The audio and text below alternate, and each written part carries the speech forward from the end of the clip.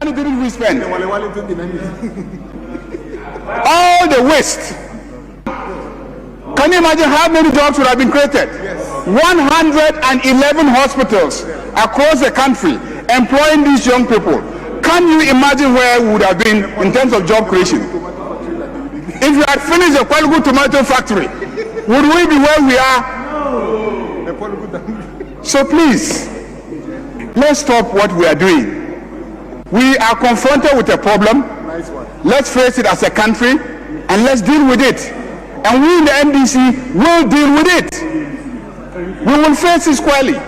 We will fix the economy. We will revitalize our private sector so that they will create jobs. Government alone cannot keep increasing its size beyond its capacity. So yes, only 5,000. It could have been 10,000, 20,000, but who's going to pay? Who is going to pay? Are we going to go again, taking loans, getting into huge debts, destroying the value of our city, destroying our reputation internationally, having our economy and finances declared junk? We can't go back to those days. It requires discipline and sacrifice. And this is where we are. So, the minority leader, for the minister coming to brief this house, I have no objection. This is the people's house. Anything concerning the people, the ministers who work for the people should come and brief the people. We can discuss it. But be careful what kind of stand you want to take, because whatever stand you want to take today, we will show you that yesterday you took the stand that we are today and you had no problem with that. You can't all of a sudden overnight change position and say that, you know, money should be refunded. How can money be refunded? Is that a solution? Is the young man looking for the money? The young man is looking for a job. He wants government to create a job for him. And that's what we must be doing. Creating jobs. 200 Ghana cedis, if you refund it to you, what is he going to do with it? And why are you more worried about you funding people? Because it is obvious that you are not even concerned about the young people not getting jobs. You are concerned about the idea that they will come to you to ask for money to go and pay for medicals. Because that appears to be your primary concern. That the young people will be coming to you. Please, whenever young people, don't go to him for money. Find your money and go and do your medicals. And give yourself a chance to be employed, to be recruited. Find your own money, because your MP is not willing to give you money. Actually, he meant IMF and one debate. What's the debate? What's the debate? Mr. Speaker, I have nothing more to add. Honorable minority leader, Mr. Speaker, just is this going to be? Oh, no, Mr. Speaker, not a debate. But I talk Mr. Speaker, just out of the blue. I give you the opportunity. Sure. I must take him also. Mr. Speaker, that's fine. So when Mr. I give you a right to rebut, Mr. Speaker, I'm not go back to him. Mr. Speaker, I'm not rebutting, but I think this is a moment for leaders. Mr. Speaker, I have heard leader, but my key concern is founded in concerns by many members of this house, including he himself. Mr. Speaker, when a system does not offer certainty, it must obviously be reviewed. When a system does not offer clarity, it must certainly be reviewed. But if we would always go back and say, oh, yesterday something happened, it was not good, so we shouldn't talk about it. Mr. Speaker, then what is the essence of a reset? Your slogan is reset, and I'm saying that you are now asking 200,000 people to go and pay 1,600 Ghana cedi each, when in fact you have only vacancy for 5,000. It means 195,000 people, Mr. Speaker, are going to pay 1,600. Multiply that, and Mr. Speaker, in the end, the desperate youth will be frustrated. We, the MPs, they will come to us for money to go and do medicals that they will never get the opportunity to get recruited. So, Mr. Speaker, if the majority leader's response to me is that, in fact, something happened during MPP era, so we should shut up, I hear him. But on the issue about the Winneba youth, over the weekend, I have already told them. Oh, Mr. Speaker, that is the truth. It is on social media. I spoke.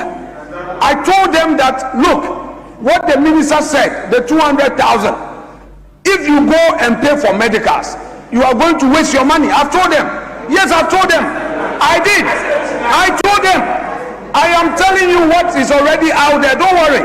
So the tutorial from the minister, the majority leader, is nothing new.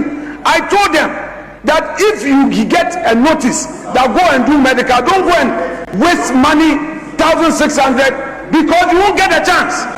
Because you say you have only 5,000.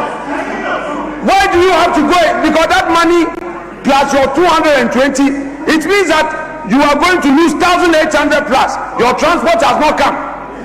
500,000 people have already lost opportunity through this so-called AI aptitude test.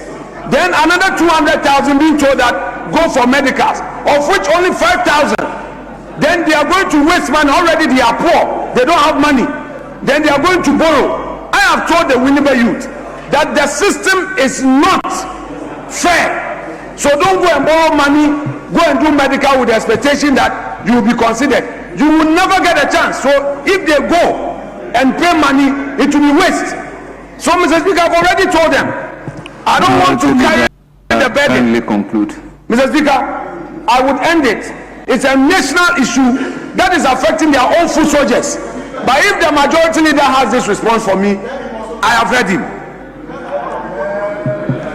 Honourable members, an urgent question has been scheduled for the Minister for Energy and Green Transition. I will therefore start with that urgent question. I will therefore ask the Minister to take the designated seat as I call on Honorable Tanko Mustafa Amadu, Member of Parliament for Bia West, to pose the urgent question. Honorable Member, you have the floor. Most grateful, Mr. Speaker.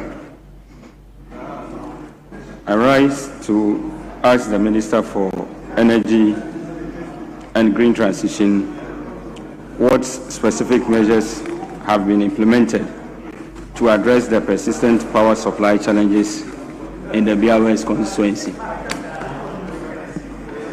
Yes. Shall I take it again? Oh, okay. Mr. Speaker, I rise to ask the Minister for Energy and Green Transition what specific measures have been implemented to address the persistent power supply challenges in the BRS constituency. Thank you. Yes, Honourable Minister.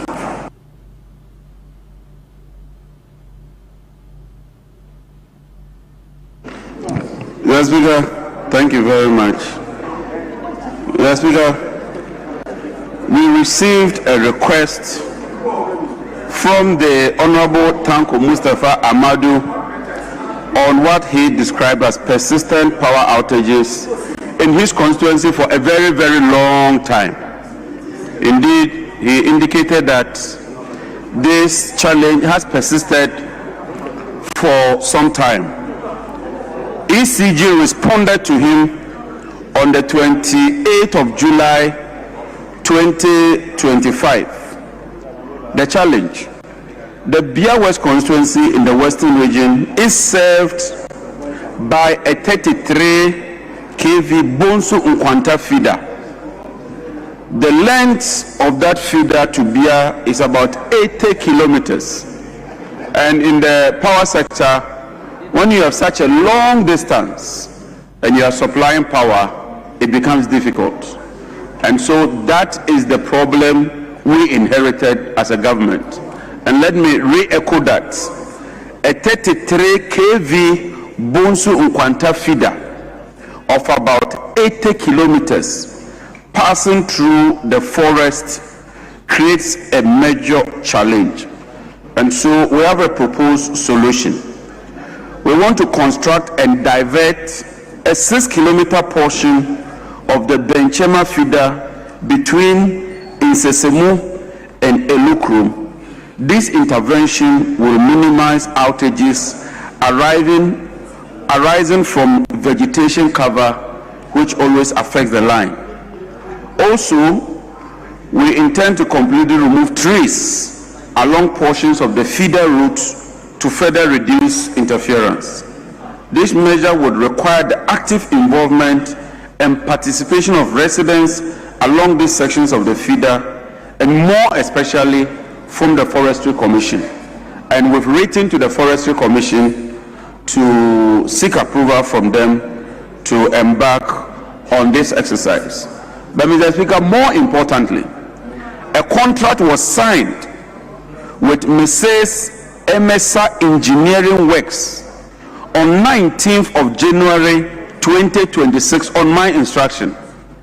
I insisted that the contract be signed, and I can confirm that the contract has been signed to construct a new 6-kilometer line to close the gap between Insesemu on the Bonsu Nkwanta feeder and Elukrum. When this is completed, it will serve as an alternative feeder to the Bia constituency using the 33 kV Benchema feeder, which is more reliable and reduce outages in Bia constituency ultimately. It will also sectionalize the 33 kV Bonsu Nkwanta feeder to primarily serve Bonsu Nkwanta. So what we are doing is that, Mr. Speaker, instead of taking the power from Bonsu Nkwanta all the way to Bia, we want the Bonsu Nkwanta feeder to feed only Bonsu. Then on completion of this 6-kilometer line, we then dedicate the other feeder to Nkwanta so that you have reliable, stable supply of power. Due to the nature of the vegetation, we requested assistance from the Bia West District Assembly, and I would implore the MP to support us so that together with the Assembly, we can fell 60 trees along that route so that the interference is minimized. The Assembly on 26 February 2026 wrote to the Forestry Services Division to seek approval for the felling of these trees to pave way for the new line. We are currently in discussion with the Forestry Services Commission. I've personally taken it up with the minister responsible for the sector, and so I can assure you, Honorable Member of Parliament, your government is not sleeping. We are working around the clock to deal with this hydra-headed problem we inherited. Thank you very much, Right Honorable Speaker. Honorable Member, any supplementary question? No, Mr. Speaker, except to thank the Minister and His Excellency John Dramani Mahama for coming to our aid. Thank you. Honorable members, this is a constituency-specific question. This is constituency. In Bia West constituency, the question even indicates that it's a constituency-specific question. Leader, on this occasion, give it to me that the question is a constituency-specific question. Mr. Speaker, I'm not going to abuse the special privilege. I just wanted some clarity. The minister was talking about some reforms, that certain steps were being taken to ensure that electricity is extended to that part of the country. I just wanted the minister to be very specific, as to what exactly the ministry is doing to ensure that the persistent challenges in power supply is addressed. That was at the heart of the question. That's exactly the measures the minister has enumerated. So that question is captured by the answer. So, honourable members, let's now move to oral question. The minister is also scheduled to answer some oral questions. So, whilst he is seated, I call on the honourable member for Kwadaso, Professor Kingsley Nyako, to start with the oral question number 304. You have the floor. Mr. Speaker, thanks for indulging me to ask the Minister for Energy and Green Transition what processes the ministry has initiated to increase the green energy component of the ministry. Thank you, Mr. Speaker. Yes, Honourable Minister.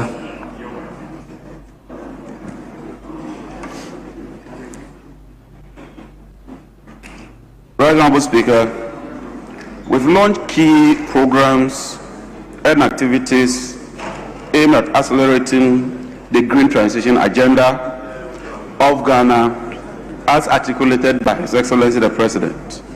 This includes a National Energy Transition Framework, a revised Renewable Energy Master Plan, a Renewable Energy and Green Transition Directorate, which ultimately will be hived off to form the Renewable Energy Authority as part of our green agenda.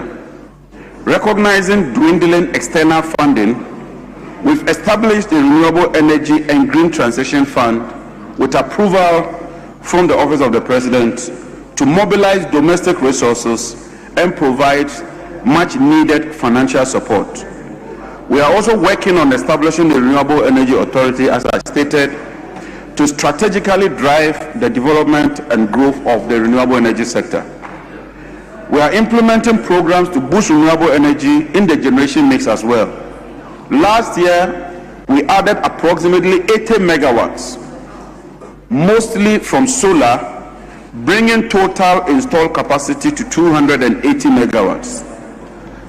In addition to this, there are key ongoing projects, which includes the 200 megawatt Dawa solar project, 100 megawatt Bui solar project, Sinon Asoglu's 50 megawatt solar project, VRA's 30 megawatt floating solar project, and a 200 megawatt solar plus 1,000 MWH battery energy storage project. Mr. Speaker, what we are seeking to do is to advertise through competitive processes for 200 megawatts of battery energy storage to be constructed across the country, so that night time, when the peak demand is higher, we can inject this power into the sector. This will significantly expand capacity upon completion. The ministry is deploying solar in the water and agriculture sector to enhance access to domestic water using solar, but also for irrigation and agriculture in general. We are currently embarking on 2 pilot projects, one in the Savannah region and the other in the Central region. And based on the outcome of that project, this year we intend to roll that project on a mass scale. In 2025, the ministry also completed the rehabilitation of 5 pilot mini-grids in Pediakope, Kodokope, Aglakope, Atigagome, and Wayokope. The ministry also completed and commissioned 3 new mini-grids in the Alokwem, Afravi, and Aziziakwe Islands in the Adan East municipality. To accelerate the last mile electrification, the ministry is rolling out renewable energy powered grid solar homes, so that communities that cannot be connected to the national grid would also enjoy electricity. We are also working on the net metering and have also initiated the process to locally manufacture and distribute 1 million improved cook stoves in furtherance of our renewable energy agenda in partnership with Better Planet India. Under the World Bank program, we are also distributing additional LPG programs. Mr. Speaker, this year we'll be constructing solar parks where electricity powered or electric powered cars can charge their cars. And so we'll be coming out with an ally that will regulate how we set up charging points for electric vehicles, particularly encourage people to adopt solar when it comes to the charging of electric vehicles. Mr. Speaker, these are but a few of the projects that the ministry is currently pursuing in furtherance towards our agenda to promote renewable energy consumption in the country. Thank you very much, Right Honourable Speaker. Honourable Member, any supplementary question? Thank you, Mr. Speaker, and thank you, Honourable Minister, for doing justice to the topic. My first supplementary question is, how much has been generated by the Renewable Energy and Green Transition Fund? Thank you. Well, this must come by way of a specific question, not to take the minister by surprise. Yeah. Because he mentioned your that question is measures, processes the ministry has initiated to increase the green energy component of the ministry. But your supplementary question is how much has been generated? I agree with you, but because he mentioned the fund, I thought that kindly ask another question if you have. I'll drop that one, so I do. Mr. Minister, I would like to find out from you the status of the Renewable Energy Authority. Any idea? Yes, Minister. Yes, we will form a committee to engage in stakeholder consultation. We need to do broad-based stakeholder consultation. The committee has made significant progress. I expect that this year will be done with the consultation. Then we go to Cabinet, and from Cabinet we'll come to Parliament for your perusal and approval. We do not want to rush into passing that act or bill into act. We want to do proper work on it. And I'm sure that when we are ready, Mr. Speaker, we'll come to this chamber or this house for your approval. Thank you. See, honourable members, let's get it right. Your question is processes the ministry has initiated to increase the green energy component of the ministry. And your supplementary question is the status of the Green Transition Authority. Let's all abide by the rules. Yes, Mr. Speaker, at times with respect, you create the impression as if you don't know what you are doing. He provided a response that as part of the measures, the ministry is establishing a renewable energy authority. It is part of it. So yes, but your question is to the effect Mr. that Speaker, the processes, and he has come to enumerate the processes for you.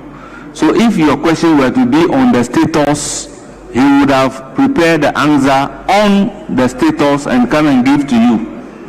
I read Order 89 severally, that the word is not in relation to questions, in relation to answer, but it's in relation to the original question. Unless that is changed, supplementary question must be in relation to your original question. Mr. Speaker, we always hear to you when it comes to the interpretation of the rules.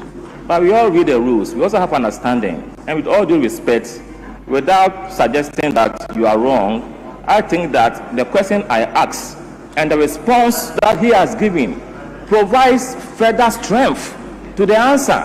If we're establishing a renewable energy authority, and I go further to ask you, that what is the status? We are having a differences in how we all look at Standing Order 89.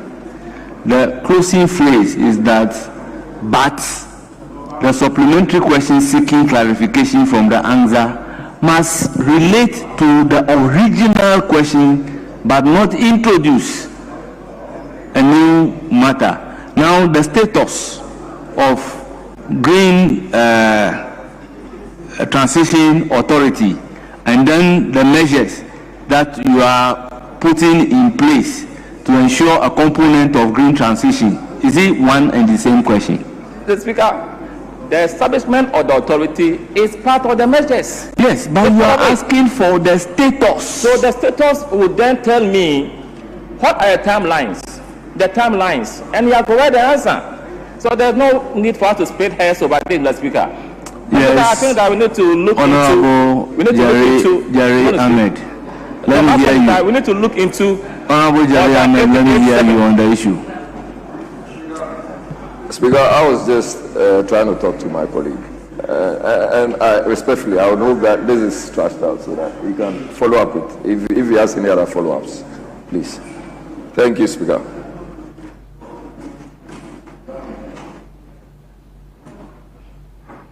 Mr. Speaker, I'd like to find out from my very good friend, the able minister, when are we seeing the completion of the key ongoing projects he has outlined in paragraph 3?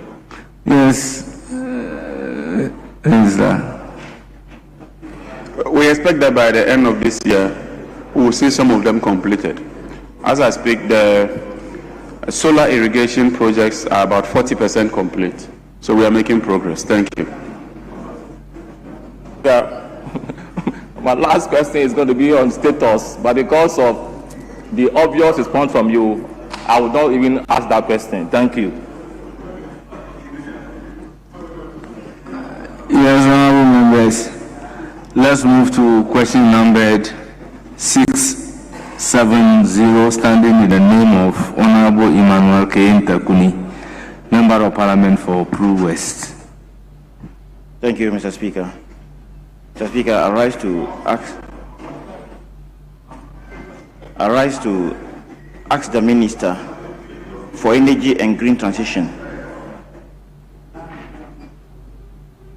the plans of the Ministry to expand electricity connection in the following communities: Prime, Abua, Agalajabi Poso, Faumai, Damankwanta, Abase, Konvokrum, Zabrama, Yapare, Benim, Cherambo, and Kamampa. Thank you, Speaker. Yes, Honorable Minister. Thank you, Mr. Speaker. Mr. Speaker, the communities mentioned by my honorable colleague do not form part of any of the ministry's electrification projects currently ongoing, and that is in Pru West constituency. But the good news is that the Minister of Finance has agreed that we should undertake some special projects. This House approved 4 regions to commence with, but we made a strong case that beyond the 4 regions, we had some special areas that we thought we should consider from the regions that are yet to benefit from the rural electrification project. And so, Mr. Speaker, with your permission, I would engage my colleague so that we can prioritize these towns and add them to the special projects so we can complete them. Thank you very much, Right Honourable Speaker. Yes, any supplementary question? Mr. Speaker, I do not have any supplementary question, and I'm impressed with the fact that he will engage me and then we... Members, let's move to question number 392, standing in the name of Honorable Michael Kwesi Edu, Member of Parliament for Forikrum. Thank you very much, Mr. Speaker. Mr. Speaker, I want to ask the Minister for Energy and Green Transition what steps have been taken to investigate the claims of foreign trades and political actors manipulating the Lakan schedule, and how the ministry intends to safeguard the integrity of the petroleum supply chain in Ghana. Yes, Honorable Minister. Mr. Speaker, on assumption of office, we received an official complaint to the Office of the President from the Chamber of Bulk Oil Distributors, making serious allegations about how the Lakan allocation has been manipulated and unfairly handled. The President wrote to me as Minister. I established a committee to investigate it. Following the establishment of the committee, I constituted a Lakan allocation committee with reps from Seaboard, with reps from BOST, with a rep from the ministry, and 2 reps from the NPA. And so I took it from one individual deciding how the Lakans are allocated to a committee with this representation. And so far, I can assure you that they've been working very well. It's brought about fairness. Last week I had meetings with the stakeholders and they expressed satisfaction with the way the Lakans are being handled. But the next step is that we want to legislate this whole Lakan allocation process. We've already taken a new MPA bill which could not pass in the last Parliament to Cabinet, and we've made that insertion to legislate and regularize Lakan allocation. And so I'm sure that once that comes to this floor and it is approved, it will even bring much more certainty, more clarity to the Lakan allocation schedule. Thank you very much, Right Honourable Speaker. Any supplementary question? Thank you, Mr. Speaker. To the Minister, I want to find out the specific findings, if any, that the Petroleum Downstream Sector Reform Committee uncover regarding the alleged manipulation of the Lakan schedule, and whether the committee's report will be made publicly available for scrutiny. Thank you. The statistic findings. Specific, very well, very well. One of the key findings was that even after the Lakan schedule is published, it was subject to too much frequent changes and interruption. And so as part of the mandate, I directed that when the Lakan is published, nobody can change the Lakan schedule unless the committee seeks express approval from the minister. For almost 1 year now, there has been no need for them to write to me to seek that kind of express approval to change the Lakan schedule. That brings about certainty, it brings about predictability, so that people can plan how to source financing and deliver the Lakan. On the committee report, it was for my decision making. But if this House directs that the report should be made available, I'll comply with Parliament's directive. But so far, I think that all the industry players have seen the report, and the report speaks for itself. Thank you very much, Mr. Speaker. Any further question? No. Very well. We'll move to question number 462, standing in the name of Akwesi Jemfi Onyina Achampong. Yes. Grateful, Mr. Speaker. I have the authorization. Please do. Mr. Speaker, I come under Order 92 of the Standing Orders to seek your leave to withdraw question number 462 in the name of Akwesi Jemfi Onyina. Leave accordingly granted. I'm very grateful. We then move to question number 463, standing in the name of Anthony Inye, Member of Parliament for Lutobri. Thank you, Mr. Speaker. I rise to ask the Minister for Energy, Green Transition when the ministry would release supplies for the completion of electrification projects which have come to a standstill since December 2024 in the following communities within the Amansia Central District: Sabe number 1, Sabe number 2, Manfo, Udumto, Adriasi number 1, Adriasi number 2, Mile 18, Amanfo Ntuaso, Sudantwa, Awrasa, Eduntia, Yaokla Krum, Ntontom, and Apam. Yes, Honorable Minister.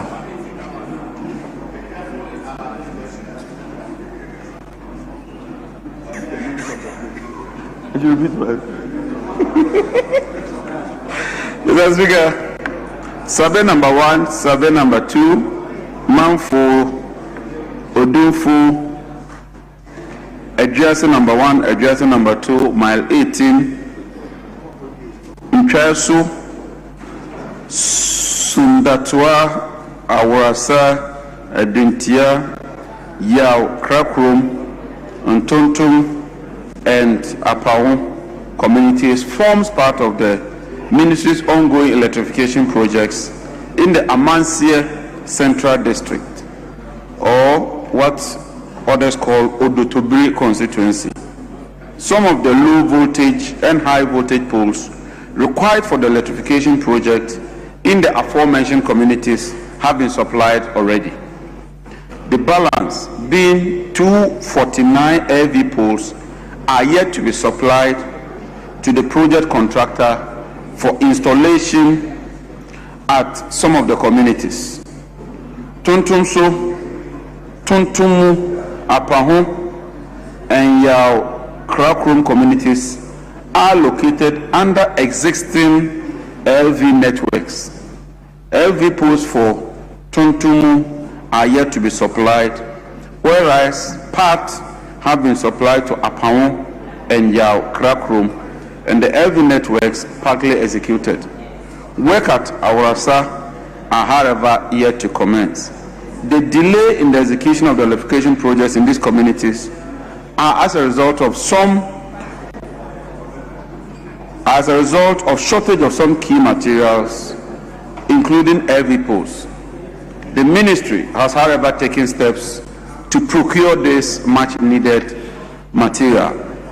And I want to assure my good friend that we expect that before the end of this year, we'll complete these projects based on the schedules that we have. Mr. Speaker, thank you very much for the opportunity. Any supplementary question? Yes, Mr. Speaker. Thank you, Mr. Minister, for your assurance regarding the completion period of the said project. Now I have two supplementaries. My first one is, can you be specific and provide this House with timelines as to when the 249 LV poles, together with the accompanying accessories, will be made available for the completion of the project?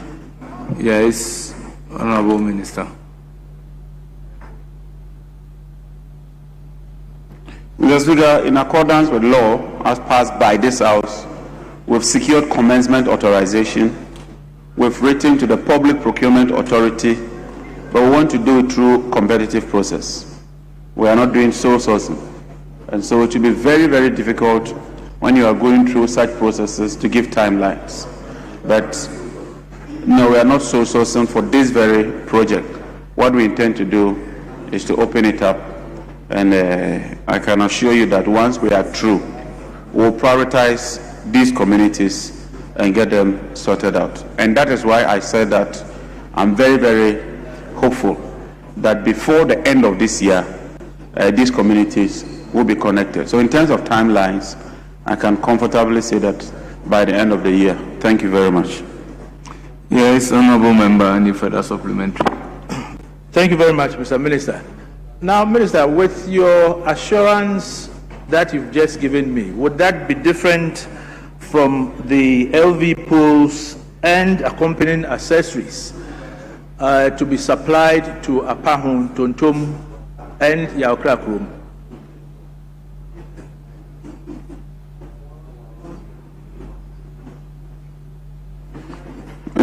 We intended to do that under the process that I mentioned earlier. Mr. Speaker, under your leadership and under your guidance, and with the relationship we've developed, I would appeal to my friend, if it suits him, tomorrow I would like to have a meeting with you and my technical men. Even if we have some few poles, we can prioritize and release them whilst we go through the other process. Thank you very much, Right Honourable Speaker. Grateful Minister, you shall live long. Members, question number 541, standing in the name of Issa Salifu Taylor, Takwa Nswaim. Thank you, the Right Honourable Speaker.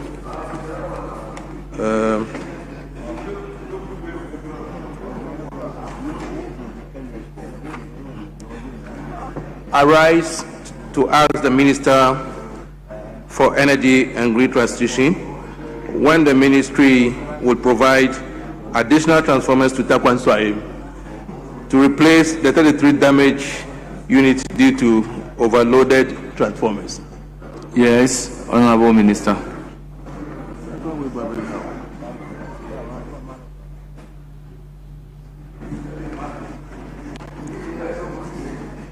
Mr. Speaker, as I alluded earlier, we have about 1,000 transformers across the country experiencing some overloads. So far, when we inherited government, the briefing I got showed that we needed to work on about 1,000 transformers.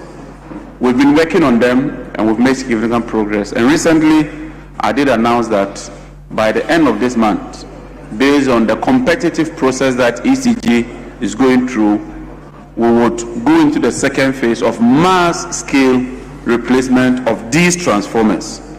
And these are some of the challenges that the Takwa Nsuoyem constituency is experiencing.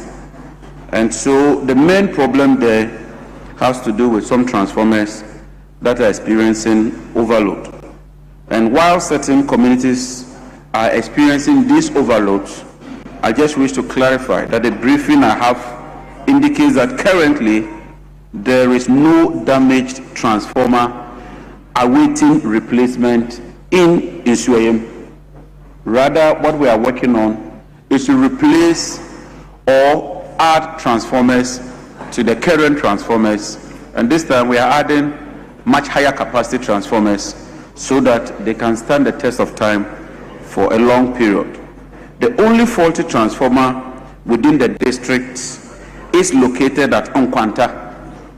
Affected customers have been temporarily transferred to adjacent healthy transformers to ensure continued service. And that is what we do. When we realize that a transformer is damaged, we transfer the customers onto alternate transformers so that they can continue to enjoy power while we work on the damaged transformer. At present, 33 kV rated transformers required to relieve the overloads are being procured. We also wish to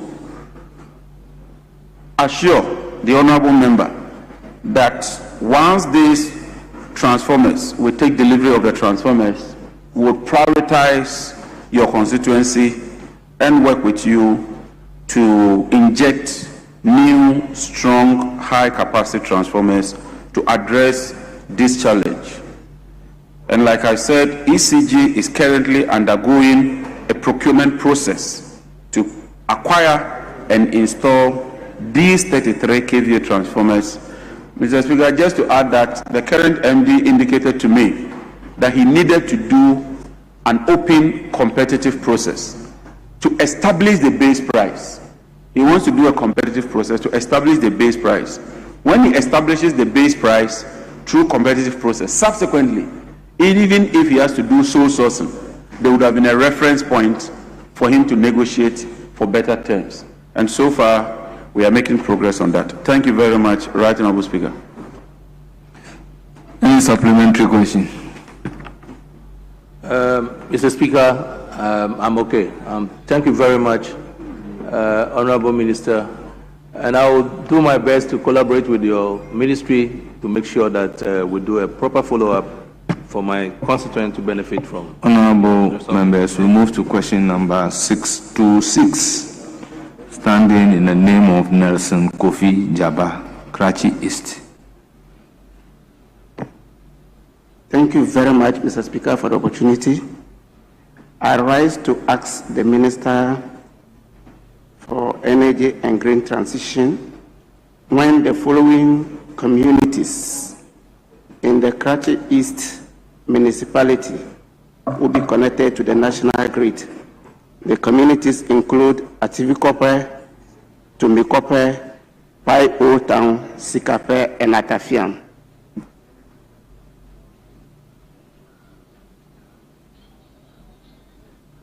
Yes, Honorable Minister.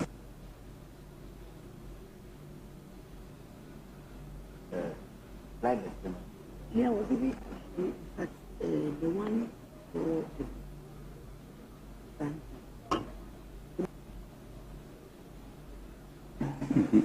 Thank you, Right Honorable Speaker. Mr. Speaker, Tomekope, Pai Old Town, and Atiafiem are not yet part of our current ongoing electrification programs.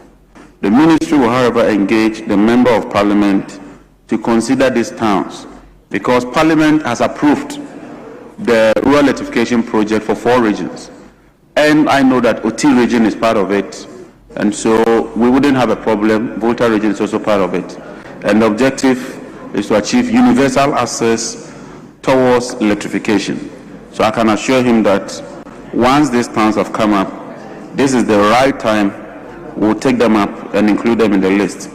Meanwhile, we are currently implementing the electrification of 25 communities in Karachi East, including Cement, Benagma 1, Chinokope, Mimpiasem, Mipekope, and Anton Kope.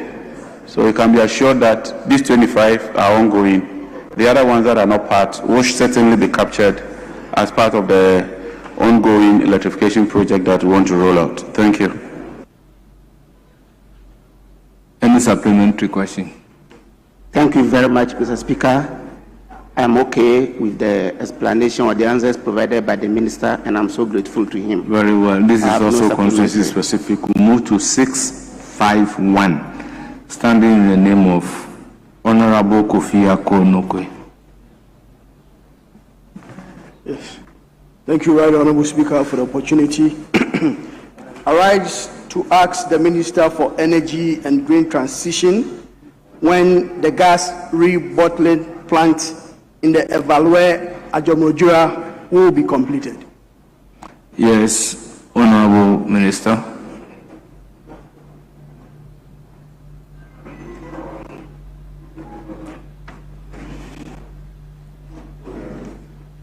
Mr. Speaker, the LPG bottling plant at Axim in the Elembele Ajomoro Gwera area of the Western region is an EPC project being implemented by a company whose name is in the Hansard on behalf of Ghana Gas under the National Cylinder Recirculation Model Program.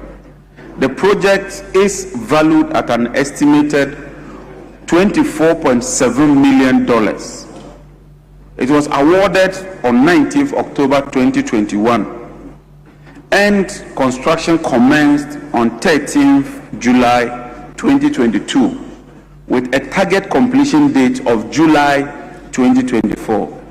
However, on assumption of office, the project had not been completed and an amount of 8 million had been expended already, with about 20% completion of procurement and site construction work. I personally invited the board to inquire from them what was holding the work. Although the board indicated that a front-end engineering design had been undertaken, key market and feasibility studies for LPG sourcing, which is a key requirement for the factory, and sales had not been conducted prior to the award of the contract. Consequently, the board has initiated a detailed review and audit of the project and commissioned independent market and feasibility studies, which is expected to be completed by the end of the second quarter of this year. These studies, when completed, will be submitted to the Minister. Upon receipt of this report, we will then be informed, and from an informed point of view, we would make a decision on how to proceed with this project. Thank you very much, Right Honorable Speaker. Any supplementary question? Very much, Right Honorable Speaker. First of all, Right Honorable Speaker, for the records, I want to correct the records that it is not in Elamble, but in Evaluate Ajomojura. And also to celebrate the Minister for his passion about the transition, especially the use of gas. But Right Honorable Speaker, I visited the site. I've seen the investment that has been made so far and the deterioration that is happening. And with an investment of almost $8 million already injected. Honorable member asks a supplementary question. Would the Honorable Minister be kind enough to give some assurance on the timelines and confirm his commitment to seeing to the completion of this project to serve the purpose for which it was initiated. Yes, Honorable Minister.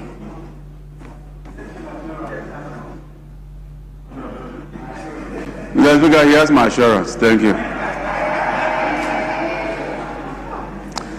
Yes, any further supplementary question? Very much, Honorable Speaker. I take his words. The minister, I know, is a nice gentleman. Ask supplementary question. And that we take his assurance. Thank you very much, Honorable Speaker. All members, let's move to question number 653. Mr. Speaker, I have a question now. On the constituency specific. With respect, Speaker, you know, gas cylinder recirculation is a national issue. Please ask. Yes. So, Mr. Minister, if you look at the answer that was published in the other paper, the answer says something. I didn't hear you read that part. I don't know whether it was omission. It says that after the end of the 2024, approximately 8 million had been expended with progress, including 100% completion of the site works, 80% completion of detailed engineering works. You of course, you spoke about 20% completion of the procurement and construction works. I want to find out whether this information was brought to your attention or it was just an oversight when we were reading it. That is his answer, which he read to the House. Because when I'm answering the questions, sometimes I do not read verbatim. If I intend to read verbatim, I may sound boring.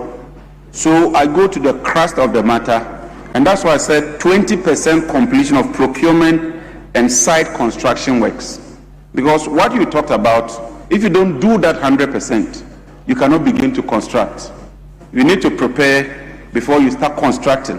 So once I say 20% of construction, there is assumed that the initial work that you need to do, which is 100%, which allows you to construct. But if it's the will of the Speaker that I should always read everything verbatim, I will do that. Because these are my answers that I provided to Parliament. Thank you.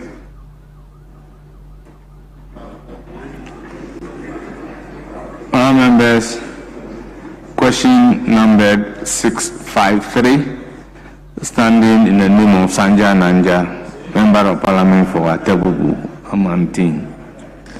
Thank you, Mr. Speaker, for the opportunity to ask the Minister for Energy and Green Transition what measures the ministry is implementing to deal with the shortage of electricity meters in the country.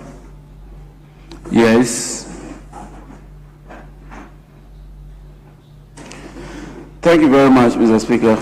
Mr. Speaker, when we assumed office, particularly for 2024, even though the ECG board approved about 3 billion for the award of contracts, more than 9 billion was awarded for contracts, including the supply of meters. And previously, there have been similar awards. So it led to a choke, particularly when I insisted that we should implement the cash waterfall to its letter. It means that the revenue ECG was receiving as a portion of its cash waterfall allocation was not enough. So some of these meter manufacturing companies who had been given huge contracts could not meet that demand. So we've done a review, and now we've reviewed ECG's money from the initial 300 to an amount of 360 million cedis per month.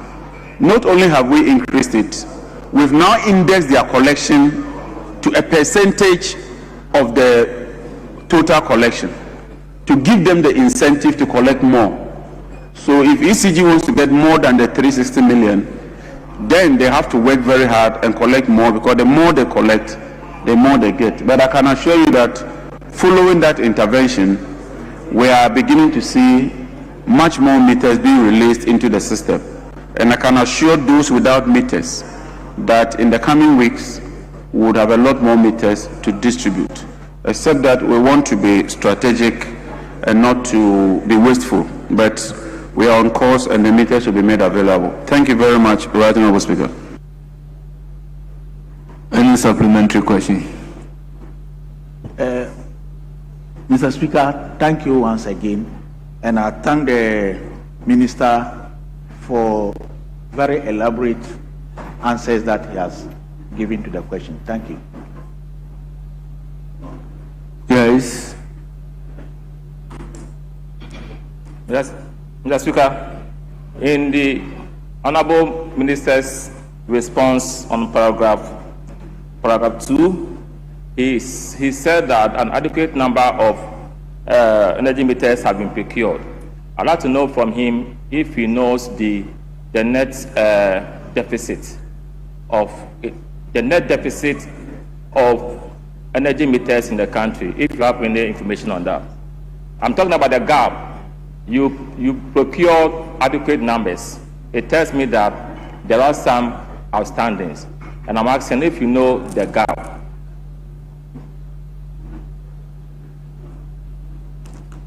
Yes. Because I would appeal to my good friend that I would need to get the accurate numbers, because this is a house of record. And once you are asking for numbers, when you have about 6 million customers, the numbers keep changing. So I would plead with him that if I'm given time, I'll get all that records and ferry it through your office to him. Thank you, Mr. Speaker. See, all numbers is for a stated reason. That's why there is a limit to what you can ask by way of supplementary. If the minister should extempo provide the answer and it turn out not to be correct, then it means the minister mislead the entire house. So some of the questions should have been specific questions for the minister to prepare and come and answer. Yes, Honorable Jerry Ahmed, you have the floor. Thank you very much, Mr. Speaker. Mr. Speaker, just a follow-up. I just want to find out from the minister if the meters that are coming in are the meters that will not be of the same boat quality, that will be consuming our electricity within the shortest possible time. Yes, Minister. Mr. Speaker, in accordance with best practice and standards, all meters procured are tested. And there's a facility at the Standards Authority dedicated for meter testing. And so I can assure you that these meters are of high quality, they meet the standard, and they will do the job that they ought to be doing. So I can assure my honorable colleague that these meters are meters that meet the standards of the PURC, they meet the standards of the ministry, and they meet the standards of the Energy Commission through the Ghana Standards Authority. Thank you. Yes. Speaker, is it the case that the minister is unaware of complaints about some of these meters which are already in circulation, that people are complaining about that they consume electricity more than they are expected? Well, you may ask a specific question. Very well, Speaker. I agree. I thought that is a man very well versed, so he may want to take advantage, but I agree. Yes, Honorable Richard Achampong. Mr. Speaker, thank you very much for the opportunity. I want the Minister to give us some great assurance, because, Mr. Speaker, people want to enjoy electricity. If meters are not supplied, it comes with illegal connectivity and the rest, and we are losing a lot of resources. Honorable Deputy Whip asks question. So my question is, Minister, in especially Greater Accra region and in Greater Kumasi, when are we expecting to get full supply of meters? Yes, Minister. Mr. Speaker, like I said, this year we've reprioritized ECG's procurement. Mr. Speaker, whilst in 2024 about 9 billion was spent in procurement, largely on cables, this year, ECG's budget is 1.8 billion as compared to about 9.3 billion. And of that 1.8 billion, we've prioritized two items, transformers and meters. And so let me assure my good friend, like I said, next month we'll start mass scale rolling out of transformers. Within that same month, we should see a lot more massive injection of new, standardized, accurate meters following up, because that is how we can also ensure that there's guaranteed revenue for investment. Thank you very much, Right Honourable Speaker. Members having exhausted all questions scheduled for the Minister, I am on your behalf expressing our sincere gratitude for attending upon the House to respond to those questions. Minister, thank you for coming. You are hereby discharged. Honourable members, question time is ended. We then move to item 9, statements. Honourable members, the first statement on the order paper is standing in the name of David Sansan Opoku, Member of Parliament for Mbraiso, and Dr. Abednego A. Lamajin Bandin, Member of Parliament for Bunkuruku. Honorable Opoku, is he around? Speaker, he sought permission, so it's not. But I thought it was a joint statement. Honorable Abednego, yes. Are you around? Speaker, we can take yes, so once both are not around, I will ask that the statement be captured by the answers in their respective joint names. B is Isa Atta, Member of Parliament for Sanarugu. Atta Isa, you have the floor. Thank you, Mr. Speaker, for the opportunity to make a statement on the opportunities for trade facilitation within and among African countries, the challenges, weaknesses, and the way forward for Africa. Mr. Speaker, I rise to make a statement on the opportunities that exist for trade facilitation within and among African countries, the challenges and weaknesses confronting us, and the way forward in strengthening intra-trade African trade for the benefit of our people. Speaker, trade remains one of the most powerful engines for sustainable economic growth and development. In recent years, Africa has taken bold steps towards deepening economic integration, most especially or notably through the establishment of the African Continental Free Trade Agreement, whose secretariat we are proud to host here in Accra, Ghana. Thereafter presents an unprecedented opportunity to create a single market for goods and services encompassing over 1.4 billion people and a combined GDP exceeding $3 trillion. Mr. Speaker, indeed, if effectively implemented, it will not only boost intra-African trade, currently hovering around 15% compared to over 60% in Europe, but also foster industrialization, job creation, and shared prosperity across the continent. Mr. Speaker, permit me to kindly outline some of the opportunities Ghana in particular and Africa in general stands to benefit when we deepen trade among ourselves. The opportunities are vast. 1, increased market access for Ghanaian and African products. 2, reduce cost and time of doing business through streamlined custom procedures and modernized infrastructure. 3, enhance competitiveness of African businesses in global value chains. And 4, promotion of regional value addition, ensuring that African exports more finished goods rather than raw materials. However, Mr. Speaker, there remain significant challenges and weaknesses that threaten to undermine these opportunities.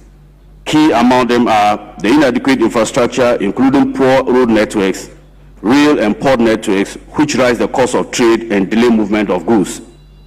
Cumbersome customs procedure and non-tariff barriers which discourage cross-border trade, limited access to trade finance, particularly for small, medium-scale enterprises, lack of harmonized standards and regulations across member states, and low levels of industrialization, which limits Africans' ability to produce value-added goods. Mr. Speaker, to overcome these bottlenecks, Africa must take collective and coordinated approach. I wish to propose the following way forward for African countries to adopt. One is to deepen policy harmonization across African states to simplify trade regulations and reduce duplications. Two, massive investment in infrastructure, both physical and digital, to ease connectivity and logistics across borders.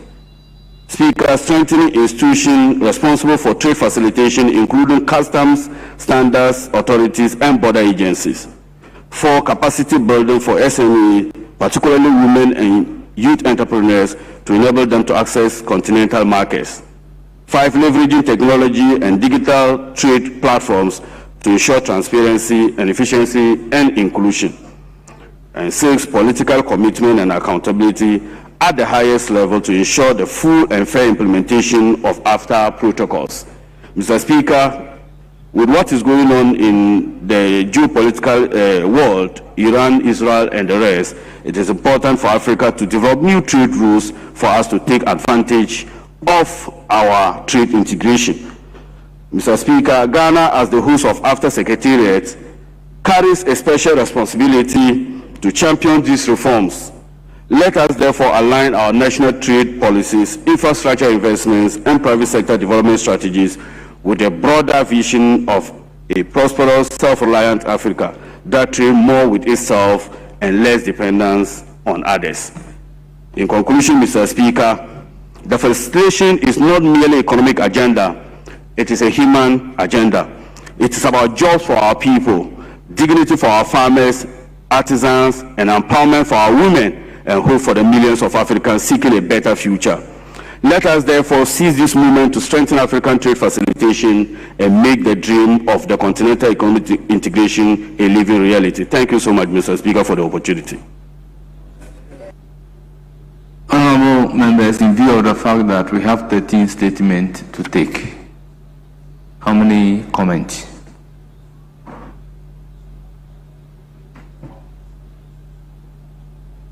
Mr. Speaker, we can do one inclusive of leadership.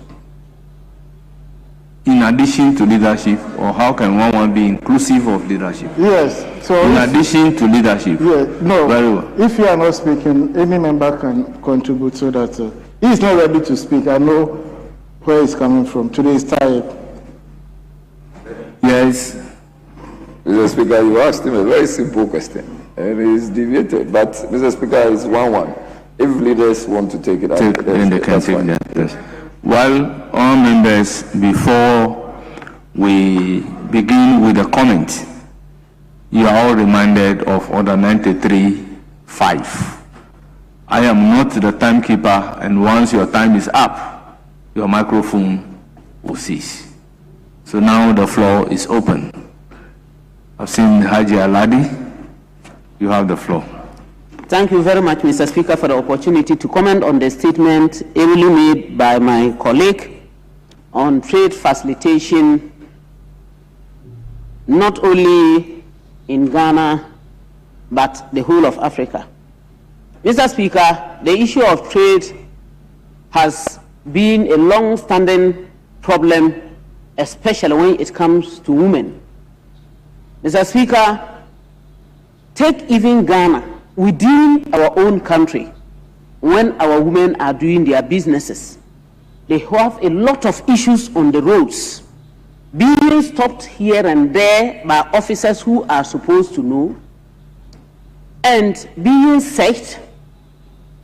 We have had so many complaints, and I don't want to be so direct in saying that, with officers requesting money from the poor women who are just running around trying to sell 1 or 2 things in order to keep up their families.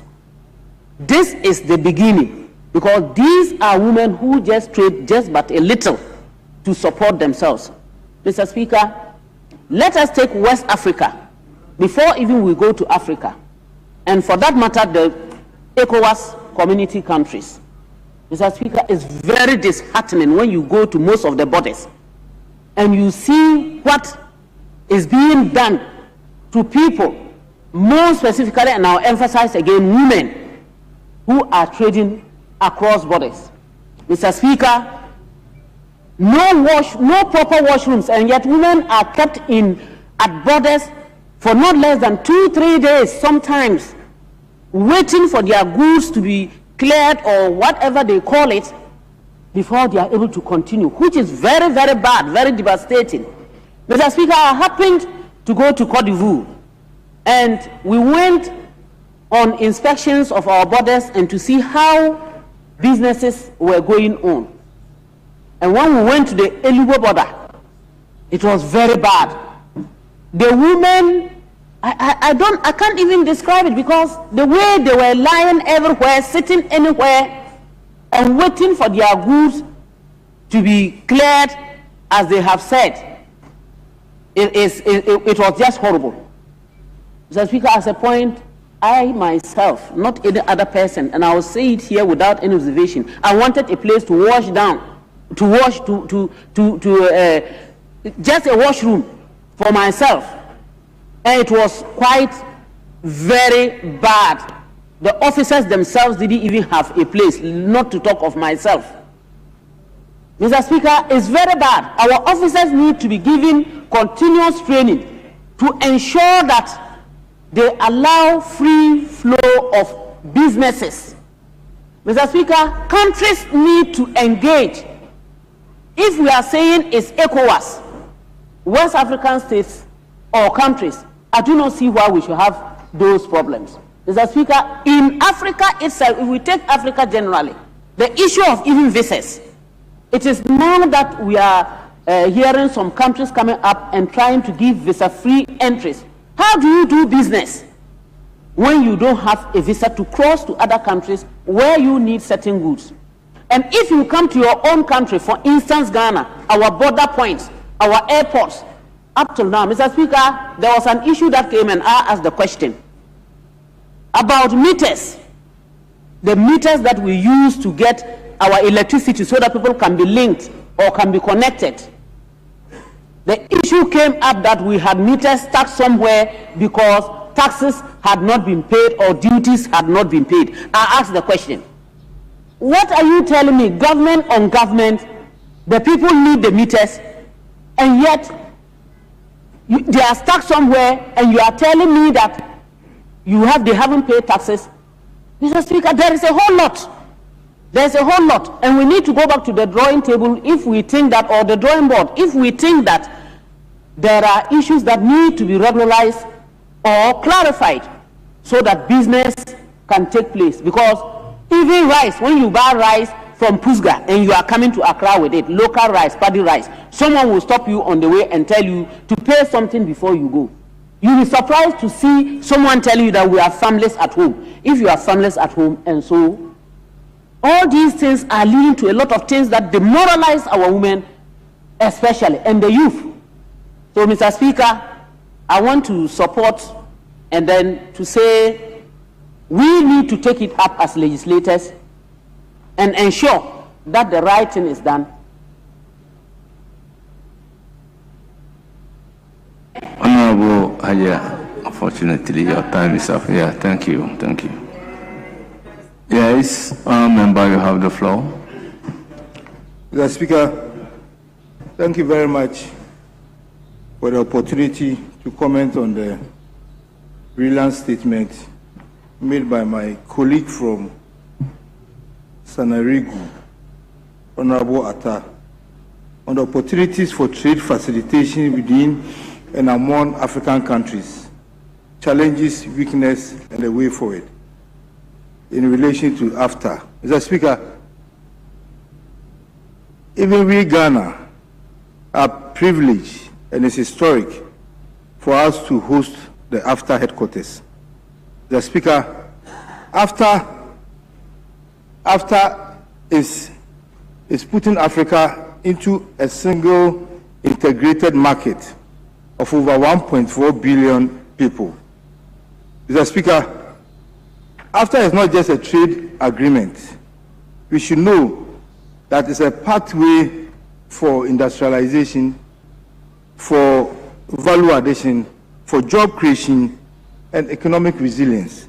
Mr. Speaker, we talk about economic resilience, but we have been on this continent where COVID happened, and we saw how fragile Africa's economy was. After COVID, there was the Russian-Ukraine war, and we also saw how fragile the economy was. The only war that is not going to affect our continent is the Israel-Iran war, which we don't want to hear, that is going to affect our economy. Mr. Speaker, it will not affect our economy because of how far Israel and Iran is from Africa. Mr. Speaker, I'm being mindful of Order 93.5. Mr. Speaker. Mr. Speaker, there's a lot of opportunities with AFTA. Mr. Speaker, it's an expansion of our intertrade Africa through tariff reductions. Mr. Speaker, we are also going to develop our regional value chain, maybe in agro-processing, manufacturing, and services. Mr. Speaker, AFTA is a good opportunity for Africa because it's going to attract investment and also growth in digital trade through harmonized systems. Mr. Speaker, but as Africa, we are not taking advantage of this. As Chinua Achebe said in his book in 1983, that what is the Achilles heel of their nation, Nigeria, by extension to Africa. And he said in his book that the problem is about leadership. The problem is about leadership. Mr. Speaker, we have about 55 countries in Africa, and the total GDP of these countries is less than the GDP of Germany. It's less than the GDP of Japan. And this is making our economies very, very weak. Mr. Speaker, up to now, if AFTA in operation, we still don't have a single card for Africans. So capital is not kept in our continent. Most of the cards that we use are either Visa, MasterCard, that is controlled by foreign countries. It is time for Africa to also have at least an Afro card that all of us are going to use to keep capital in our continent. Mr. Speaker, the maker of the statement also mentions the challenges that we face with our trade. Mr. Speaker, there are a lot of bottlenecks in Africa. Mr. Speaker, even if you have a partner, a business partner in Nigeria or in Niger, and you want to go by road to visit your supplier in Niger, Mr. Speaker, if it's a 10-member committee that is going to Niger, I don't think all of you will go and come back with the same number of 10.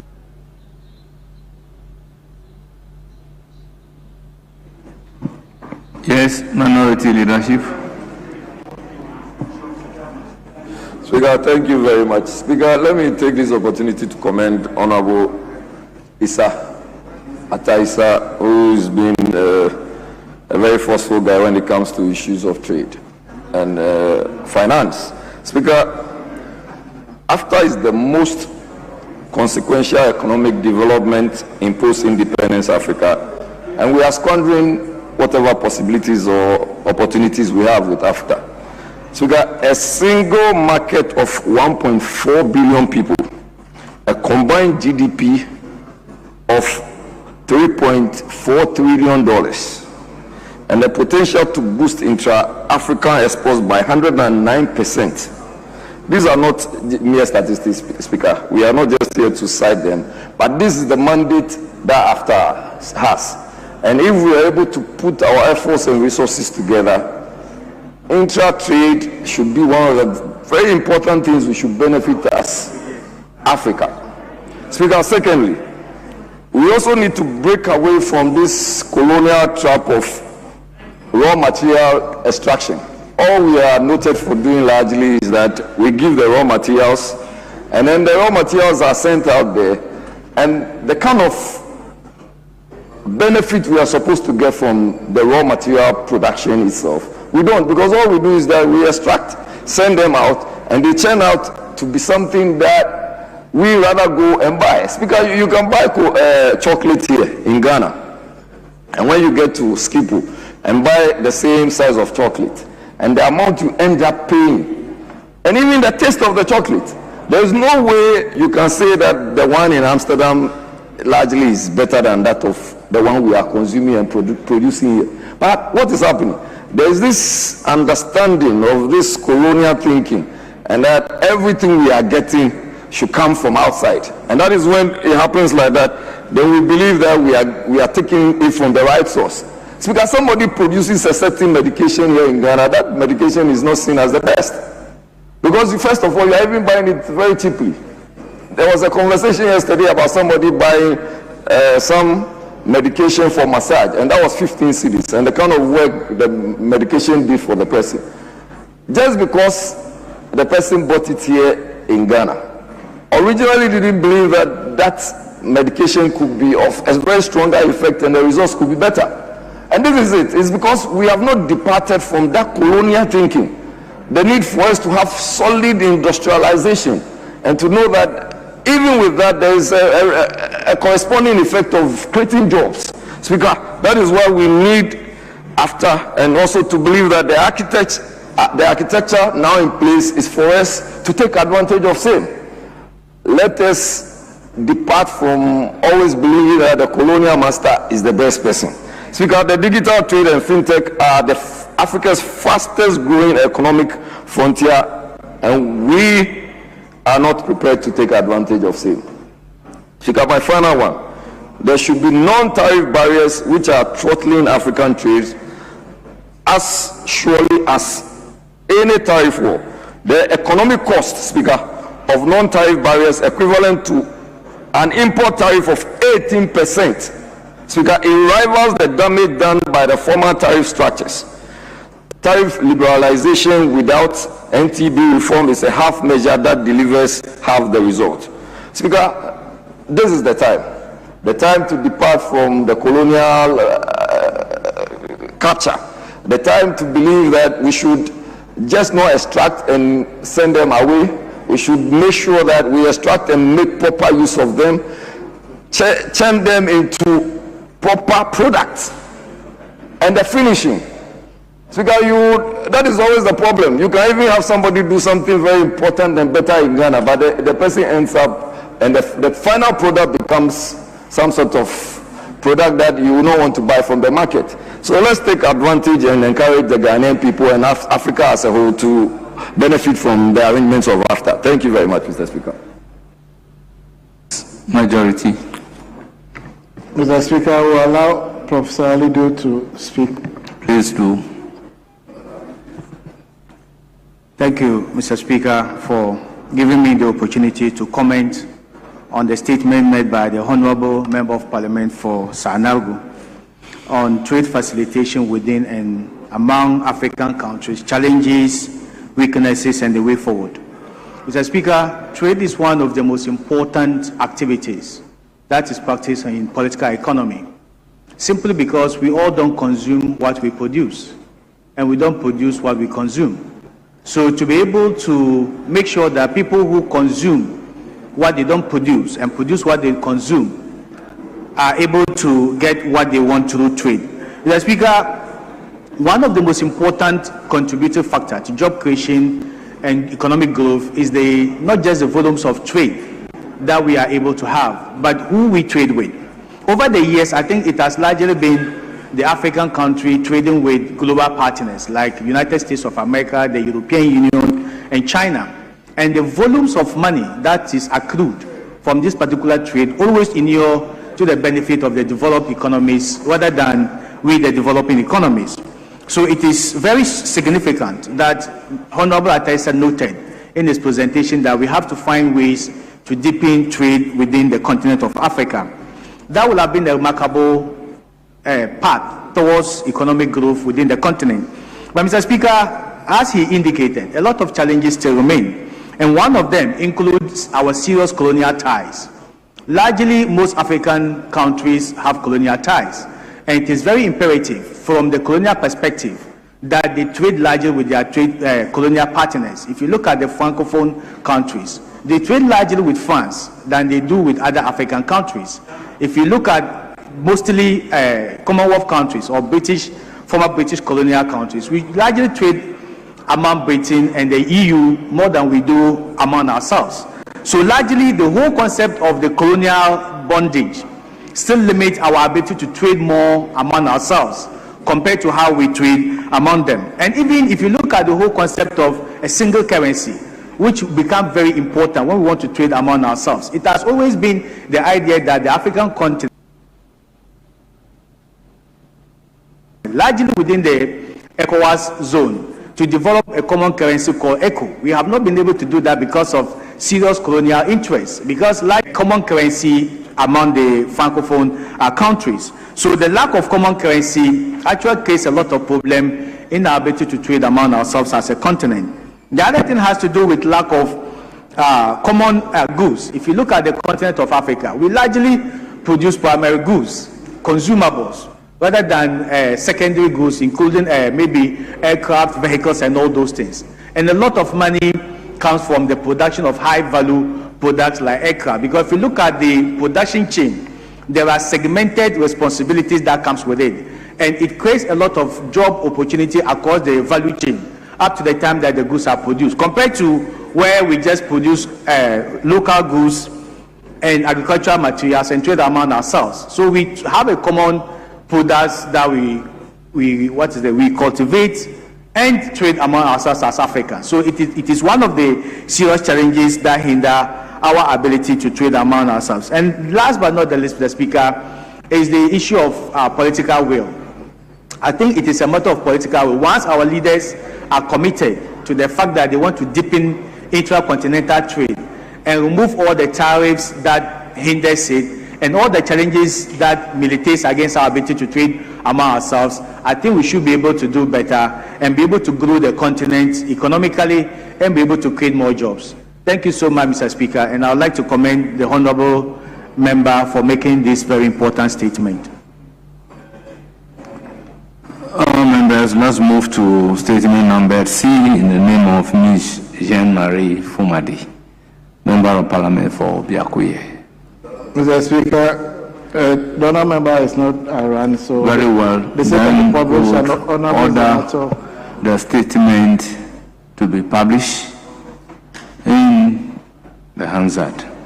Then we go to statement number D, standing in the name of Honourable Dr. Zaneto Ajiman Rollins.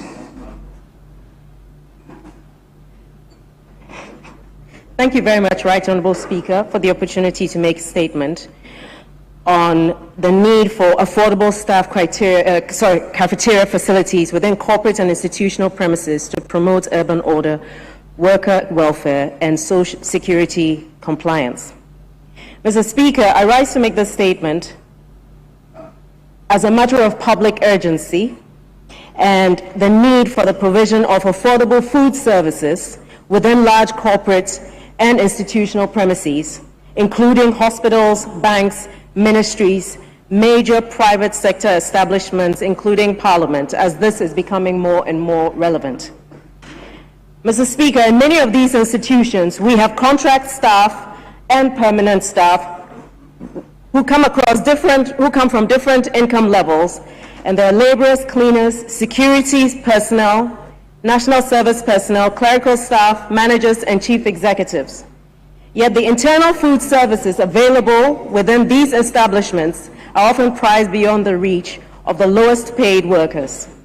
As a result, these workers are compelled to seek food from informal vendors operating on roadsides, pavements, and sometimes even in proximity to high security or ceremonial zones. This creates multiple challenges. First, it undermines the efforts by metropolitan, municipal, and district assemblies to enforce sanitation and decongestion regulations. Secondly, it contributes to congestion around critical installations and ceremonial routes, making it difficult to maintain order and security where it's most required. It also exposes the workers to unsafe and unhygienic conditions, which have implications on our public health and productivity at work.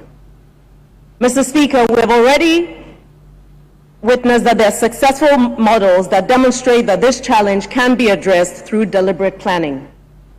The Rawlings Canteen, located within the ministry's enclave, which serves workers across several ministries, has long provided accessible and affordable options for a wide range of public servants and other professionals. Food options include red, fufu, banku, various rice dishes, and even fruits. Similarly, the food court located within the Opebia House parking complex, which serves staff from institutions such as the Ministry of Foreign Affairs and other organizations in the area, shows how food vendors can be properly integrated into building infrastructure.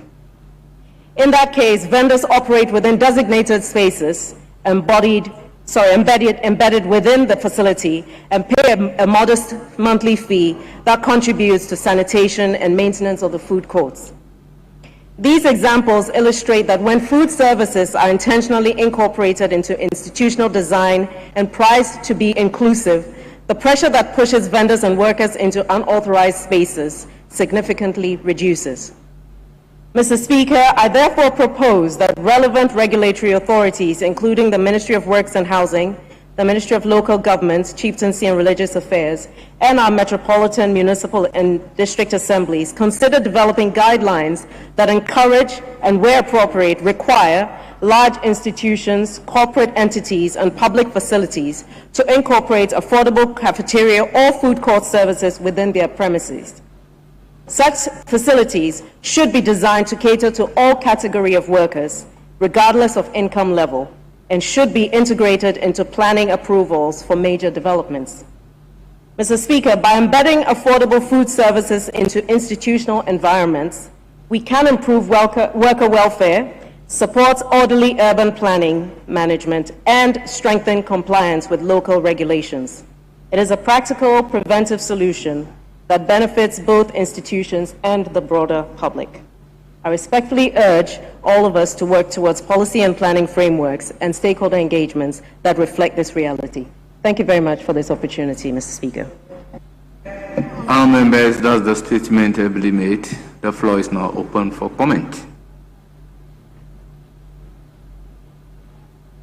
Well, minority leadership. I was hoping some of my colleagues would, because this is a very important statement made by the floor. I say that I just was able to pull one from the council, which is not very legible. But I mean, I listened attentively, and I realized that there were three major issues that he espoused: food security and welfare, basically having a clean environment, and then have a particular centralized cafeteria for workers. And she actually referred to the Rawlings cafeteria. Pardon? The Rawlings canteen. And so I'm sure she's taken up from where the father left off, propagating welfare of the people, the workers, and also ensuring that they get all this food at cheaper rates, very well, in a very sanitized environment, and the issues of hygiene, which is also very critical in this conversation. Because, Speaker, if you've worked around any of these central areas where you have most of the ministries, you realize that the sale of food is scattered all over the place. You do not even know if they go through any some requirements or some conditionalities, as in health officials going to check whether or not the food they are even selling, where they are buying the foodstuff from to even come and cook are proper. And then even the cost of the cost of the food, how much these foods are sold for. And Mr. Speaker, there is something that she may not have averted the mind to, but the issue of time. Because normally when they even have the time to eat, they are perhaps given an hour break. And if you may have to go to Usu, which is still part of a constituency, and go and wait and order from Papa and any other institution, any food company or joint, you may end up spending all the time. And by the time that you are even expected to go and eat and come back, you would have succeeded doing other things rather than just waiting to eat. Because the time your food will be ready, then that's the time you may have to rush and come back. So people end up not even eating healthy. And apart from that, they don't get to buy the food at the cost that is cheaper. But if we are able to centralize these canteens or cafeterias and ensure that everything is sanitized, to ensure that those who are even serving are properly dressed and the foodstuff that are even bought before they are cooked are all in the right manner before served to these our workers within this centralized unit. Speaker, I think that would inure to the benefit of productivity. That will inure to the benefit of the staff now buying at a cheaper rate, the health of the staff or the person who is buying. And so let me take this opportunity to commend the maker of the statement that at least she's thinking of still propagating some of the very good deeds father left off, and to ensure that people who buy food at cheaper rates, they get very healthy food to eat, and then issues of productivity is also very much espoused. Thank you very much, Speaker, for this opportunity. Yes, majority. Mr. Speaker, thank you very much for the opportunity. Will you yield? No, there is a time for leadership. She didn't come at the right time. So we have more statements you can contribute. Very well. Mr. Speaker, let me commend the maker of the statement. Please, go ahead. Mr. Speaker, we all know per our standing orders, admissibility is in the hands of Mr. Speaker. So you did admit this statement. So let's start from home. Charity begins at home. Parliament. Job 600. We have a cafeteria. More than 10 years. It's not operating. So what are we talking about here? Members will sit here, sometimes we do extended sitting. We have to order food from outside. Everything has become politics. Who should operate it? MPP, NDC. And even obesity has been described as part of, what do you call it? Our sickness. You sit here, you can't find food to eat. Like Jerry was saying, you want a cafeteria, order a food of your choice. They prepare it for you. Why do you put up this edifice and you don't engage somebody? You are ready to pay for it. It's not for free. I'm not thinking about the cost. No, it's about you. It's about your health. You travel. I traveled with you recently. You challenge this guy is a big guy. So, Mr. Speaker. So you have to make full disclosures about your travel. Once you are bringing it to my notice, you make full disclosure. Oh yeah, I'll do that, Mr. Speaker. So, Mr. Speaker, let's try to think about welfare. A former member is dead, a certain MP is dead, and we come, we read tribute, and may so rest in peace. Which peace? You suffocated a person. You didn't treat the person well. You did not create the enabling environment for the person to operate. Right now we are here. Today is Monday. Go to the coffee shop if you can get even ice water to buy. And we are here trying to polish it as if it's normal. It is not normal. Elevators are not working. Air conditions are not working. Members are sitting in this severe heat. And you want them to come to work Monday to Friday.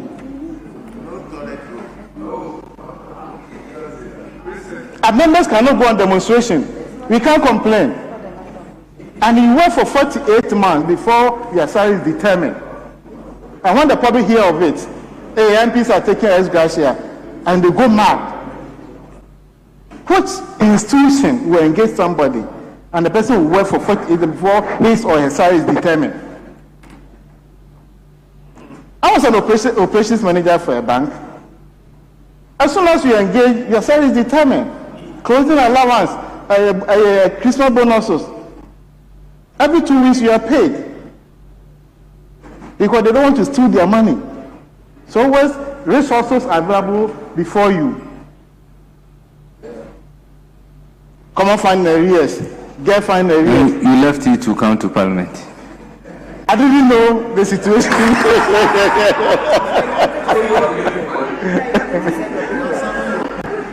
So that one I agree with you. We will never know until we get here. For us to face it, let's ratify the situation because all is not well. So, my honorable lady, I thank you very much for bringing up this issue. It's not about other institutions. All of us are inclusive. You can't talk, but we will speak for you. Thank you very much, Mr. Speaker, for the opportunity. That brings us to the end of that statement. We now move to statement numbered E, standing in the name of Honorable Vincent Eko Asafua, Member of Parliament for Old Tafo. Yes, so we ask that the statement be published in the Hansard. Then we move to F, standing in the name of Honorable Gisela Tete Agbotui, Member of Parliament for Ewutu Senya West. While we also ask that that statement be published in the Hansard. Then we go to G, standing in the name of Honorable Desmond de Graft P2.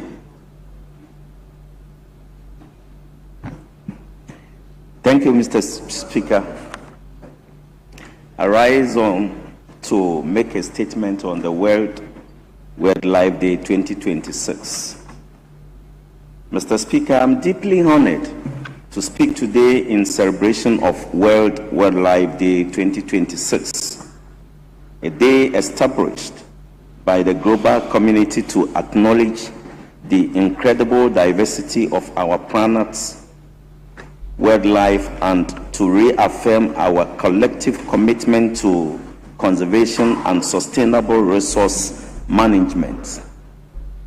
This significant occasion serves as a reminder that wildlife is not only a source of national pride and ecological stability, but also a crucial factor in economic growth, cultural heritage, and the livelihoods of communities.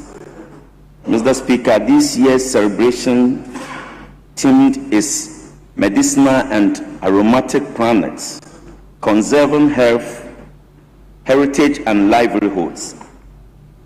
It is both timely and relevant, especially for Ghana, where biodiversity is deeply connected to our healthcare, cultural heritage, and economy. Medicinal plants remain vital in primary healthcare, particularly in rural and undeserved areas and worldwide. Up to 95% of people in developing countries depend on traditional plant-based medicines. Mr. Speaker, it is encouraging to see that our country has renewed its dedication to environmental sustainability, and wildlife conservation through policy reforms and strategic actions. Mr. Speaker, although these efforts are laudable, significant challenges remain. The ongoing decline in biodiversity threatens food security, public health, and economic stability.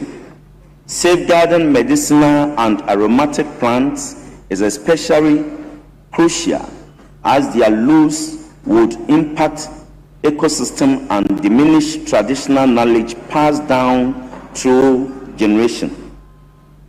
Therefore, it is essential for us as the lawmakers to continue supporting policies that strengthen institutional capacity to enforce conservation efforts, provide sustainable livelihood options for communities near protected areas, promote research, innovation, and value addition in herbal medicine, improve public education and awareness on environmental stewardship. This year, as we celebrate World Wildlife Day, we are reminded that our current decision will shape the environmental legacy for the future generation. It is our responsibility to protect Ghana's natural heritage for our children and our children and grandchildren, and to promote development that is in harmony with nature. Mr. Speaker, in summary, I urge all stakeholders, government agencies, traditional authorities, civil society, private sector, and citizens to collaborate in protecting wildlife,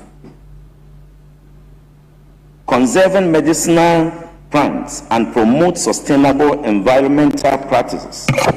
These collective efforts will help preserve biodiversity, secure livelihoods, build resilience, and support national development. May this occasion motivate us to renew our commitment and take decisive steps to safeguard our nation's natural resources. Thank you, Mr. Speaker. Members, that's the statement. The floor is now open for comment. Yes, Honorable John Daku. Sorry. Thank you very much, Speaker, for the opportunity to contribute to the statement ably made by my colleague, Honorable Desmond de Graft Paytu. Mr. Speaker, the statement is indeed timely, looking at the celebration of World Wildlife Day. Mr. Speaker, if we look at the theme for the celebration as quoted by my brother, is medicinal and aromatic plants, conserving health, heritage, and livelihoods. Mr. Speaker, this is indeed what we are missing in this country. We seem to forget that the medicine that we need to cure the various diseases that are bothering us are from the plants that we are destroying. Mr. Speaker, the statistics show that 25 to 80% of our forests were destroyed in the last 20 to 30 years.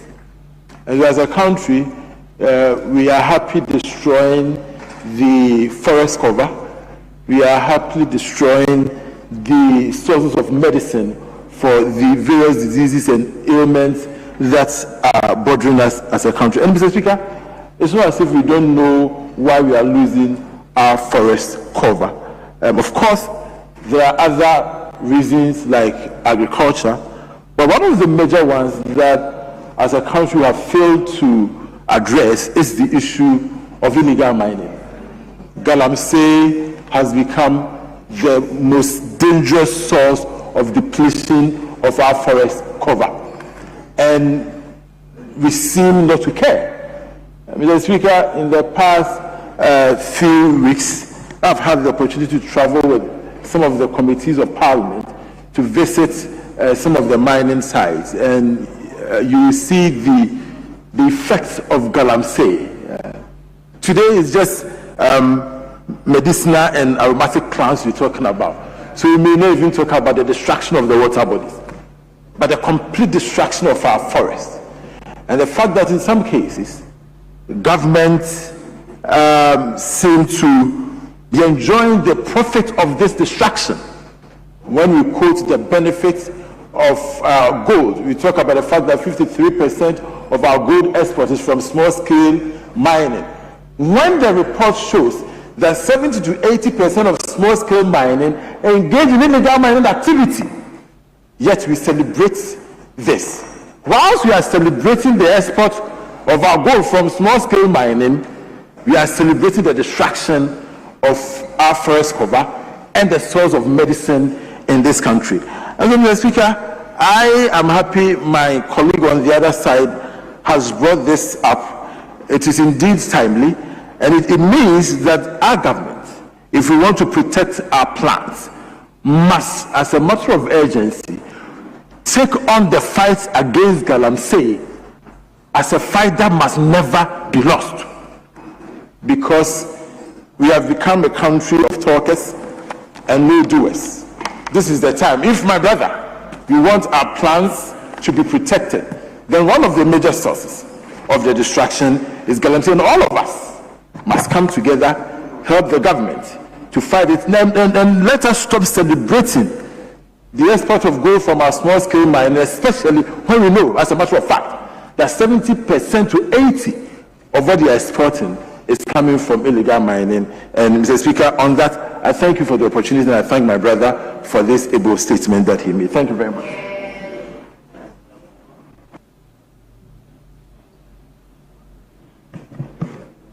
Yes, Mr. Speaker, thank you very much to add my voice to the statement made by the honorable colleague. Mr. Speaker, we owe it as a duty to protect our river bodies and our forest cover. Mr. Speaker, it shouldn't be like a talk show. In Bia East, where I am a member of parliament, there's no single illegal mining activity going on there. Why? Because one, I'm not interested. When they start, it will be difficult to stop them. There's money. When people get to know that there's money in this adventure, if you try, they will kill you. So we try to protect it before they get into it. But if you go to like Ashanti region, Agui, Sum area, Manson, Kwanta, look at the gold mining activities that they are doing over there. And look at their infrastructure development, their road network. They don't have a single tile road, but they have all the mineral deposits. They are mining, they are getting money, but nobody is developing the area. Mr. Speaker, can you believe that you spend between $800 or $1,000 to mine an ounce of gold, and now you are selling at $5,000, $2,000 plus, $800 to mine an ounce of gold. So who is making the profit here? Look at our state, look at the environment. So as a nation, can we sit back and think about how to develop our own nation? I don't want to mention names. We have two mines, one in Ahafo, one in Sunyani area, put together. They invested $3 billion. So are you telling us that this, as a state, we can raise $3 billion to mine our own resources? Spending $800 to mine an ounce of gold to sell at $5,000. That's the minimum. Let's say it's $2,000. Making a profit of $3,000. We need to think again as a nation. Illegal chainsaw operations, and I don't say it's legal and illegal because they go do markings. You can fell this tree, blah, blah, blah, blah. But when they enter the forest, they do whatever they want to do. The forest guard, because of this no thing. So we have the fine laws. Who are the people who are supposed to make sure those laws are implemented? We sit here, politicians always trying to attack each other, but at the end of the day, the operators are there. They are taking the benefits and giving us the bad names. So, honorable colleagues, let's think again. Let's come together and make sure we protect our forest cover, our river bodies. So by the end of the day, we can say that posterity will come to inherit something that we left for them. Else they will come and blame all of us. You go to the cemetery, we say an epitaph, and they say, this foolish MP, this foolish minister. Yes, because we did not protect the environment for them. So please, let's come together. It's not by NDC MPP. Let's stop Galamsey. In Ashanti region, we know that's what people live on. But we come here, it's government. As MP, as ministers, what are we doing? Me, I've stopped Galamsey in my constituency. So you stop Galamsey in your constituency. Mr. Speaker, thank you very much for the opportunity. Members, that brings us to the end of comment to that statement. The next person in line is Honorable Abladifa Gomashi. Since she's not here, I'll direct that her statement be published in the Hansard. Then I give the floor to Honorable Alasan Uman, Member of Parliament for Sabzugu. But before taking the floor, let me use 2 minutes to stretch my legs. The House is suspended for 2 minutes.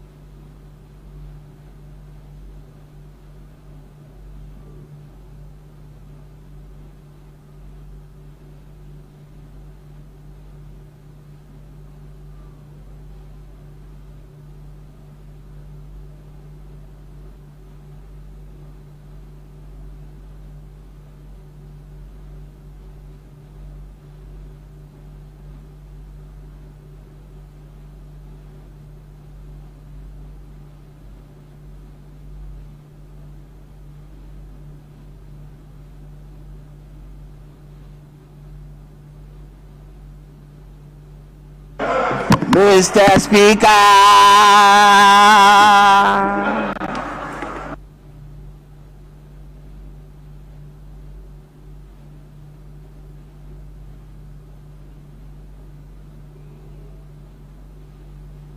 Honourable members, kindly resume your seats. Yes, Alasan Umar, you have the floor. Thank you, Mr. Speaker. Mr. Speaker, I rise before the esteemed House, this esteemed House today, to draw its urgent attention to a matter that undermines fair commerce and the rights of the ordinary Ghanaian consumer. The widespread and damaging issue of deceptive warranty practice. Mr. Speaker, a warranty in its essence is a legally binding promise. It is an assurance from a manufacturer or a seller to a consumer asserting that a product meets specific quality standards, performance and reliability for a stated period. It gives the consumer a safety net or guarantees him to a remedy if the product fails to meet the set standards. It could be a repair, a replacement, or a refund. This layer of trust on which commerce relies is fundamental to a healthy and fair market practice. Mr. Speaker, there are generally two forms of warranties. The express warranty, usually explicitly stated in writing or by verbal communication, and the implied warranty, a guarantee imposed by law declaring a product to be fit for its intended purpose and of market quality. However, Mr. Speaker, the breach of this agreement through the misrepresentation of a warranty constitutes a deceptive trade practice and a clear breach of contract. It does not only erode consumer confidence in the market, but it also undermines the integrity and trustworthiness of our commercial landscape. Mr. Speaker, permit me to underscore some common manifestation of deceptive warranty practices for the benefit of the House. False advertising, the making of misleading claims about a product warranty, including spreading inaccurate information regarding the duration, scope of coverage, or the condition attached to the warranty of a product. Void if removed stickers. This involves affixing seals to products and then asserting that a warranty is void if the seals is broken. It is, however, instructive to note that this practice has been declared illegal by international bodies like the United States Federal Trade Commission, FTC, given that the attempt to void warranties based on a consumer right to inspire or repair a product constitute a clear and apparent violation of their rights. Conditional warranty or proprietary parts. A retailer cannot lawfully declare a warranty void simply because a consumer uses non-proprietary parts or seeks repair from an independent service provider, unless those specific parts or services were provided free of charge. Refusal to honor implied warranties. While a retailer may state that a product is sold as is, they cannot, under sound legal principles, disclaim the implied warranties of merchantability and fitness if they concurrently offer a written warranty. Mr. Speaker, the worst part of this troubling reality is that while many retailers readily issue both express and implied warranties on products of the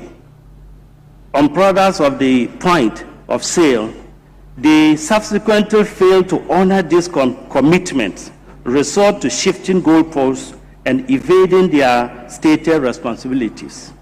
Mr. Speaker, allow me to provide some personal examples that I believe are emblematic of the experience of many or countless Ghanaians, and which will paint a classical picture and illustrate the national malady. On August 15, 2020, I bought a fully automatic washing machine here in Accra from a retailer whose name I withhold. The warranty of this product was expressly inscribed on both the product and on the retailer's official receipt, warranty for 1 year. However, less than a year, the machine developed a problem that qualified for the redress by the retailer of this explicit promise made at the point of sale, became a subject of negotiation and excuses. Mr. Speaker, let me say on authority that this is not isolated issue or incident. If an honorable member of this august House can face such brazen disregard for consumer rights, what then is the fate of our ordinary people or Ghanaians? From the foregoing, Mr. Speaker, the question that must seize the attention of this House is how many of our citizens are being systematically deceived and defrauded daily without any effective recourse under our statutes. To conclude, Mr. Speaker, the current situation is unattainable. The legal and regulatory framework that are supposed to protect the Ghanaian consumer from such deceptive warranty practices are scattered in various acts of parliament and policy documents. What is required is the immediate consolidation, strengthening and rigorous enforcement of a single act of parliament on consumer rights protection. Mr. Speaker, the trust between the consumer and the seller is a cornerstone of a modern-driven economy.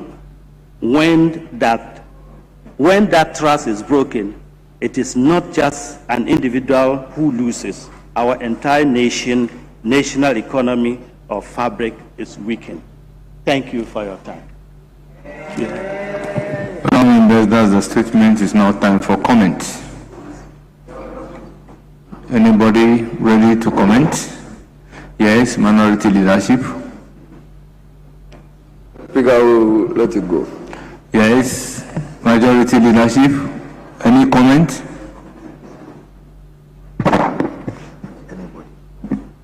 Speaker, no comments. Very well. We move to another statement, that is J, standing in the name of Honorable Maxwell Kwame Lokuto. Once he's not here, I would direct that the statement be published. Yes? I'm sure he's going to do some survey somewhere. So, right. Some survey. I direct the statement be published in the Hansard. Yes. Now, okay. Honorable Emilia Nkuma, Upper Denchira East, you have the floor. Thank you, Mr. Speaker.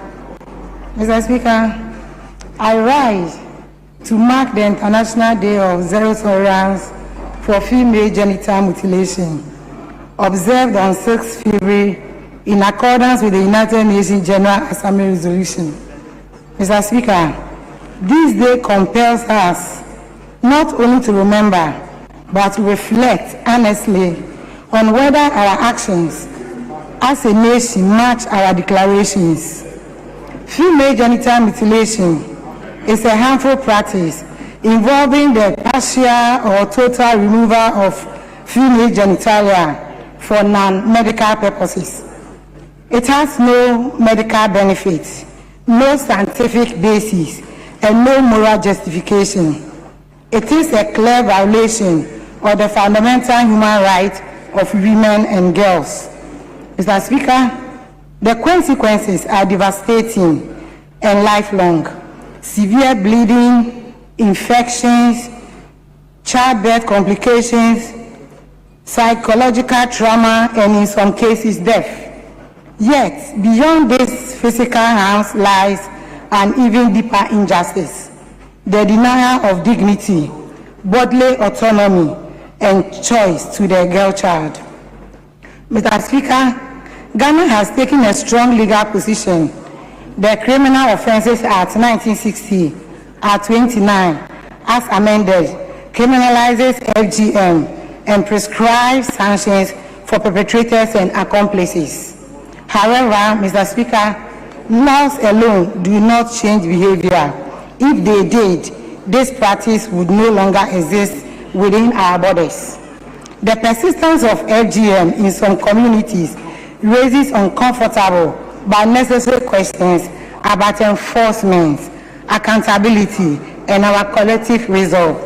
Mr. Speaker, are we doing enough to protect the most vulnerable girls in remote and marginalized communities?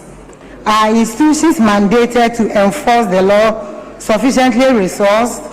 And are we, as leaders, bold enough to confront harmful practices, even where they are shielded by silence and social pressure?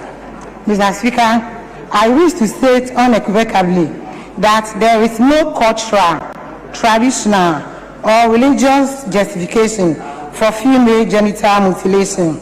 Culture is not static. Any practice that endangers life and dehumanizes women must be confronted and abandoned. Traditional and religious leaders, therefore, have a critical role to play in reshaping attitudes and safeguarding the next generation. Mr. Speaker, survivors of FGM must also be placed at the center of national response. They require access to health care, psychosocial support, legal protection, and economic empowerment. Their lived experiences must inform our policies, not remain hidden in shame and fear. Mr. Speaker, as parliamentarians, this day challenges us to go beyond symbolic condemnation. It calls on us to strengthen oversight, support targeted education, empower communities, and demand effective enforcement of the law. Zero tolerance must be reflected not only in our words, but in measurable actions. Mr. Speaker, as we observe this day in 2026, let us recommit ourselves to building a Ghana where no girl is subjected to harmful practices, where her rights are protected, and where her future is determined by choice, not by violence disguised as tradition. Mr. Speaker, I urge this Honorable House to reaffirm its zero tolerance stand on female genital mutilation and contribute actively to the national effort to eradicate it completely. Thank you, Mr. Speaker. Members, it's now time for comment. Yes, available leader. Speaker, I was hoping that Honorable Bavo would contribute because I believe he's an FGM specialist. But Speaker, let me do my best by doing the needful. Speaker, FGM, female genital mutilation. Speaker. No. Specialist. He's an advocate for FGM folks. Speaker, FGM is not a cultural practice. Speaker, it is a human rights violation. A larger chunk of young, beautiful women. Human rights violation, yet you say somebody is a specialist in that. Yes, he's an advocate. He's an advocate for FGM, people who are going through FGM. The victims.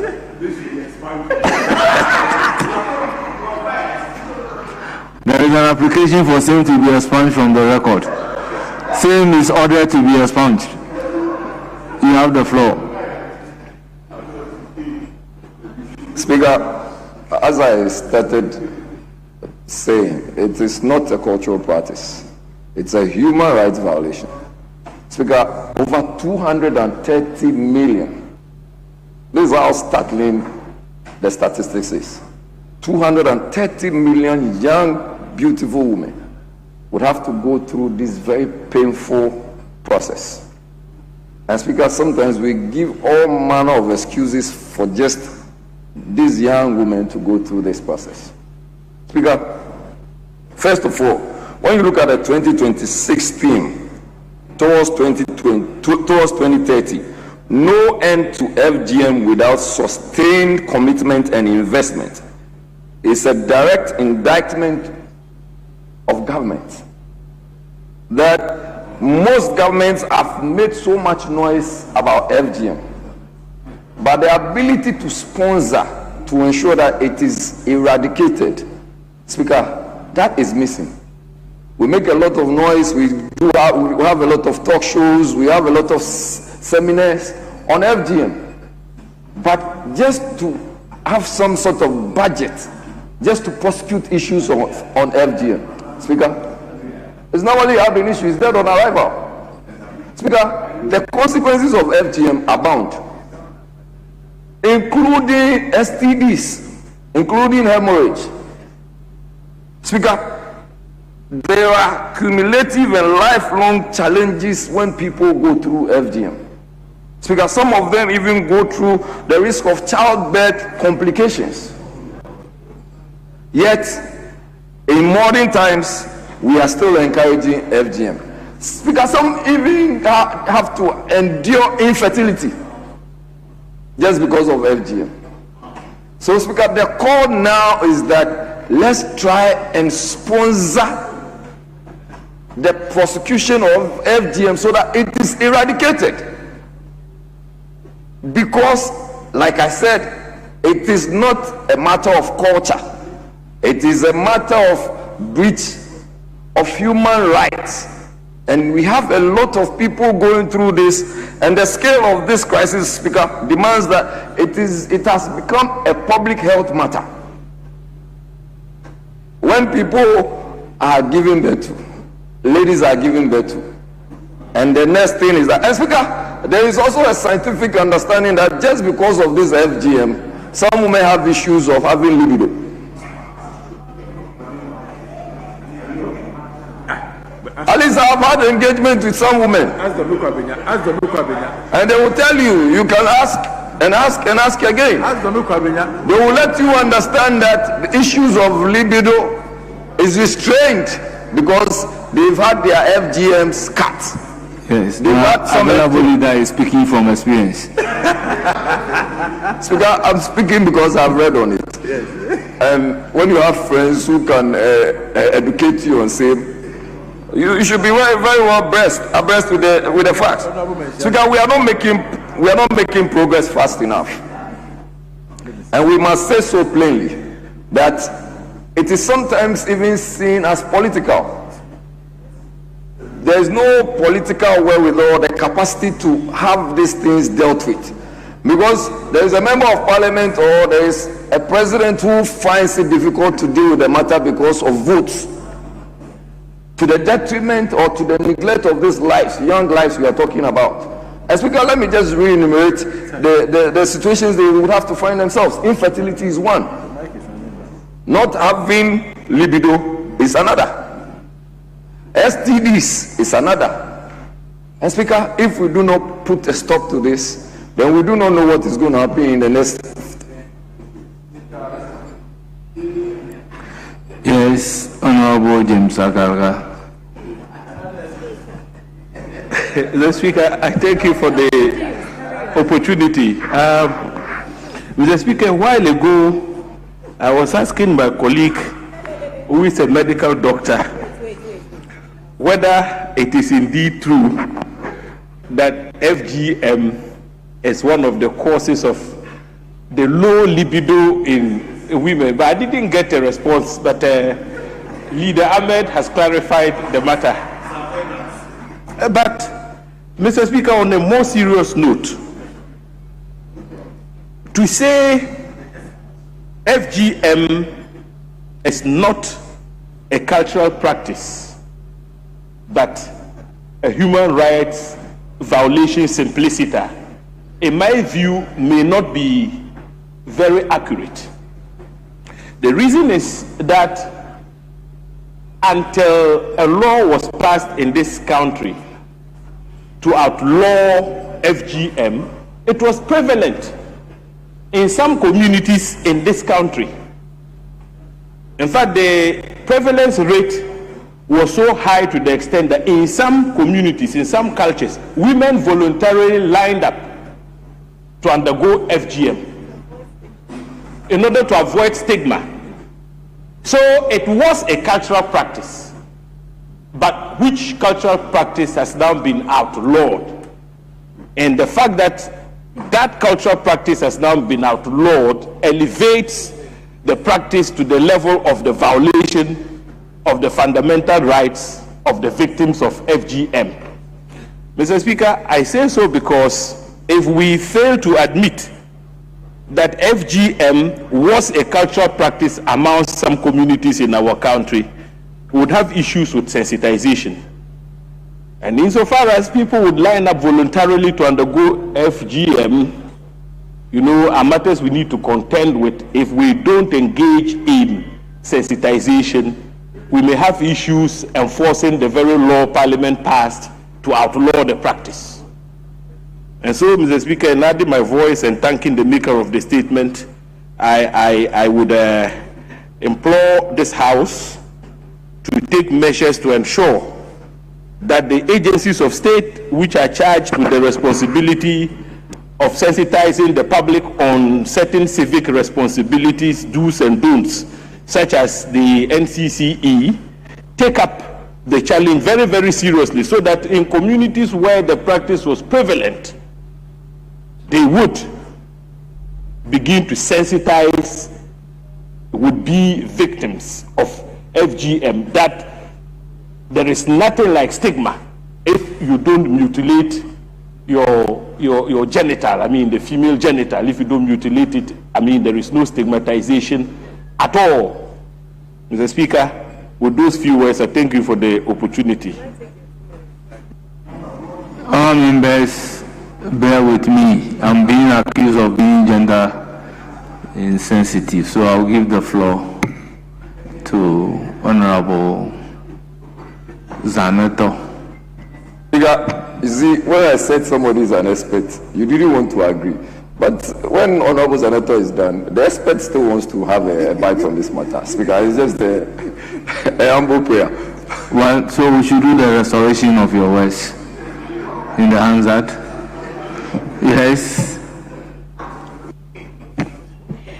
Thank you very much, Right Honourable Speaker, for the opportunity to comment on the statement ably made by the Honourable Member. Mr. Speaker, the issue of female genital mutilation is not just one that occurs in Ghana. It occurs across the continent of Africa and some parts of the Far East as well, in Asia. And so this is actually a global issue. And yes, indeed, it is a violation of the rights of women. Mr. Speaker, some of the conditions that occur, in my personal experience in hospital, I remember witnessing the difficulty that some women went through during childbirth, where a simple, what should have been a straightforward vaginal childbirth became very complicated, requiring forceps, requiring an episiotomy, and in some cases an emergency cesarean section because of scarring, because of the inability of the tissues to expand to accommodate the emergent head of the baby. Mr. Speaker, some of the other conditions that occur include fistula, where you have a connection forming between the vagina and other parts of the body, whether within the bladder or into the rectum as well. And these cause a lot of infections amongst those who have had these procedures done. So, Mr. Speaker, there are real health concerns around this issue beyond the issues of sexual pleasure that obviously are limited by this practice. And so, Mr. Speaker, I think that in the maker of the statement, having mentioned that today is about an international recognition of this condition, I think that the issue of stakeholder engagement is key, the enforcement of law, but political will is key.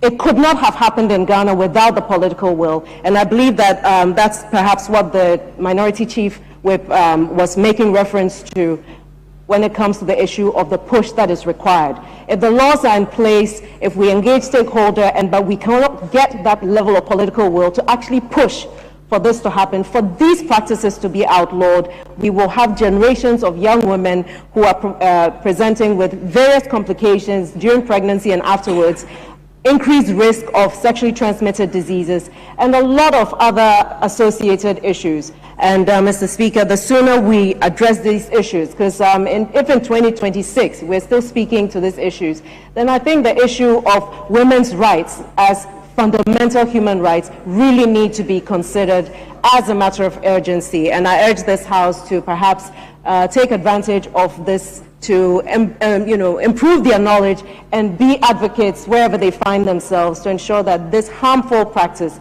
is abolished, not just here, not just across the continent, but across the world. Thank you, Mr. Speaker. I'm told you are a specialist, so I have to give you the floor. You have the floor. Thank you, Mr. Speaker. Right Honorable Speaker, I thank you very much for the opportunity. Mr. Speaker, whenever FGM is mentioned, then the 31st December Women's Movement comes to mind, because they did a lot of activism in the past to ensure that this whole practice is outlawed.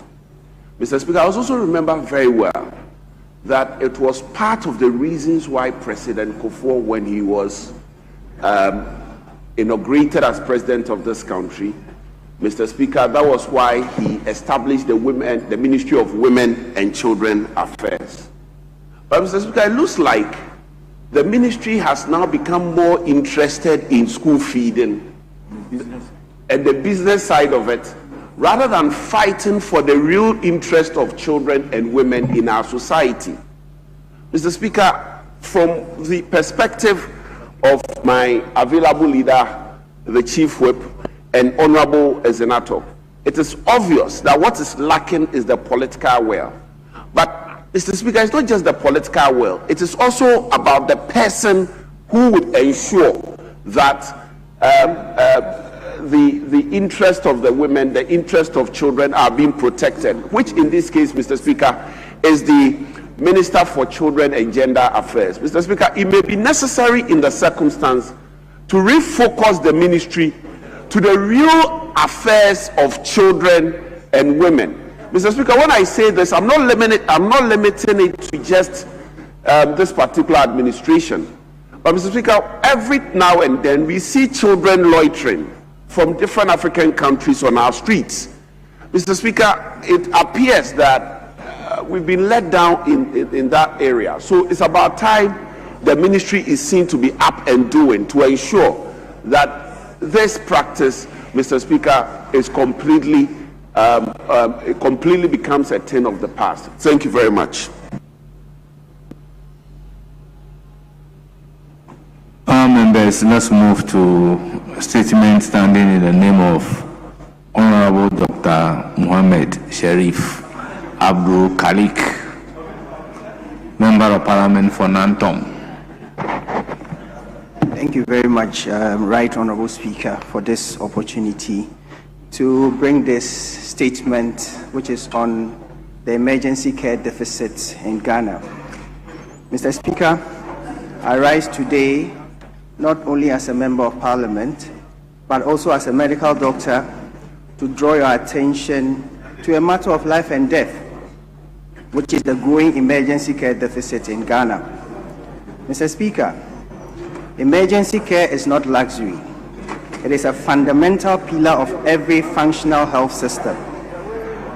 When a pregnant woman hemorrhages in labor, when a child is in respiratory distress, when a young man is involved in a road traffic accident, or when a patient collapses from a stroke or heart attack, the difference between life and death is measured in minutes. On the 6th of February 2026, a 29-year-old engineer, Mr. Charles Emisa, lost his life following a hit-and-run accident on the highway in Accra. Reports indicate that the emergency medical technicians responded within minutes and administered care according to standard protocols. Yet, after being transported to 3 major hospitals in the capital, which are the Police Hospital, Greater Accra Hospital, and the Kolebu Teaching Hospital, he was allegedly declined admission and emergency stabilization due to what is known as the no-bed syndrome. My deepest condolences to the bereaved family The Minister of Health has constituted a committee which is chaired by himself to look into the circumstances surrounding his death and then make appropriate recommendations. Whilst we commend the efforts of the government and agencies such as the National Ambulance Service, the reality on the ground reveals significant gaps that demand immediate policy attention. Mr. Speaker, Ghana continues to face inadequate ambulance coverage. Many districts still lack reliable ambulance services. Response times, especially in rural constituencies like mine and Nanton, remains unacceptably long. We also face the issue of poorly equipped emergency units. Several district hospitals and health centers lack basic resuscitation equipment, defibrillators, ventilators, oxygen supply systems, and trauma care logistics. Human resource constraints is another, Mr. Speaker. We have insufficient number of trained emergency physicians, paramedics, and other critical care nurses. In many facilities, emergency units are managed by overstretched general staff without specialized training. And also we have weak referral systems, delays in referrals with lack of communication between facilities, and the absence of a coordinated trauma network contributes significantly to preventable deaths. And then the issue of financial barrier. Despite the mandate of the National Health Insurance Authority, many emergency interventions require out-of-pocket payment before care is administered, undermining the very principle that emergency care should never be denied. Mr. Speaker, road traffic accidents, obstetric emergencies, cardiovascular diseases, acute infections continue to claim thousands of lives annually. According to the global health standards, effective emergency system can prevent up to 50% of death from trauma and acute medical conditions. We must therefore act decisively. I respectfully propose the following: the establishment of a national emergency care policy framework with clear funding lines, a dedicated budgetary allocation for emergency infrastructure in all regional and district hospitals, expansion and modernization of the National Ambulance Service fleet with equitable rural distribution, training and certification programs in emergency medicine and trauma care, and then also enforcement of laws prohibiting refusal of emergency care based on inability to pay. And lastly, development of a centralized emergency call and dispatch coordination system nationwide. And then lastly, Mr. Speaker, we must also include the training of basic life support in the curriculum of junior and secondary high school students. Mr. Speaker, emergency care is the front line of universal health coverage. If we are committed to achieving Sustainable Development Goal 3 and improving health outcome for our citizens, then strengthening emergency care must be treated as a national priority. As a medical practitioner, I have witnessed firsthand heartbreaks of preventable deaths due to delays and system failures. As representatives of the people, I believe we have the power and the responsibility to change this narrative. Let us not wait for the next strategy to act. Let us invest in today. Let us invest today in systems that saves lives tomorrow. I thank you, Mr. Speaker, for this opportunity. Yes, Honorable John Darko. Yeah, thank you very much, Speaker, for the opportunity to comment on the statement ably made by my brother. Very good friend. I didn't know he is a medical doctor. Thank you, my brother, for this very insightful statement. And I'm just looking at the last line of your statement, in which you implore us as a people's representative not to wait for the next tragedy before we act. And so I ask, 40 days since this tragic incident that happened to Mr. Charles Emisa, what has happened? And my colleague mentioned that the minister set up a committee to be chaired by the minister himself. And 40 days since the unfortunate demise of our compatriots, there is no report. And so that is why I believe that your statement is very, very important. Let us not wait for the next tragedy to act. This is a country where we celebrate a lot of things. For instance, Mr. Speaker, our president and the current administration have celebrated the fact that Ghanaian physicians are being sent away to the Caribbean. And my brother, the doctor, says one of the reasons why people are dying from lack of emergency care is lack of human resources or constraints in human resource management.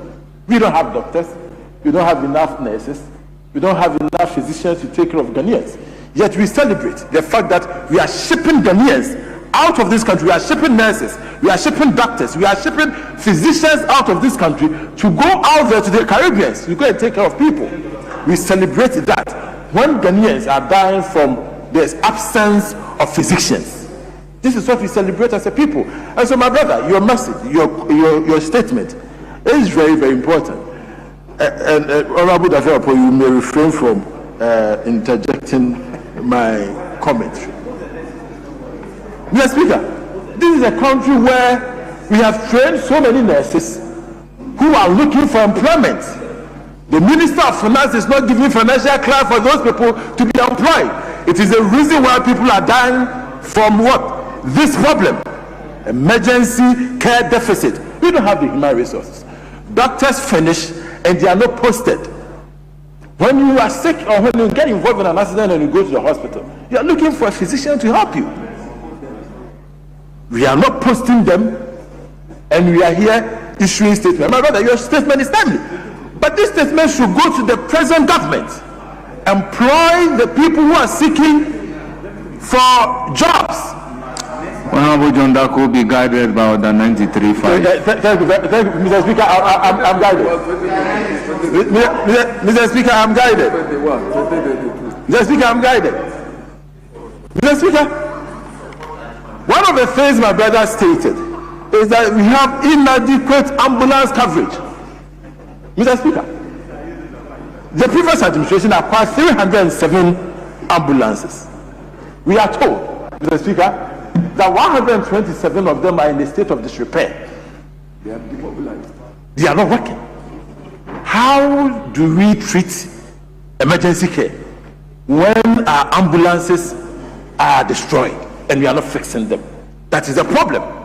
And so, my colleague, your message is timely, but it should go to the government that fix our ambulances for us.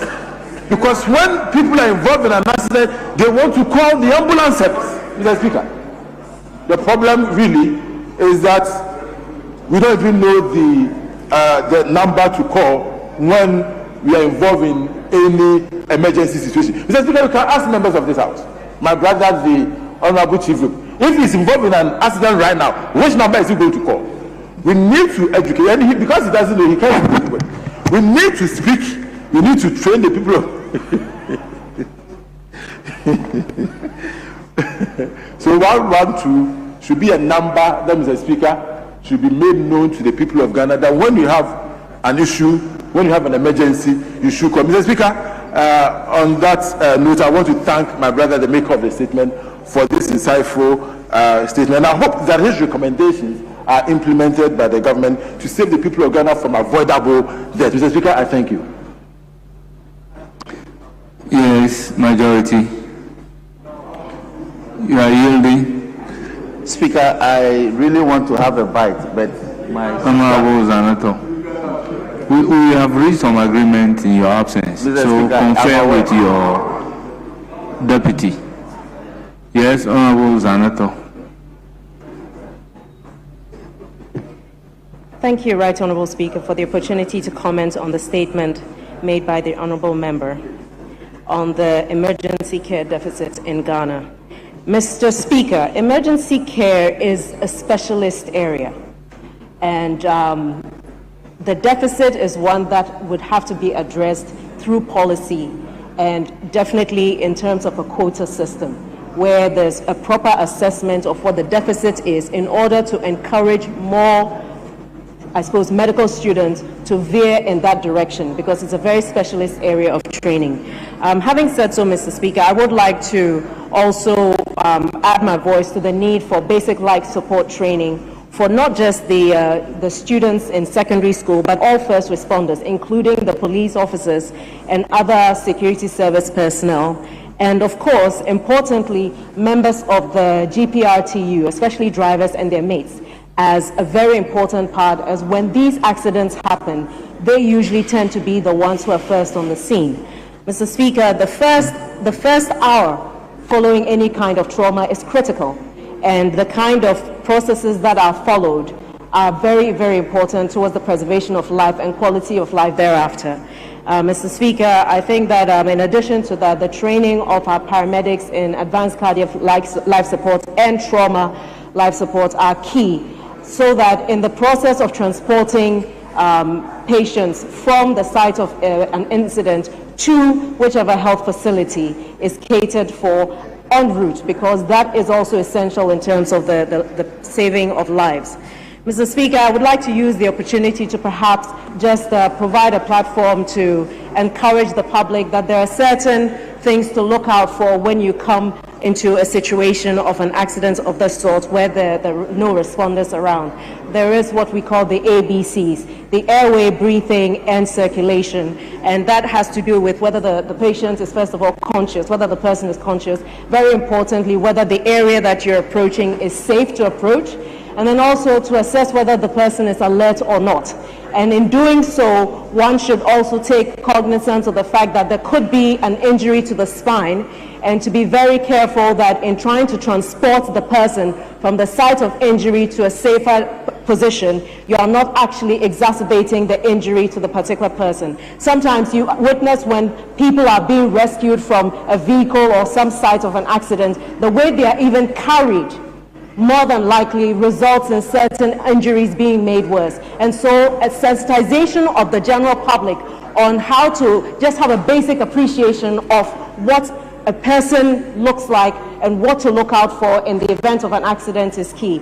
I think that given the fact that Parliament has paramedics posted here, it might be worthwhile for members of Parliament to perhaps be given an opportunity to understand what basic life support is, so that even amongst us, we can also serve as first responders in the event of anything. Luckily, we have some of our staff always seated in the chamber, and they're also positioned in the gym for the members of Parliament who also do workouts in the gym, which is very few. I'd like to take the opportunity to urge members to please take their exercise very seriously, to make sure that their blood pressure and sugar levels are being checked, given the level of stress that members are exposed to. And perhaps to appeal to Right Honourable Speaker to look at the extended hours of sitting in the House deep into the night, which are not in the interest of the health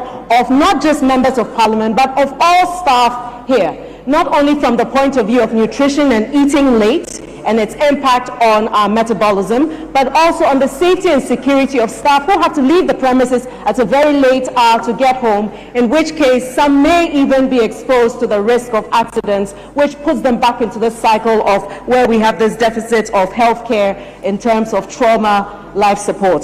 Mr. Speaker, I think that as a House, we need to really look at this. I think we've seen in the last perhaps 4 years alone occasions where members and other visitors who've been in the chamber have either lost consciousness or have needed to be seen to quite urgently. And at times you witness the lack of experience in how people rush in on certain people. So certainly the issue of the basic life support cannot be overemphasized, and all persons, as much as possible, should be educated on basic life support, or at the very least first aid, and what to do, what not to do in order to preserve and protect life while we wait for patients to be transported from the site.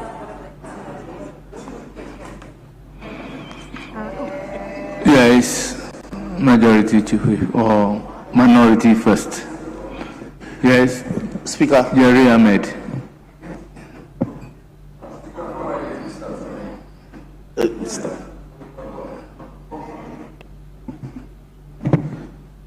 Speaker, emergency care, Speaker, is not a luxury.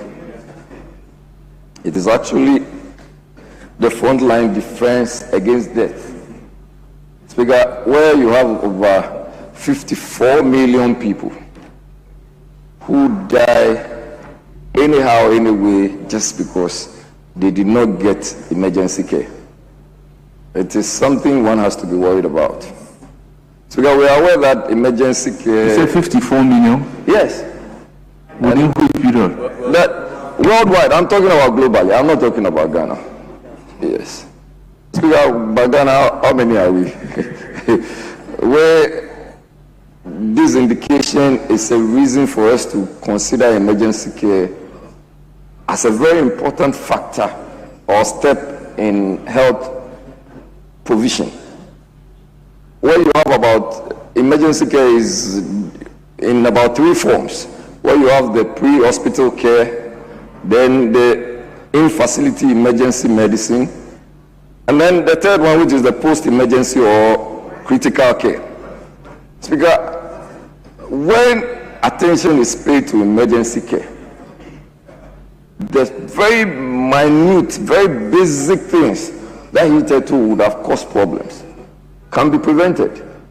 And Speaker, I think that one of the problems we have is actually education on how to deal with some of the situations that arise. For instance, in recent times I was giving out fuel coupons to motor riders and taxi drivers.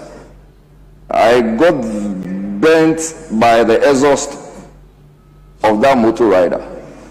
As because just there, the kind of medical care for the attention I had, varying, everybody became a doctor. Some said, oh, use salt water. Some said, use warm water. Some also said, we use Vaseline. Speaker, what it means is that even for us, we do not have the basics. We do not, apart from the structures which most of them are unavailable. And Speaker, my colleague here made reference to the issue of ambulances. Speaker, most members of parliament will tell you that their ambulances are dysfunctional. They've been decommissioned. They are not working. And now members of parliament have now become the ones to fix the ambulances. And then you ask yourself, are they not giving any budgetary allocation to do same, to service ambulances and to get them in good and proper conditions so that whenever there are situations of emergency, those ambulances could be used? Speaker, in Ghana, emergency care spans from the National Ambulance Service, hospital accident and emergency units, police and fire service first post-response protocols, and community level health facilities, all of which are operating under the conditions of under-source resource. They are under-resourced. Speaker, it's become chronic and there is structural neglect. Speaker, there is also another aspect of the workforce. I have information that since 2021, a lot of nurses that qualified to start working in facilities, especially government facilities, because they are unable to work. First of all, because maybe there is unavailability of those facilities for them to even be employed in. Second, they do not get the clearance. They do not get the financial clearance. Yes, I don't do politics when I'm doing these things. And if it is 2021 and they didn't get the financial clearance, we are in 2026. What are you waiting for? So what are we waiting for? We need them to get jobs. Let them have access. Let them not become people who may have acquired the necessary knowledge and then they become rusty because they may not be training. They are not getting any. Just like unlike lawyers who may perhaps be getting a chamber to operate from, they are just sitting in their homes and not doing anything. We need all of these people employed. When they are employed, it will give recourse to emergency care. They will be doing something. They will be working, and this is something that when we are able to do, it will save a lot of lives. Speaker, another thing is also to rehabilitate. Yes, Majority Chief.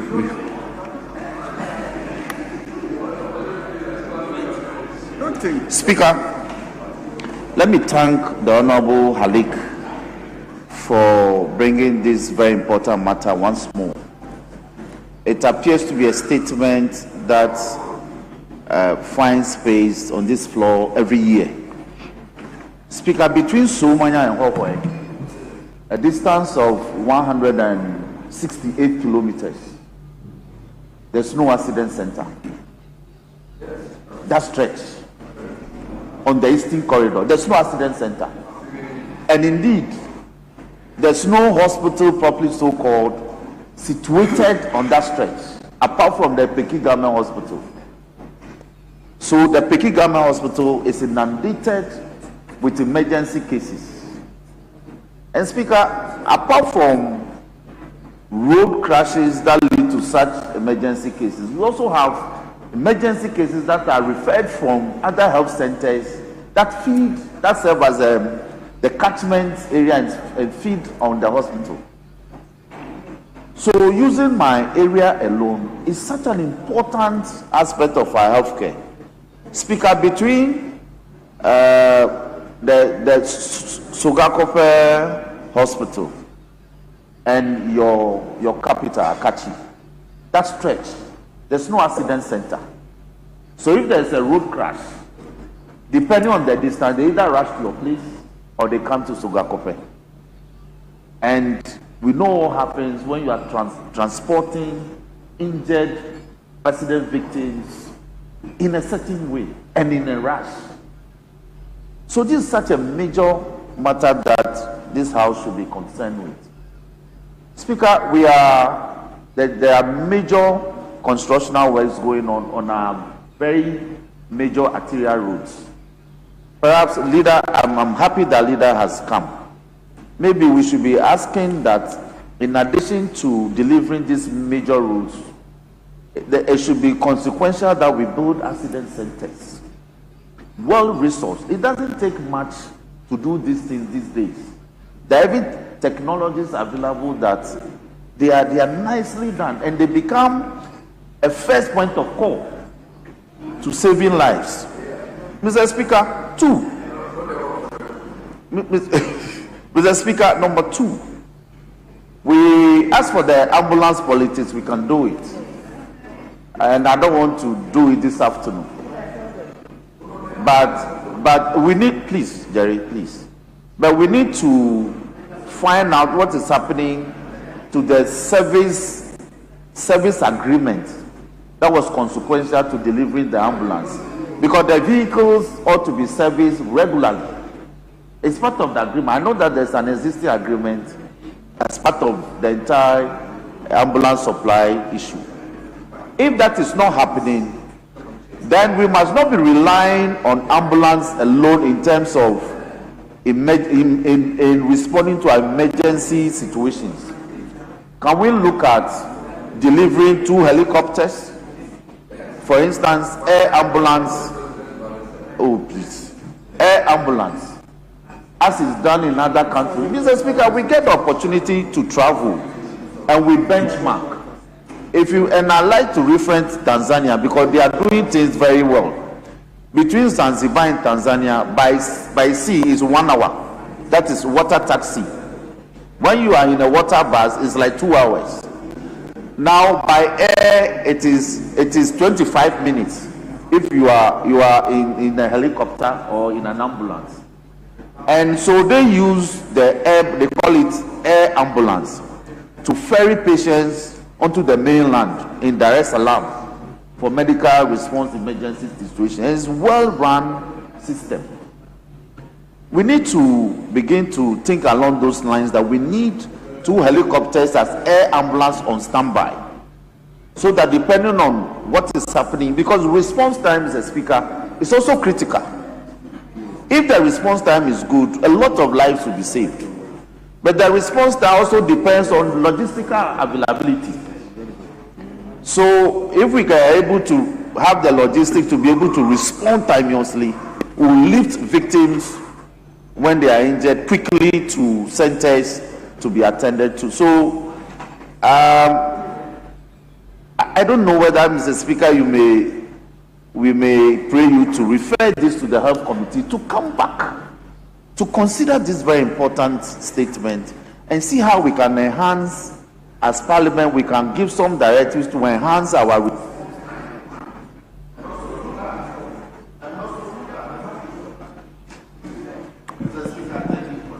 Yes, we then move to the last statement, standing in the name of Honorable Ms. Bahu Mahama Adams, MP for Mion.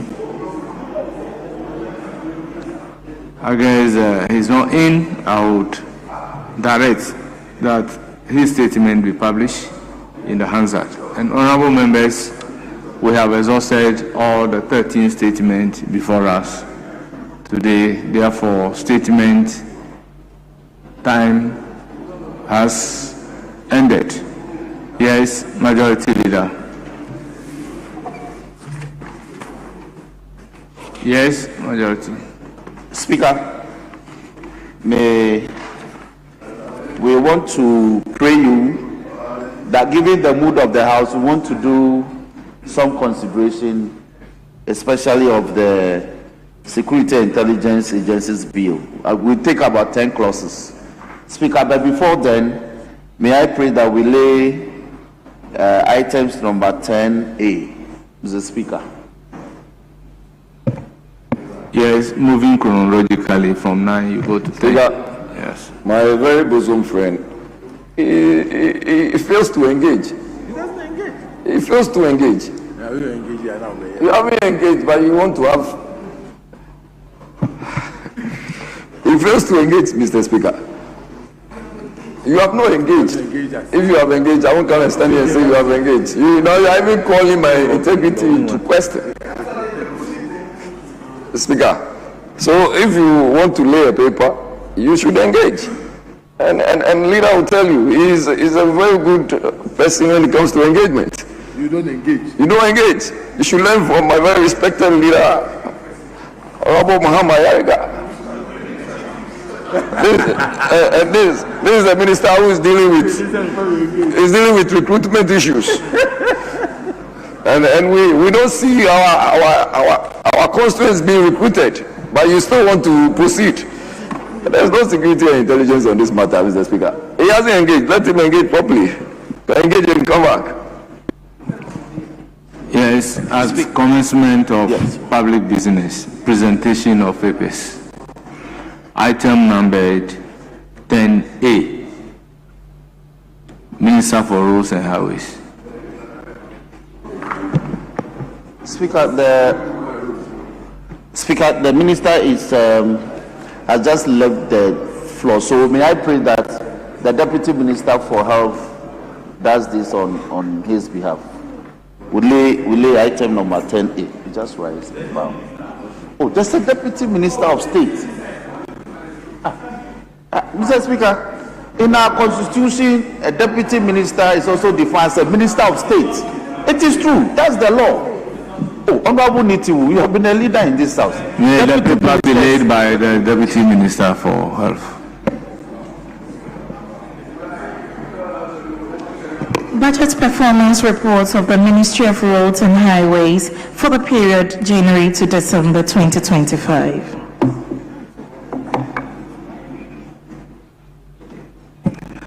Members, the paper has been duly presented and it is referred to the Committee on Roads and Transportation for consideration and reports. Yes, are we taking the B? Speaker, no, the B is not ready, Mr. Speaker. Very well. It's not ready. Very well.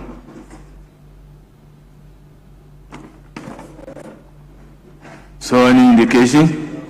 Speaker, that is so. Item number 24, Mr. Speaker. Consideration. Security and Intelligence Agencies Bill 2025 at consideration stage.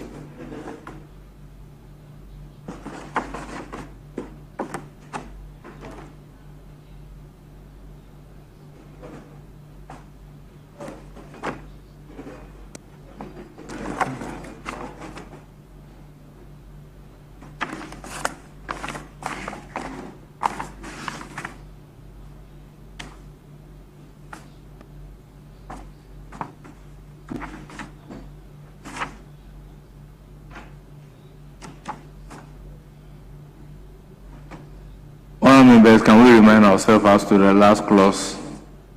We stopped at clause 12. Very well. So we are starting with 13. So clause 13. Governing body of security and intelligence agencies. Chairperson of the committee. Right Honourable Speaker, there are no amendments proposed for clause 13. Very well, it is for the consideration of the House. In the absence of any further amendment, I'll put a question to clause 13. As many as are in favor say aye. Those against say no. Honourable members, the ayes have it. Clause 13 is ordered to stand part of the bill. Clause 14. Appointment of National Security Coordinator. Chairperson of the committee.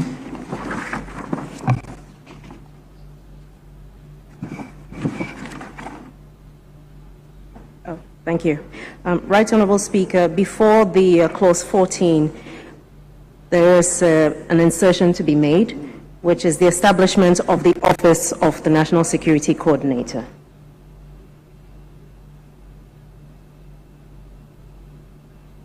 The proposed amendment number 1. Please go ahead.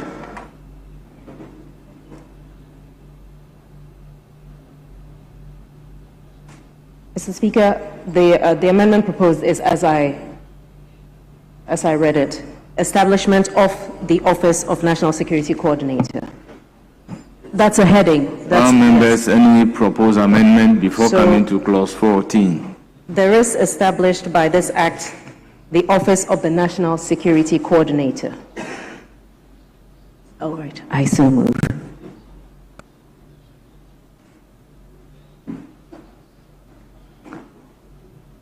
Members, I'll put a question on the new clause. Those in favor say aye. Those against say no. Honourable members, the ayes have it. The draft person is accordingly directed to situate the amendment properly. Clause 14. Aye. Right Honourable Speaker, subclause, amendment proposed, subclause 1, line 3, delete referred to in paragraph A of section 12.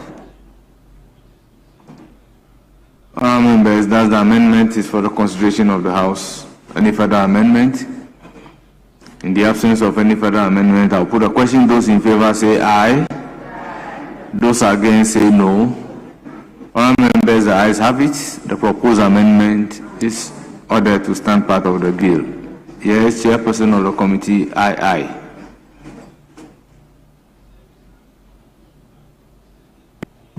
Yes. Mr. Speaker, I have the permission of the Honorable Kojo Nkrumah, so I want to seek your permission to stand in for him. Very well. So clause 14, subclause 1, line 1, delete 195 and insert 70 in line 3. And then after section 12, insert except that the person shall not be a serving member of any security agency.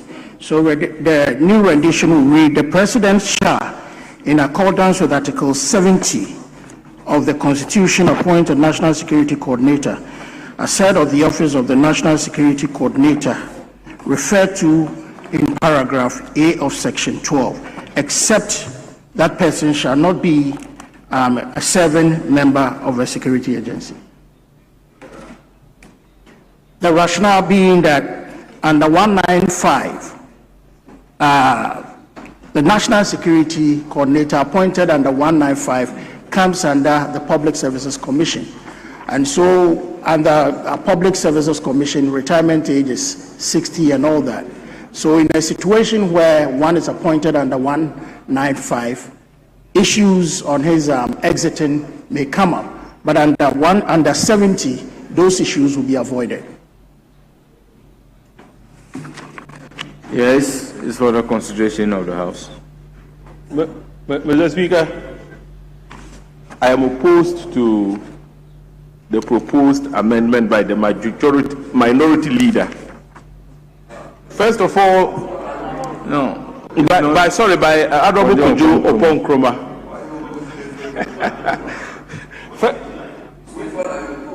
14. There is a proposed amendment by Kojo Opon Nkrumah. He seeks to delete 195 and he said 70, Article 70. And I'm saying that I'm opposed to the proposed amendment. And these are my reasons. One, Mr. Speaker, the Act 526, which is now repealed, clearly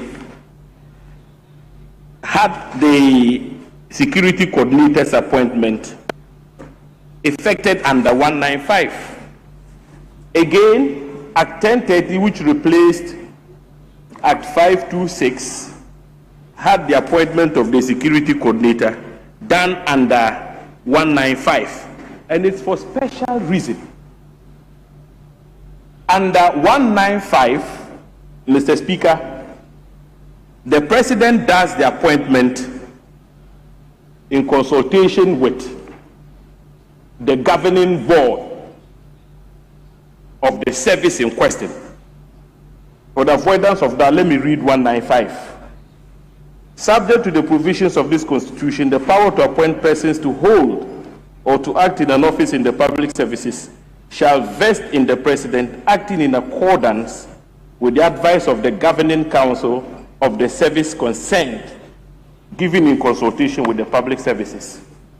Now, Mr. Speaker, because we are talking about the security coordinator, it is important that any appointment of a security coordinator by the President must be based on the advice of the National Security Council, which is the governing council of the Secretariat, headed by the coordinator.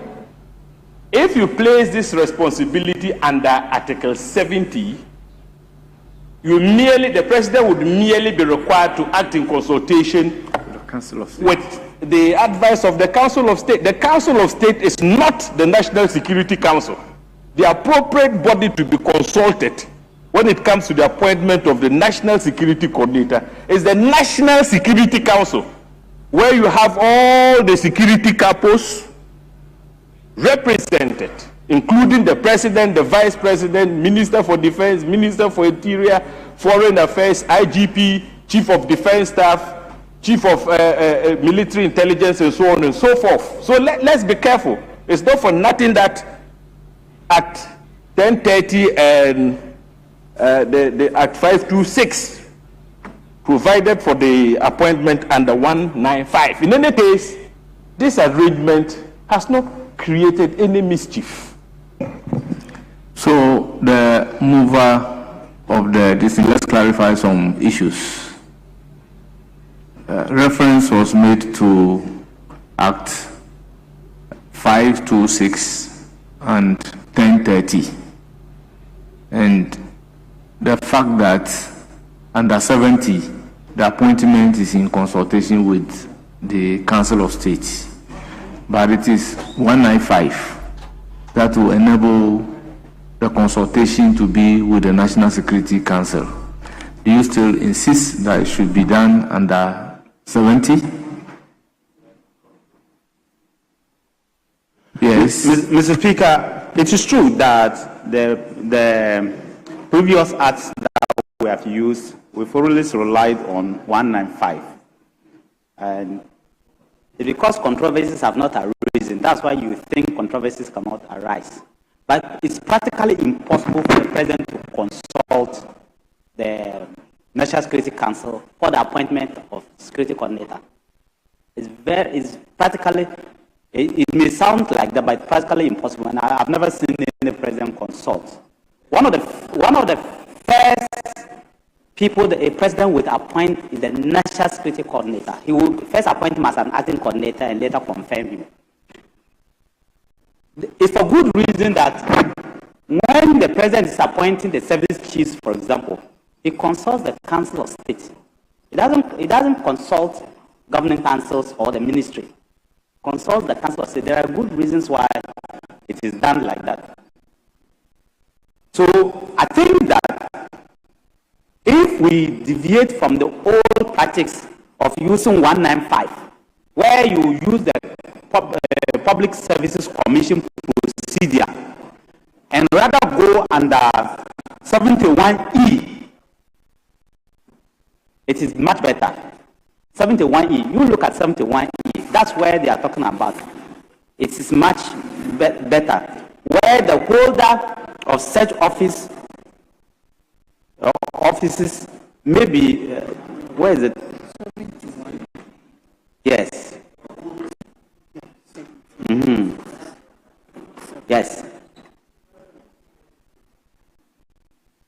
Where the holders of such offices may be prescribed by this constitution or any other law not inconsistent with the constitution.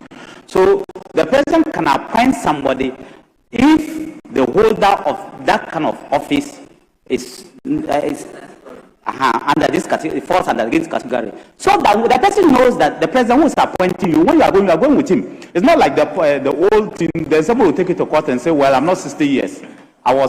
Because I know some people who took government to court because they were appointed under Article 195.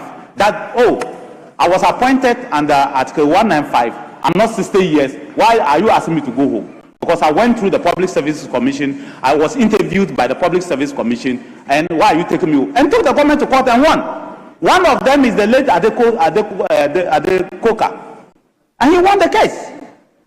Because he was a government board chairman or something like that. He took the case. So that's why our Honorable Kojo Nkrumah is saying that, look, there's nothing offensive if we use 71E instead of the 195. So that it becomes more like a political appointment, like how if you go to the US, that's what they do. If you go to UK, that's what they do. Go to all other jurisdictions. Your term is continuous with the president who has appointed you. Any other president can use the same 71E to appoint another person. Instead of relying on this and somebody one day take us to court and say, well, we are lucky that people have not done it, but one day somebody can actually take us to court and say, well, under 179, if I go through the Public Service Commission and I get that job, I will have to stay there till I'm 60 years. You cannot take me off. So that is what we should look at. That's why I'm saying that it is for good reason I'm coming. It's for good reasons that the president I am coming. Okay. Mr. Speaker. Yes. 179 says, subject to the provisions of this Constitution, the power to appoint persons to hold or to act in an office in the public services. In the public services. Now we are creating the office of National Security Coordinator. Is it in the public services? Is it a service? Because already we agreed that we're just creating an office. We didn't even want to create a National Security Service or anything. It's just an office that is being created. So it is not an ordinary service, such as you have in the police service, the prison service, the Ghana Health Service, and all the other services.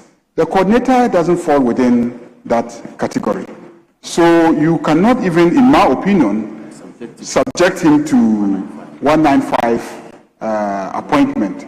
So I am minded to find favor with the proposal that, maybe there's some consultation with the National Security Council.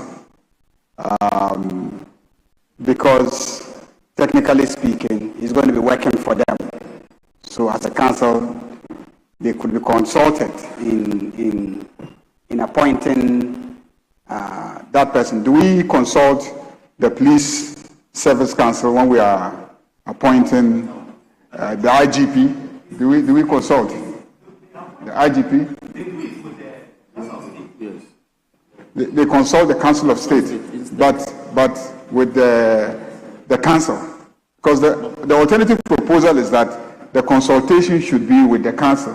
That's the alternative proposal, because I think that we don't fall under 195, but then the question is it the best arrangement to say that the council should be consulted by the president when he's appointing a coordinator? And what has been the prevailing practice anyway? What has been the prevailing practice? The president appoints. Yes, so he just appoints. So why are we even trying to restrict the president's powers of appointment, in this regard? So the coordinator is always appointed at the discretion of the president and removed at his discretion. So I believe that we should just say the president will appoint, case closed, and leave it. It's one of the areas where we should not fetter the powers of the president. That's my proposal. So we should. Well,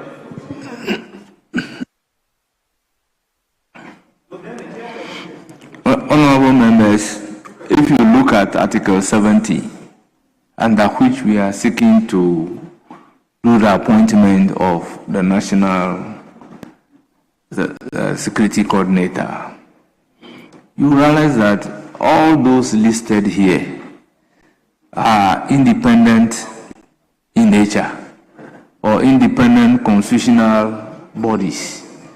Is the office of the National Security Coordinator also assuming that independent constitutional body in nature to warrant the appointment under Article 70? So we need to take a second look at it and may want to defer, because in the law we are talking about the ministerial responsibility, meaning that the office of the National Security Coordinator is not an independent constitutional body. Therefore, if you subject the appointment under Article 70, it is connoting the independent nature of the institution, which by this law is not the case. So we need to be careful whether to use 195 or 70. Mr. Speaker, I think that you are right. I think we should defer it, but there are two legs to this amendment. So if you defer it, then the next time you come, we'll look at the other leg. The other leg has to do with whether the person should be a serving officer or not a serving officer. So let's just defer it and consult, and then we'll come back. Thank you, Mr. Speaker. Yes. Mr. Speaker, in reality, there is nothing to defer. And let me clarify that, Mr. Speaker, when you made the point that the offices listed here are independent in nature, you were right. You see, so mention is made of the Commissioner Shraj, Auditor General, District Assemblies, Common Fund Administrator, Public Services Commission, Lands Commission. So if you now come down to the E, and what does the E say? It says, the holders of such other offices as may be prescribed by this Constitution or by any other law not inconsistent with this. Yes. By virtue of the list provided can only be in the nature by the use of adjusdem generis. Absolutely. By the use of adjusdem generis, such other offices must also be independent in nature, like independent constitutional bodies. So are we saying that the National Security Coordinator should also be independent? And if you look at it under Article 70, they all come under independent constitutional bodies. The Committee on Independent Constitutional Bodies. So would the National Security Coordinator also come under Committee of Independent Constitutional Bodies? But Mr. Speaker, when the office itself was not created, there was no problem. President will just appoint a National Security Coordinator, who is an officer of the National Security Council. That was how the original act, and so it was easy to go under 195 and do it. Today we are creating an office. The question is, are we creating that office to go through the processes of the Public Services Commission? I'm coming. No, it's never been the case. They've never gone for interviews, nothing like that. So that's what. So that's what I'm trying to say. That you are right to that extent, because the proposed amendment, as in one, appears to be very novel. Yes. And so, Mr. Speaker, the argument I sought to make in relation to 70E is that we can't interpret 70E to include the National Security Coordinator, because that office, by its nature, is not meant to be independent. It's not meant to be independent. Who is the chairman of the National Security Council? It is the president. And so a coordinator who merely coordinates the activities of the security and intelligence agencies is answerable to the president. Same cannot be said about the Auditor General or the Commissioner Shraj or the Lands Commission boss. And that is why I'm saying that in reality, there is nothing to defer here. This position is the same. It hasn't changed under Act 526. Under Act 526, clearly the appointment was done by the president in consultation with the council, and the council. Mr. Speaker, Minister, I'm on my feet. We cannot say there are some things we cannot say publicly. So that's why I agreed with you that we should defer it, consult among ourselves. We can defer the information to you, and you look at it and think whether you still want to hold your position or not.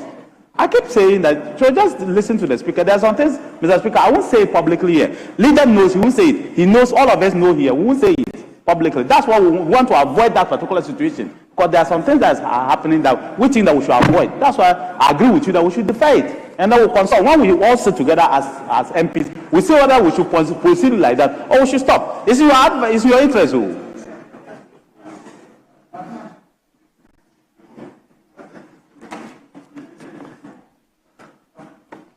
Yes, Chairperson, can we hear from you?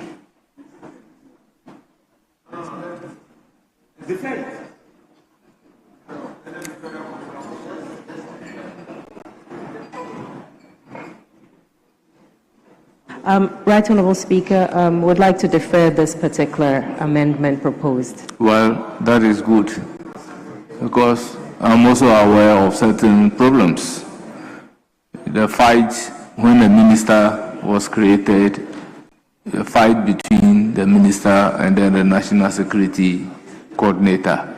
And then in view of Article 83, President is the chairman of the council, and every other person is under the president. I wonder if we can appoint a National Security Coordinator as an independent office under Article 70. That may be a bit problematic. Yes. Mr. Speaker, you are right. But besides what you just mentioned, there are other things we have to look into. That is why, upon your advice, I agree with the chairperson that we defer and do further consultation. Very well. For consideration of clause 14 is deferred, particularly owing to amendment IV.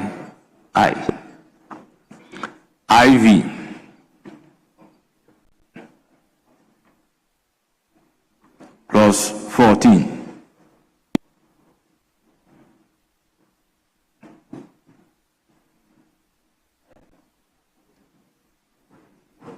Chairperson, Is Minority Leader. Yes, you have the floor. Speaker, with respect, clause 14, amendment proposed that the following new subclause be added. Speaker, a person shall not be appointed as a national security coordinator unless that person possesses not less than 10 years relevant professional experience. Speaker, the grounds for this amendment basically is that we want the office to carry with it the weight of professionalism and experience. We know how political power can be exercised to serve a certain political convenience.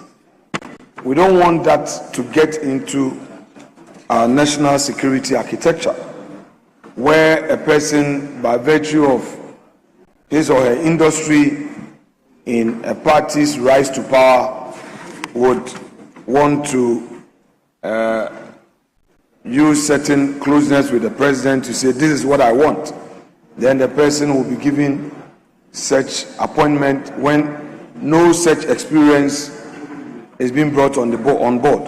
Mr. Speaker, I believe that in any serious establishment, this minimum qualification of 10 years would be in place, would be proper, in that the person would have gone through the mill in his his chosen profession, developed the resilience, the necessary experience, ability to manage situations, such that when given that office, we are sure that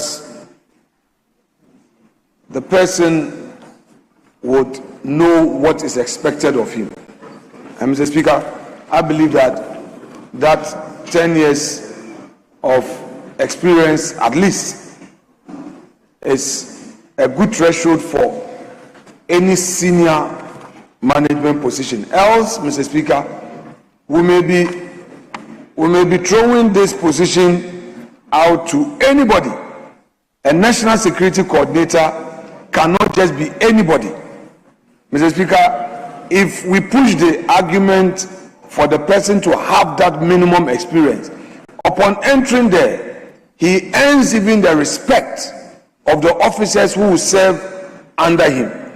Mr. Speaker, if you look at the current national security coordinator, Mr. Speaker, although he is a COP, but if you look at his background, he's a lawyer, he served in the police service for over 15 years, Mr. Speaker, and he commands that respect among the officers who serve under him. Although somebody would argue that being a COP, there's an IGP who is above him. But, Mr. Speaker, that is inconsequential to the extent that per his CV, the necessary record is there to prove that he has that public service experience. The situation would have been different if the person had just 2 years or 3 years of post-qualification experience. Mr. Speaker, there would have been an uproar, but that uproar would have led to nothing, because that is the pleasure of the president. We don't want situations where the national security coordinator would be an officer of convenience. The argument here is that even if there would be some level of convenience, it must be backed with some substance, because the office must not be toyed with. We're dealing with state security, we're dealing with the very survival of our democracy, we're dealing with, Mr. Speaker, matters that would even connect to our international security and foreign relations. Mr. Speaker, these are the underlying reasons for my proposal for us to introduce this minimum threshold by way of post-qualification experience. Mr. Speaker, I so submit. It is now for the consideration of the floor. Before opening the floor, Minority Leader, your proposed amendment appears to be nebulous. Nebulous in the sense that if you say relevant professional experience, who determines the relevant professional experience? Relevant professional experience in what? So if somebody has spent 10 years in food security, which is also of national security, is the person qualified?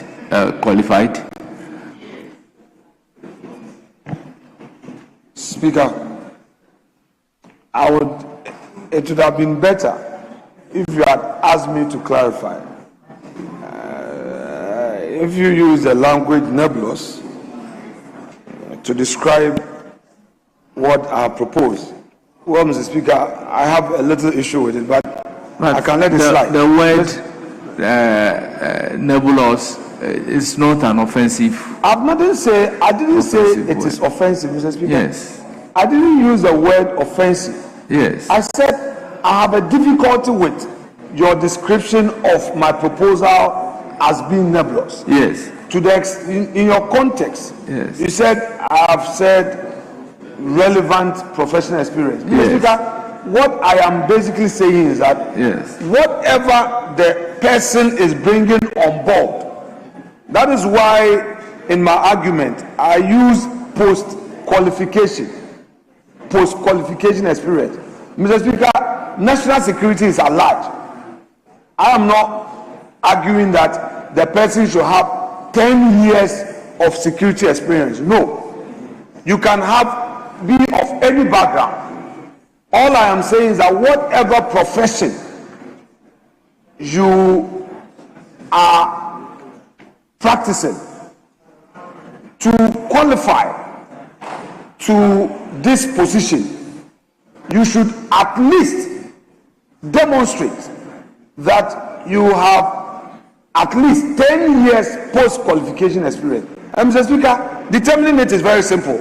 People put their CV on board, and if I say 10 years experience as a lawyer, you can only calculate from the day I was called to the bar and my various experience in practice.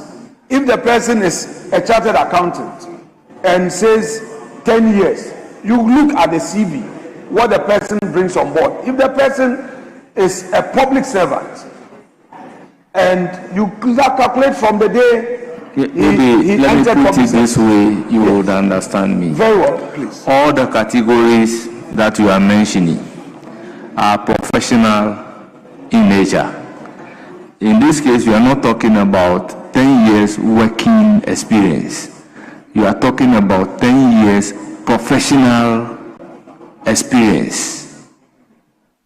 So if you say a lawyer, it's easy to determine. A chartered accountant is easy to determine. Well, Mr. Speaker, I think to that extent, let me agree with you and, rather amend it from the professional experience to working experience. Mr. Speaker, I think that if we're talking about a minimum of 10 years working experience, but the language has always been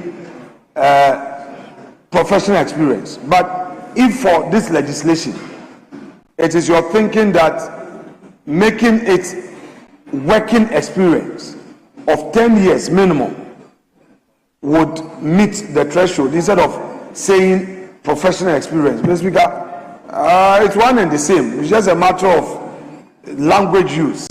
I wouldn't mind to say so, but I think the mainstay of the argument here is that a person occupying that high office should not be that person who is merely appointed for the convenience of it. Mr. Speaker, as much as possible, we are trying to ensure professionalism in the institutional pillars that are helping grow our democracy. Mr. Speaker, if you may recall, there were earlier concerns about how district security coordinators, regional security coordinators are appointed. There is no regard to experience, background. Most of the regional security coordinators are party apparatchiks, and we know the kind of problems they give to our national security. Mr. Speaker, about a month ago, I gave my own experience where my pickup was coming from Winneba, and the national security, the regional coordinator, had instructed the pickup to be arrested, and he said for national security reasons. I had to call the boss. He said his boss had instructed. When I called, he said nobody has sent it, so they had to order him to take the pickup back to Winneba. He didn't have any reason. He said they are just doing a check. This was some party matters that I don't want to talk about here, and would want to use, I know where the power lies, or I will some powers. So, Mr. Speaker, what I am basically saying is that even if you want to meet a certain partisan convenience, the person should also have that added professionalism, that added experience, that would give some weight, so that the person entering that office will carry some merit and respect, because there are career officers who are professionals. No president would want to just appoint anybody into that office as the head of our intelligence and security agents institution, and the person does not wield any respect or command any respect. Mr. Speaker, I just want to make this argument for the record. Mr. Speaker, yes. I think he just answered himself. I listened to him, and in the end, he landed where I wanted him to land, which is that the president will not just appoint anyone as his national security coordinator. You have regard. The president will not just appoint anyone as his national security coordinator. So that is why we shouldn't attempt. Dominic is our witness. That is why we shouldn't try to fetter the president, because when we make such provisions, we underrate the intelligence of a president. We underrate the intelligence of a president. A president knows what kind of person he should appoint as his national security coordinator. So let us leave it to the president. Let him decide who he wants, what level of skills the person has. In a world where cybersecurity becomes the main issue, you may have a young person who doesn't have 10 years professional experience, who is a genius in IT, in cybersecurity, and the president may feel that this is the person who can do the job. So if you start imposing those age or years rigidities into appointments, there are many who are even advocating that we should reduce the number of years that somebody is qualified to be a presidential candidate. It's even in some recommendations that may come to this House. Now, even the MP, people say we should reduce it to 18. But you see, when you start saying that the person must have 10 years, then indirectly, you are imposing age restrictions. When is he going to finish university? When is he going to start that professional career? And then, ultimately do 10 years. You are pushing the age bracket to at least 45, 50. When a 30-year-old might just be qualified to do the job. But it's all something that I think is summed up in your own conclusion, that a president will not just appoint anyone as his coordinator. No. You won't just appoint anyone. So many factors. Your skills, your professional skills. 2, his trust. His trust. Because the role you'll be playing will be a very sensitive role. And unless the president actually trusts you, it will be difficult. And we've seen the fate of security coordinators when their president stopped trusting them. When their president stopped trusting them, that's the end of your job. So I think we should leave it this way and allow the president to decide who he wants to appoint as his coordinator. Well, Minority Leader. Well, Speaker, I agree with him on some aspects of his submissions, but he doesn't address the mainstay of my argument regarding the proposed amendment. But, Mr. Speaker, Hansard has already captured me. I don't need to belabor. You may have to put the question for the House to decide.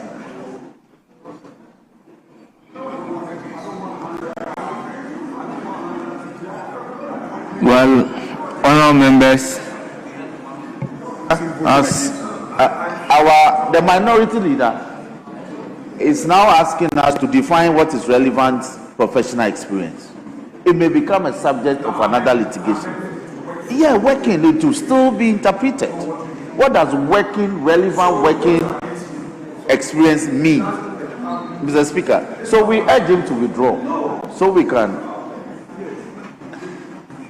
Mr. Speaker, I don't find a compelling argument from the other side to warrant a withdrawal of my motion. I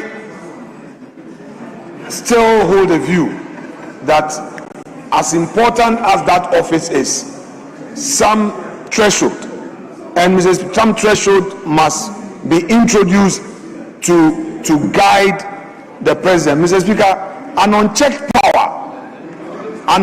power can be abused. An unchecked power can be abused. There's a reason why consistently, when we have our own laws, we introduce some age limitation, we introduce some qualifications. The argument that the majority leader just made, we can also have a genius who is so smart, intelligent, that even at 25 he can become president. But the Constitution says minimum 40 years. We can have a smart person who at even age 12 can do things that 25-year-olds do. But the Constitution says 21 qualifies you to be a member of parliament. So, Mr. Speaker, that argument doesn't find favor with me, respectfully, to say that in this ICT age, you can have a genius who is so smart in AI or digital intelligence, and the president may want to keep him there. Yes, but the president would also have to be guided, apart from trust, must be guided by the nature of the office. Mr. Speaker, why is it that we don't just appoint anybody as a foreign minister? Why is it that in all the UN or diplomatic appointment, when it gets to appointing somebody as Ghana's representative to the UN in, say, Geneva, we are careful who goes to Geneva as our representative, and not just about somebody who represents us in a country as our ambassador. So, Mr. Speaker, we are careful depending on which portfolio we are giving to who. I believe that introducing this minimum qualification suffices in the circumstance, but let us leave it to the floor to decide. I'm unable to withdraw. I thank you, sir. Honourable members, we've been living with Act 526, and then we move to Act 1030. But these requirements are not part of our laws. No, we need to understand, has the current positions brought about some problems that will necessitate the amendment?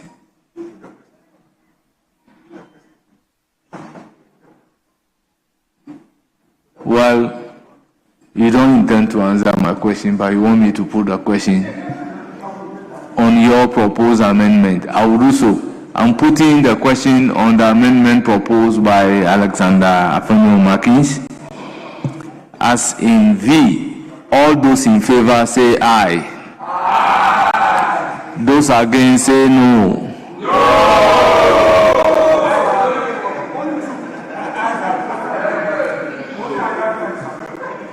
The answer is obvious, the noes have it.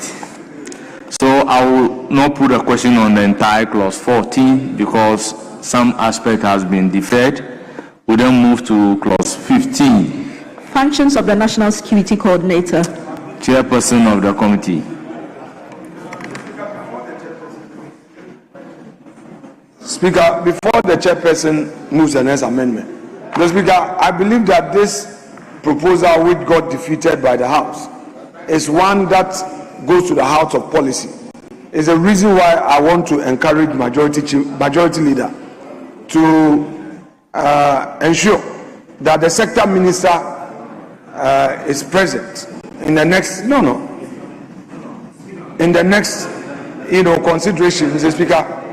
Let him finish. Let me finish. Mr. Speaker, let me finish. Mr. Speaker, Mr. Speaker, the Attorney General, when we're doing the legal education bill, most cases we didn't find him here. Mr. Speaker, I don't want us to encourage our ministers to stay out of this chamber when their bills are being taken. They must find time to be with us, especially on policy. Mr. Speaker, what I just proposed goes to the heart of policy. If the minister were to be here, he would have made the matter easy. I know that there are times that the minister can be out of this house, so that we do it on his behalf. But where is the deputy minister? Mr. Speaker, where is the deputy minister? If an emergency are taking the minister out of the chamber, at least the deputy minister should be here. The deputy minister should be here. So, Mr. Speaker, I will not belabor, but I will not belabor, but I think it is important. It is important that our ministers are made to understand that once they introduce a public business into this house, they themselves must find time out of their busy schedule to be here so they can honor industry. Mr. Speaker, yes. Unfortunately, the minority leader just joined. Speaker, if you were watching, you would have known that the Honorable Minister for the Interior, responsible for national security, was right here. In fact, you should know that today is Monday, and we are doing this because of his position that it ought to be done. But there is an emergency. I'm sure it's all over the news. So it took him off the floor, himself and the deputy. So they are turning to that matter. And so yes. He's been here all day, Jerry. No, you have been manning the floor. So when the leader is up and going after the ministers of state, it's not fair. You are going after him. It's not fair. Yeah, it is wrong because you ought to have known that the man was here. It was a helicopter crash just a while ago that took him to go and see to it.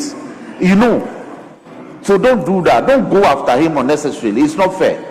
Mr. Speaker, on that note, let's make progress with the Speaker with respect. Minority leader. No, Speaker with respect. Because records have captured him. Records have captured him. It's important that I respond. Mr. Speaker, this blackmail will not have any impact on me. The point is, ministers would have to be present. If there are exceptional circumstances, so be it, but the deputy must be here. It's not about going after the minister.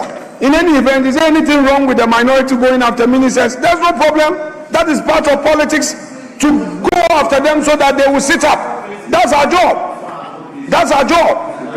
Going after them is no problem. And we'll shy away from it. If you go after them, they will sit up and do the work well. So there's no problem. That's why we are here. We are here to go after them, including you. So you do your work well and ensure the welfare of this house. If we don't go after you as a chief whip, this house will not enjoy the peace and comfort. So I'll go after you. Look at your back. Empty seat. Look at your back. Look at your back. If I don't go after you, you won't call a caucus meeting and make them happy. A lot of them are not happy. You will call for a caucus meeting and ginger them up. So I must go after you so that the majority leader will not be too comfortable. He must not be sitting in this chamber going to the presidency and ensure the happiness of the house. So, Mr. Speaker, I'm not shying away. I will go after all of you so that this house can know its peace. Members are not properly constituted. If you don't know, I'm telling you. Can you hear? You see your members, they are happy. Are you happy? You see your back. Are you happy? Mr. Speaker, they are very happy. They are happy, very happy. I'm talking for them. Chief Whip, what is okay? If I do that, you call for a caucus meeting. The ministers will come here, they will be busy picking phone calls. But when we go after them, they will take care of members of parliament. Make sure that there are projects in our constituencies. Yes, of course, you take care of their constituency matters, not personal matters. Mr. Speaker, I'll clarify. But you should know, you've been a backbencher before, Sam George. So you know the interests of members of parliament. That there are projects in their constituency. And if we don't make you sit up, you ignore them.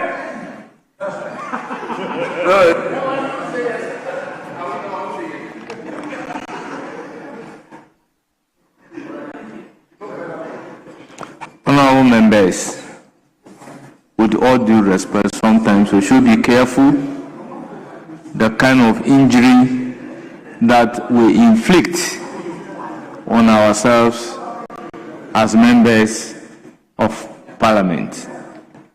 You see, if we look at Standing Order 156 to 179, which deals with consideration of a bill, nowhere is reference made to the minister.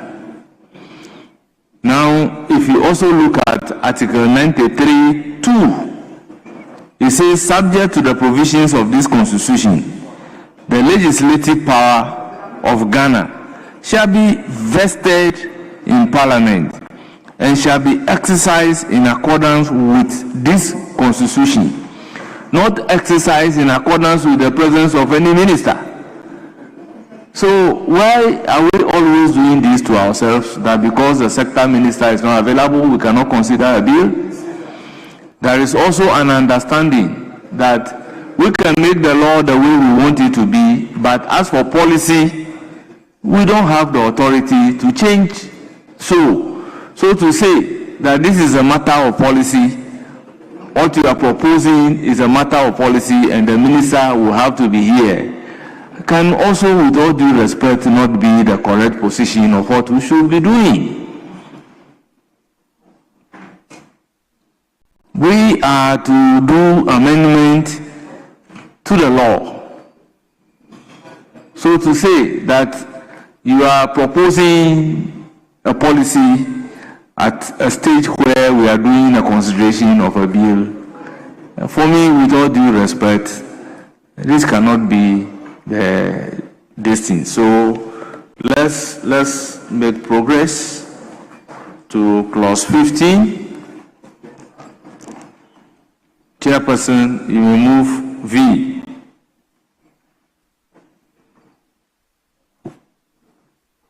Clause 15, amendment proposed. Paragraph D, line 2, before intelligence, insert security and. It is for the consideration of the House. Any further amendment? In the absence of any further amendment, I'll put a question. As many as are in favor of the proposed amendment by the chairperson of the committee say aye. Those against say no. The ayes have it. The proposed amendment is ordered to stand part of the bill. Yes. VI. Chairperson of the committee. Right, Honourable Speaker. we wish to abandon this proposal for the appointment of a Deputy National Security Coordinator so that it's left to the discretion of the appointing authority as opposed to legislating it into. Very well. It is for the consideration of the House. The amendment is accordingly abandoned. Then I'll put a question on the entire clause 15. As many as are in favor of clause 15 standing part of the bill as amended, say aye. Those against say no. The ayes have it. Clause 15 is ordered to stand part of the bill. Clause 16. Staff of the Office of the National Security Coordinator. Yes, Chairperson of the committee. Right Honourable Speaker, amendment proposed, subclause 1, line 1, delete clause 1 off and in line 2 after appoint, delete any. All members, the proposal is for the consideration of the House. I'll put a question. Those in favor of the Chairperson's amendment say aye. Those in favor say aye. Those against say no. Honourable members, the ayes have it. The proposed amendment is ordered to stand part of the bill. Yes, VIII.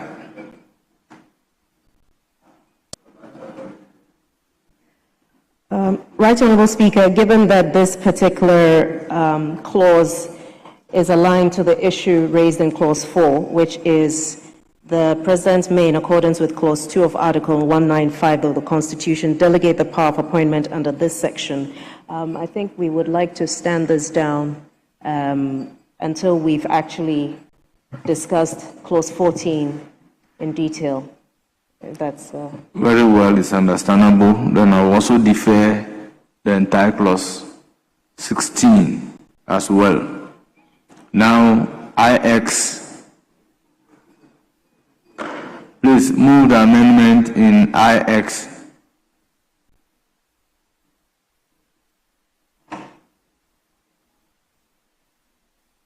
Right Honourable Speaker, new clause amendment proposed, transpose clauses 12 and 13 before clause 17 as follows.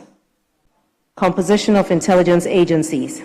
The intelligence agencies in this act comprise the internal intelligence agency existing immediately before the coming into force That of this. is as advertised. That's correct, as advertised, yes, Mr. Speaker.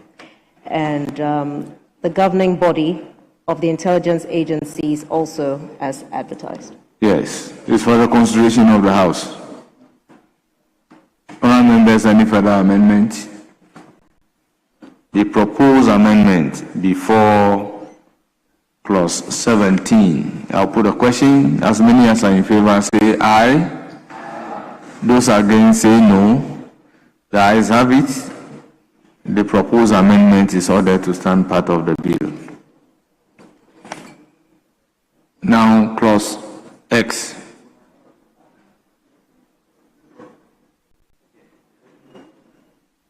Clause X. X in clause 17. Chairperson of the committee. Functions of internal and external intelligence agencies.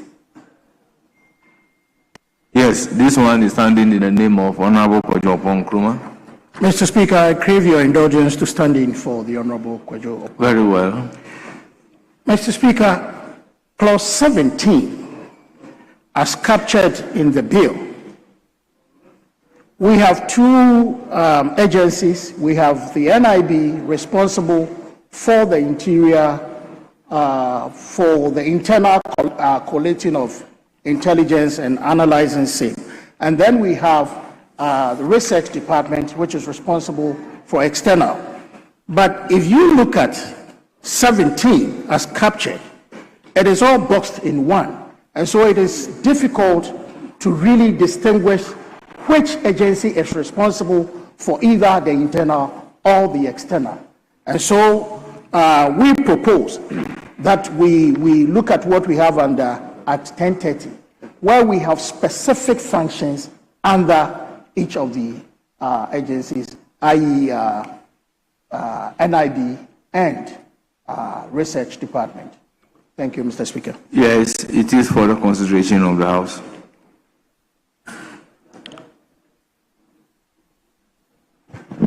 Mr. Speaker, what I've seen that they've done is to really replicate the functions from 1030 into this one by delineating those rules as what is performed by the internal intelligence agencies vis-a-vis the rules meant for the functions meant for the external intelligence agencies. So it enhances the legislation, in my view. So I don't think it's better. We can take it. Yes, Chairperson of the committee.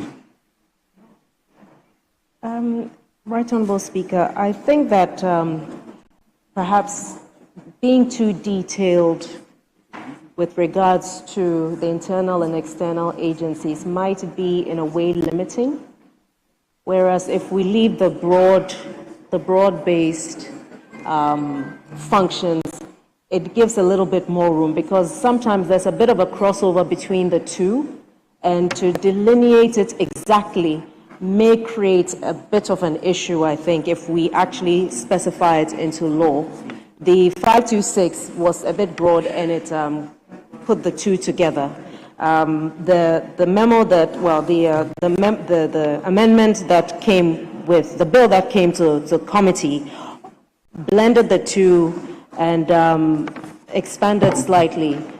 I'm not quite sure whether we really want to separate the two as is in 1030 or to leave it more broad-based as it is. Yes. I wanted to.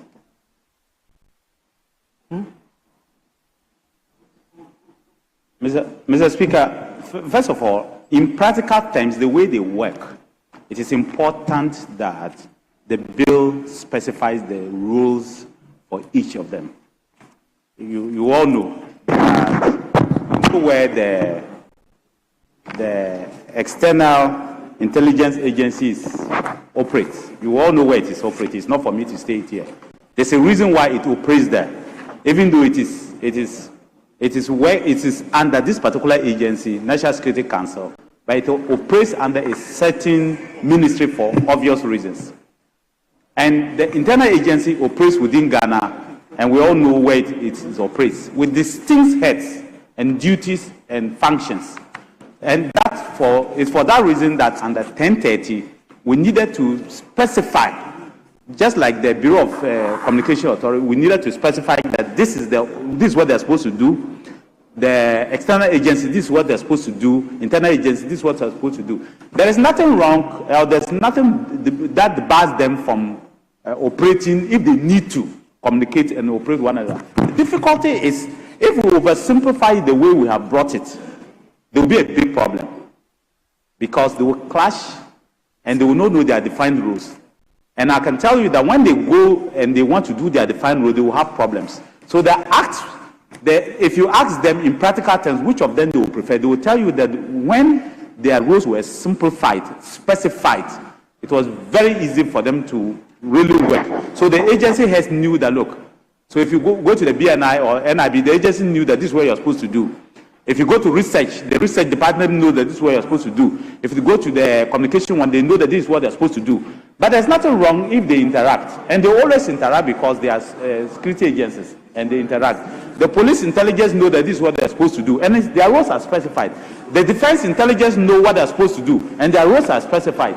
So I think that we should allow the amendment to go through. The chairperson should support this amendment. It enhances her work. It enhances the bill itself, so that clearly each of the agencies know specifically what they are supposed to do and what they need to do. But the way they just put it, if you are not, What it is, if you are not very careful, it's as if they are supposed to do the same work, but they do totally different functions. They do totally different functions by the nature of what they do and where they are placed. And for that reason, I would say that we should support the amendment and allow us to take the at 10:30, what is in the at 10:30, and put it here. It just helps us. Otherwise, we'll come back again to make an amendment again, because when they start working, there'll be duplication of functions. Then they'll start having problems as to who's supposed to do this, who's not supposed to do this, and they'll have problems. And two, if you are not having a very cooperating Minister for Foreign Affairs, you have a problem if you want to use this. So I will mentioning Act 1030. Guide us from the perspective of the Act 1030, because I see Section 14 of 1030, functions of the National Security Intelligence Agency. They have not splitted it into internal and external.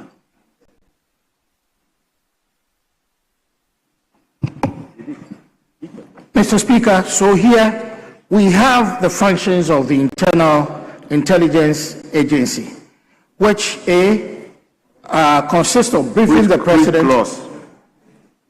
It's there. In Act Section 1030. 14. Okay. Yes.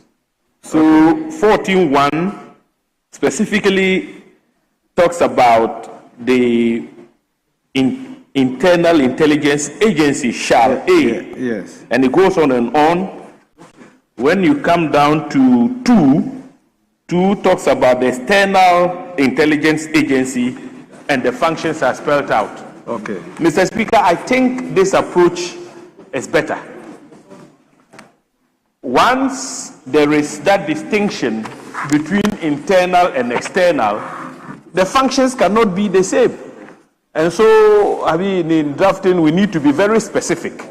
Let us be informed as to what constitutes the functions of the Internal Security Agency vis-a-vis the specific functions of the External Intelligence Agency in order to avoid conflict.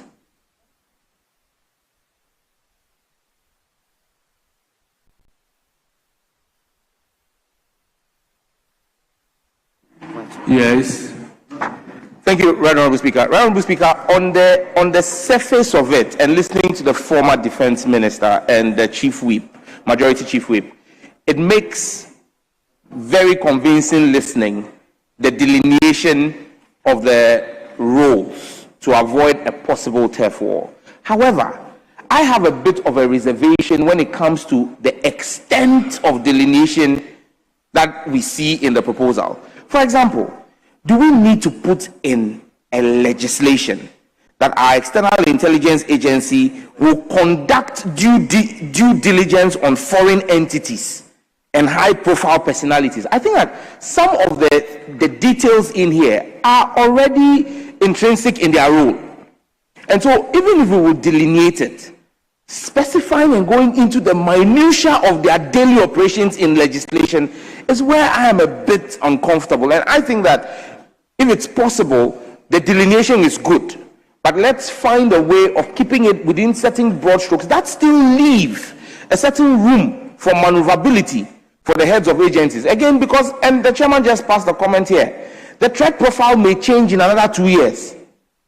And you have spelled out specific roles and things that internal intelligence must do and external intelligence must do. Would you then come back to this house to redefine the threat profile every time it changes? So I think we can do the delineation, but let us not go into too much of the detail. So if it is possible for the committee to go back and look at this and find a middle ground, here from Kojo, but if the minister and Kojo could have that conversation to find a middle ground, I think that would do us better good, Mr. Speaker. Well, honorable members, in the circumstances, I intend to defer clause 17 for further consideration. Mr. Speaker, I will not argue with you. But just to add that if for some reason I'm not at the winnowing stage or consultation stage, always add a clause for security reasons or security matters that any other duty assigned by the head, always make sure that that clause is added. So that whether is there already, good. So once there's a new threat, there's something new, they will assign them. But I say that there are some things that if you don't make it explicit, they will not do it. There were good reasons why this particular clause you mentioned was put inside. Take it from me. There were good reasons. Otherwise, they will not do it. And I will leave it there. Go after you, the minister, who travels there, and then they will reporting on you. You sitting down here. Yes. Any indication? Speaker, may we have it stood down so that we can, the prayer is that we do 10 clauses. So once we stand this down, we take 18, 19, and we close at 20, Mr. Speaker. Clause 18. 18. Clause 18. Yeah, we see. Right, Honourable Speaker. Amendment proposed. Subclause 1, delete and insert as following. The President shall, in accordance with Article 195 of the Constitution, appoint a Director General as head of each of the intelligence agencies. It is for the consideration of the House. Honourable members, I'll put a question. As many as are in favor say aye. Those against say no. Honourable members, the ayes have it. Clause 18, as amended, is proposed to stand part of the bill. Clause 18, XII.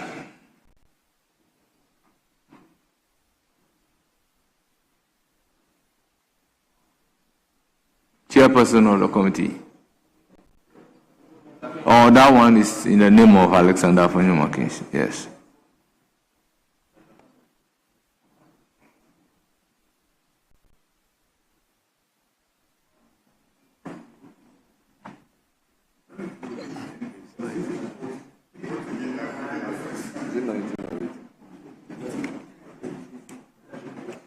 Mr. Speaker, I think,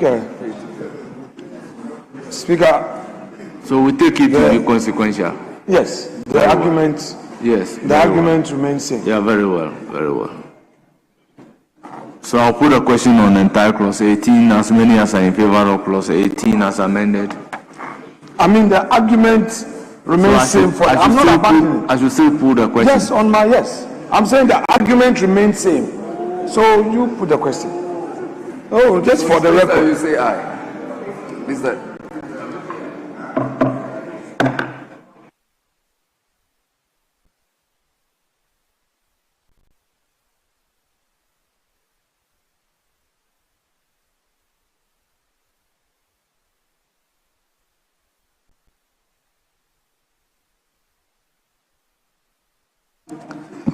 Honourable members, that was of the view that once we put the question and it was defeated, we don't repeat it again. But if the sense of the House is that I should repeat the question, I have no option.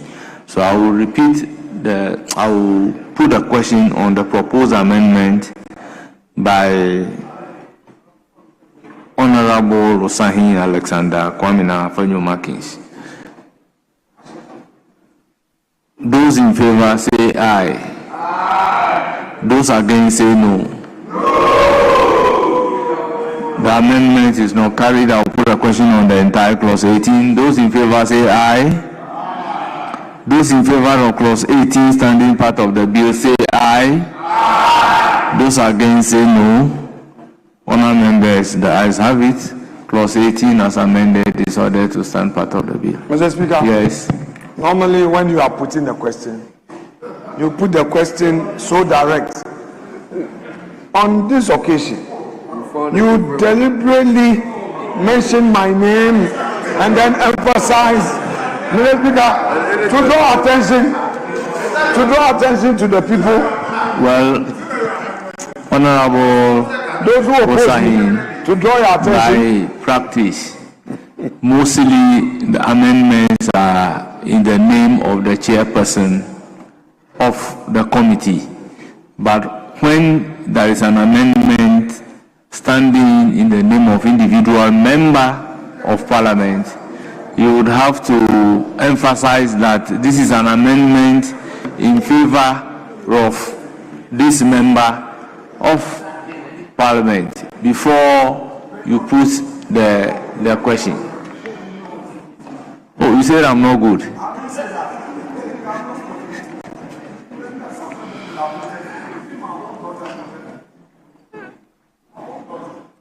Well, for all you know, I have voted for you. Have you forgotten I have a voting right? Honorable Osahin, have you forgotten I have a voting right? But on this occasion, when it is a voice vote, how am I going to vote? I'm also going to shout.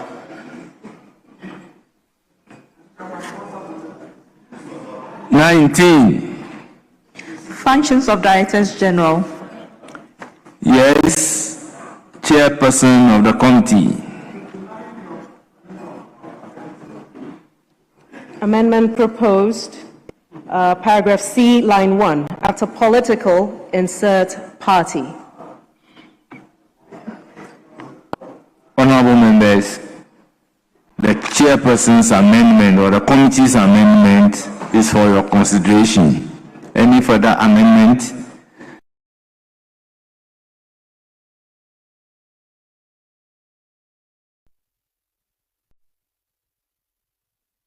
Say no.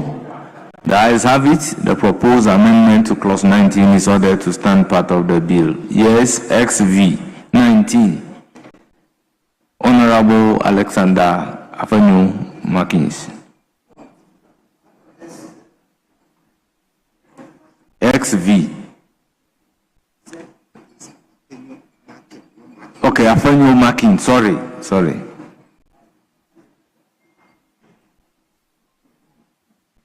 Speaker, after paragraph E, insert the following new subclause.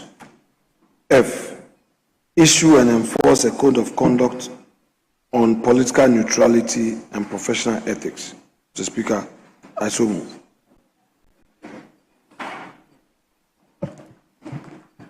Yes, the amendment is for the consideration of the House. I'll put a question. Those in favor say aye.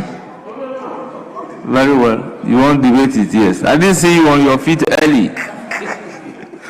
Mr. Speaker, the minority leader has not in any way justified why there is the need for us to insert the proposed amendment after the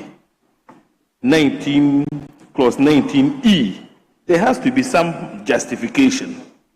We are talking about the enforcement of a code of conduct on political neutrality and professional ethics. Mr. Speaker, first of all, how can an appointee of the president be the one to enforce political neutrality? How? I don't see how that is practicable. So let the minority leader explain why he thinks it is the responsibility of the directors general to perform the function he wants to ascribe to them. Then we can proceed from there, Mr. Speaker. Thank you. Mr. Speaker, if you come to 19, the 19 deals with functions of directors general. And Mr. Speaker, it talks about the A, efficient and responsible performance of the functions of internal and external agency of which the Director General is the head. Mr. Speaker, if you go to B, it talks about controlling and administering. Mr. Speaker, even the C, there is political neutrality of the internal or external intelligence agencies of which the Director General is the head. Is there in the C? Mr. Speaker, then the D talks about internal grievance procedure. So, Mr. Speaker, these are administrative functions. What I am adding is the professional ethics and the political neutrality. Mr. Speaker, because the political neutrality is mentioned, I can abandon the political neutrality because it's already there, and then deal with the professional ethics. Mr. Speaker, isn't it right, as part of the functions for the Director General of a unit under the national security architecture to ensure that officers who work under him act within the scope of professional ethics and the etiquette of the profession, that they should be left agile? Mr. Speaker, it's already in there and it's supposed to guide.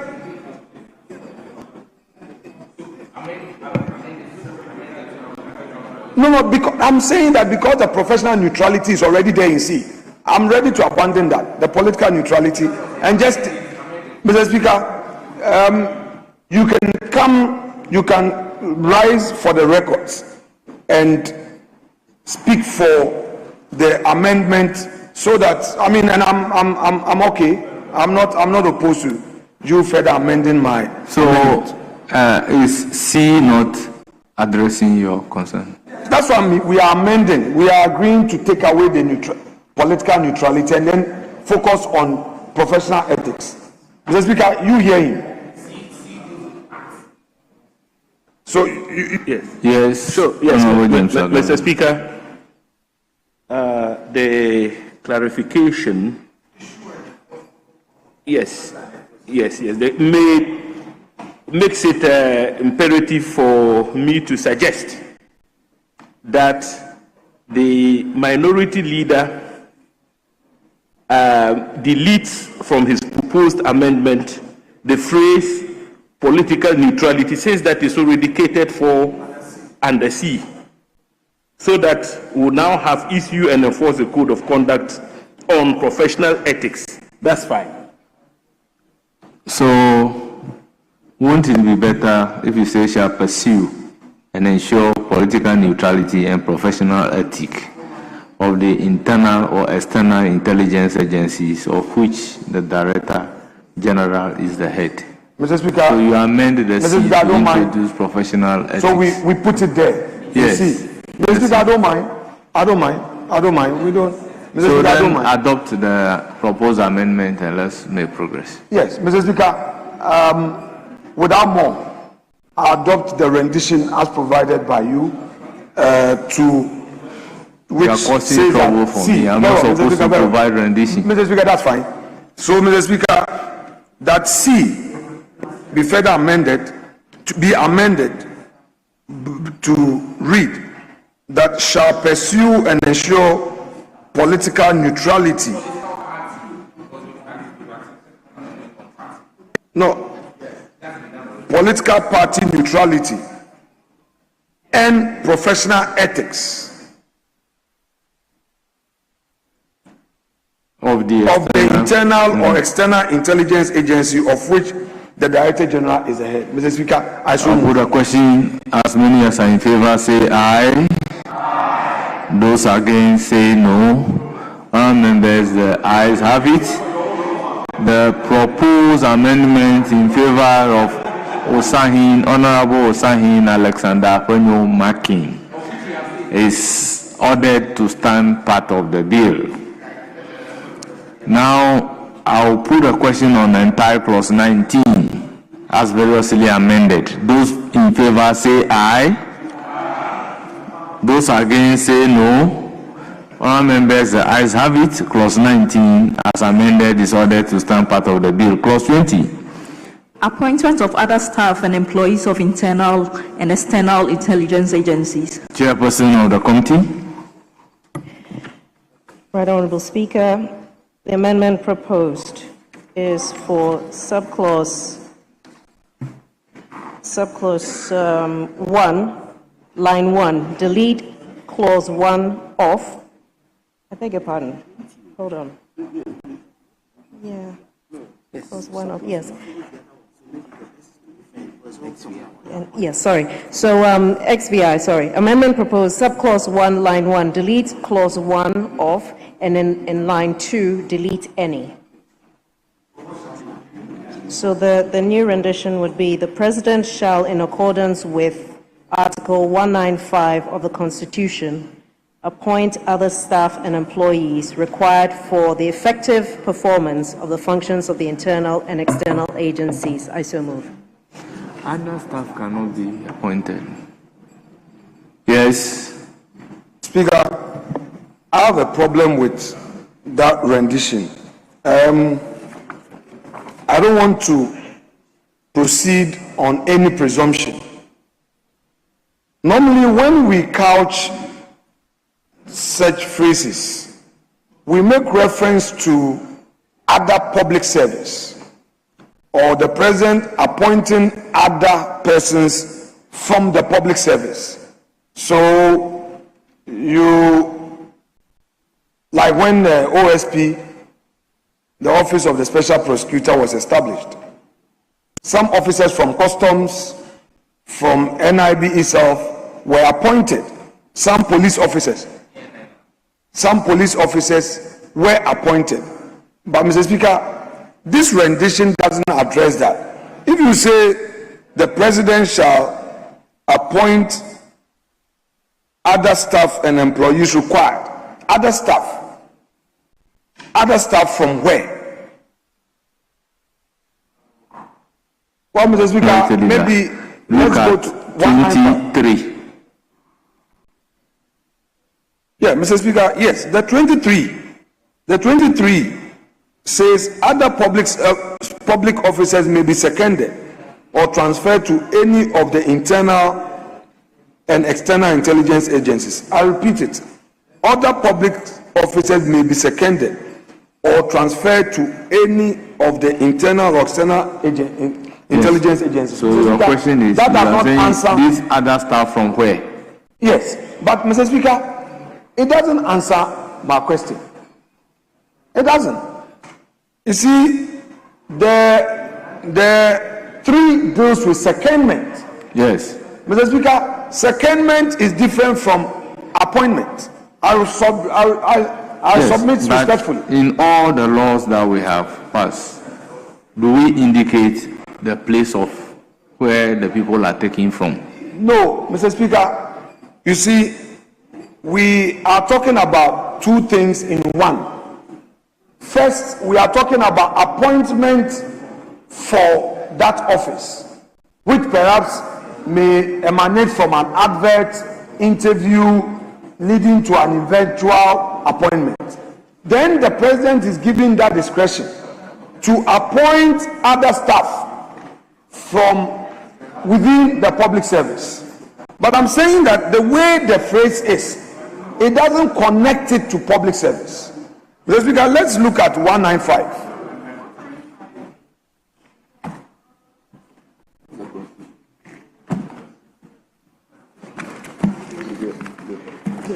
Mr. Speaker, you took my constitution?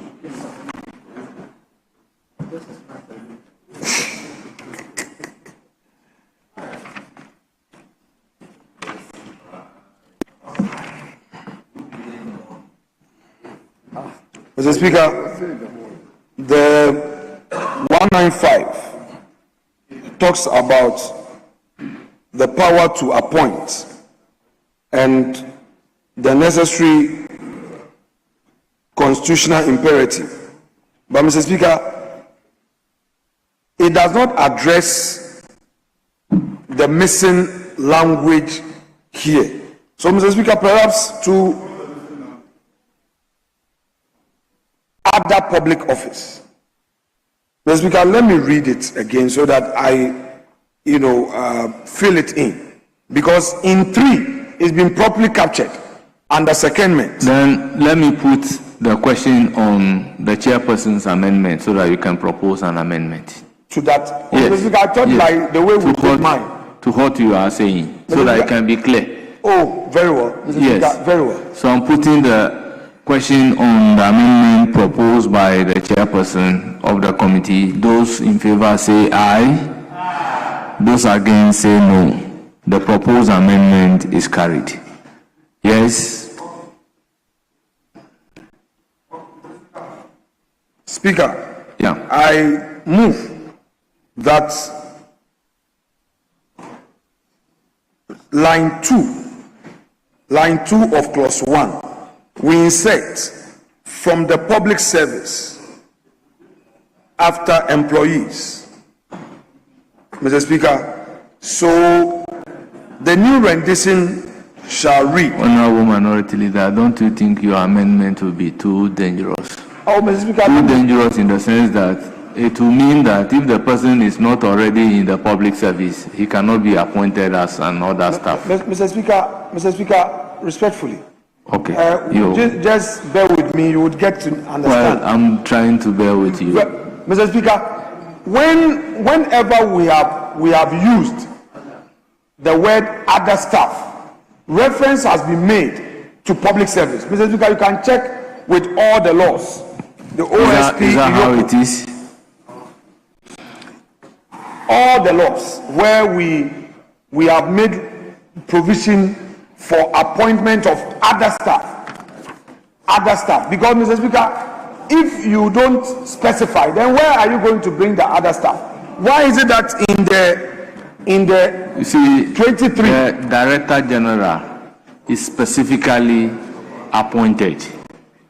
Now, the 20 is saying that there may be the need to appoint other staff of that department.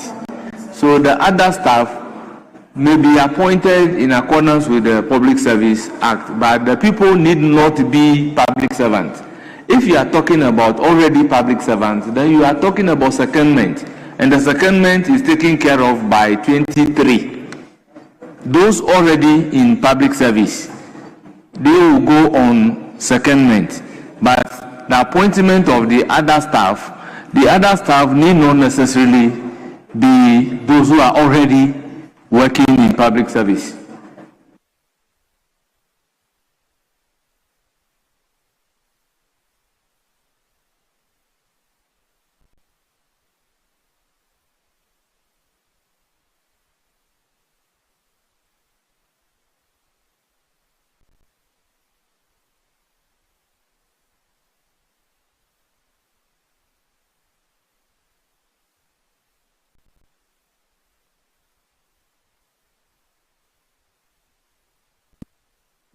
Honorable members, I was on the floor before giving the floor to the MD.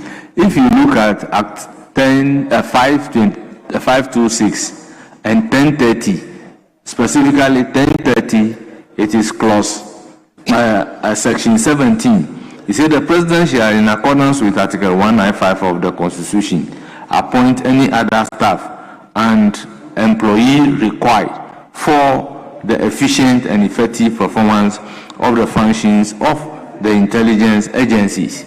Is rather 2 that says that other public officers may be seconded or transferred to any other intelligence agency.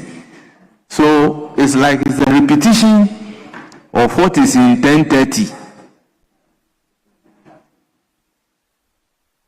So I don't know any other bill that specifies where other staff should be appointed from. Let me hear the majority leader, then I can come to you. Minority Leader, I think there's absolutely nothing wrong. There's nothing wrong with this. Okay, safe land. Okay. We'll let you safe land. Oh, I shouldn't say it in the mic. Oh, I'm not gonna, oh, please, I didn't realize that. Okay, it's on.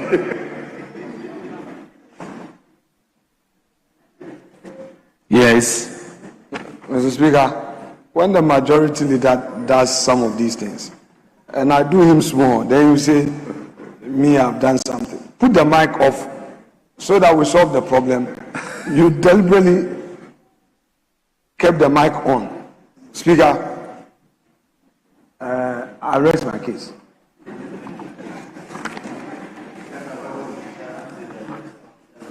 Very well. We move to propose amendment XVII. Chairperson of the committee. Right, Honorable Speaker. XVII, amendment proposed, subclause 2, delete. All members, the proposal is to delete the proposed amendment. So accordingly, the proposed amendment, very well, it's for the consideration of the House. The proposal is to delete clause 20, sub clause 2.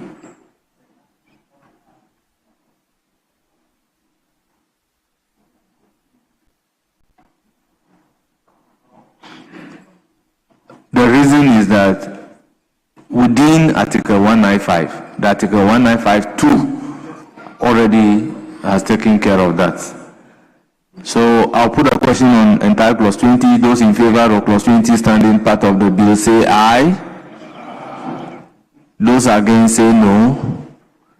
The ayes have it. Clause 20 is ordered to stand part of the bill. Clause 21.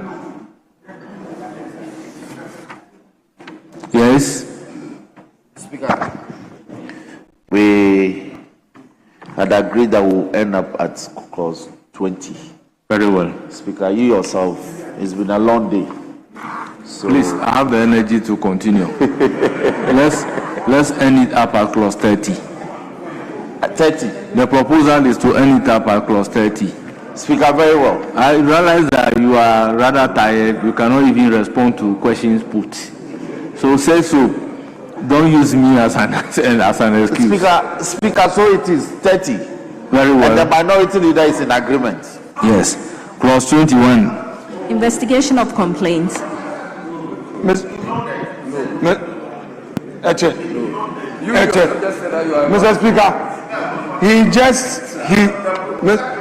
Speaker, Mr. Speaker, yes, the leadership engaged extensively, Mr. Speaker, and also gauge the mood of the House. Except that your engagement are always minus me. That is so. That was a mistake we made, Mr. Speaker. That was a great error on the face of the record. So, Mr. Speaker, we would plead with you that Mr. Speaker, you bear with us. We should have engaged you for your consent that we're ending at 20, so that some other parliamentary duties are discharged outside of this chamber. Mr. Speaker, so please bear with us. Please bear with us, Mr. Speaker. Bear with us, Mr. Speaker. Speaker, it's 6:07 p.m. We started around 12. We've done more than 5 hours. More than 5 hours, Mr. Speaker. So we are entirely order 56-2. Yes. Yes.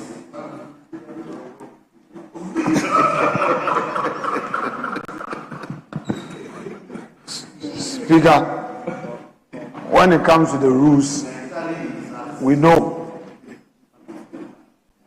how faithfully you apply the rules. Mr. Speaker, this is the People's Chamber, so we know sometimes you are flexible. Speaker, we on this side of the House would want to thank you for you've been alone in the chair guiding this whole process. We want to thank you. Mr. Speaker, whilst we leave this chamber this evening with the expectation of God granting us life for tomorrow, so Speaker, we want to present something through the majority chief whip to government, that students on scholarship at Birmingham University, UK, They are not paying. their fees have not been paid. The immigration authorities in the UK is threatening to deport them. They've been given 1 week to come back home. Would want to plead with you that if you can draw the attention of Scholarship Secretariat to remit their fees, because, Mr. Speaker, the UK government has some strict procedure, and they have been crying. They sent a petition to us, and I'll give you a copy. Mr. Speaker, the second thing has to do with the recruitment exercise. We've seen a statement issued by the Minister for Government Communication talking about an increase in the number from 5,000 to 10,000 every year. Mr. Speaker, that does not address the core concerns. Mr. Speaker, we want you, the Chief Whip, you gave your word last week that our respected colleague, the Minister of Interior, will come and brief this House. Mr. Speaker, we don't want this to be treated the way they treated the cocoa haircut, where the Finance Minister announced a haircut at his ministry. The people's representatives must be properly briefed, especially when this recruitment has to do with our own constituents. The Minister for Government Communications, a spokesperson to the President, he is himself a member of Parliament. I watched his interview where he spoke about his own frustration that there was a time that he had to take 500 Ghana cedis from his wife to pay for bills because they are taking all his money. Mr. Speaker, I talked about my experience once where there was no fuel in my car from Winneba to Accra because I shared everything, and my driver told me that there was no fuel in the car and my pocket was empty. Mr. Speaker, this recruitment thing, we shouldn't take it for granted. Mr. Speaker, it is not enough to have meetings at Jubilee. The minister must brief us. The concerns are so that. Kindly conclude. Mr. Speaker, I'm concluding. The government chief whip gave his word. The issues have not been addressed. People have been asked, 200,000 people being asked to go and do medicals, paying 1,600 per medical test. Mr. Speaker, even the new communication says it's been increased to 10,000, which means that even if 20%, the 40,000 for 4 years, I've read it, 40,000 for 4 years, meaning every year 10,000. No. It says 10 each year. I've read the full statement. Let's get serious. Mr. Speaker, you see, Mr. Speaker, I will conclude, but please let me land. Hear me out. I thought you want to speak on the bill. The maze is still tilted. Oh, very well, Mr. Speaker, I agree with you. You are a man of procedure. Mr. Speaker, the maze should be straightened so we that have come to the end of consideration stage of the Securities and Intelligence Bill.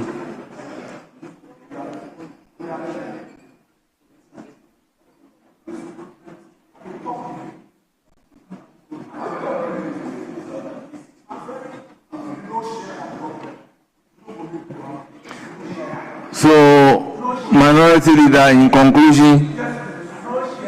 So, you say no sharing. Yes, we did.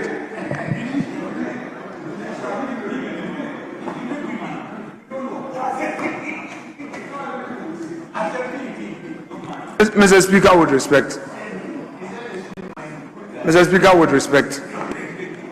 My humble plea is that the government chief whip must be a man of his words. And we know him to be a man of his words. He gave his word to this House that our respected colleague, the Minister of Interior, with additional responsibility on national security matters, will come and brief this House. Speaker, this afternoon we have seen a statement issued by the Minister responsible for government communications, talking about a meeting at Jubilee where Mr. President has directed that the recruitment the threshold should be increased to 40,000 for 4 years, meaning each year is 10,000. Now, Mr. Speaker, what that means is that the 200,000 that the minister announced that they've qualified for medicals, even if 20% should pass medicals, we would have had 180,000 who would have paid 1,600 Ghana cedis. 105, very well, Mr. Speaker, I stand to be corrected. So even if 20% of the 105 who have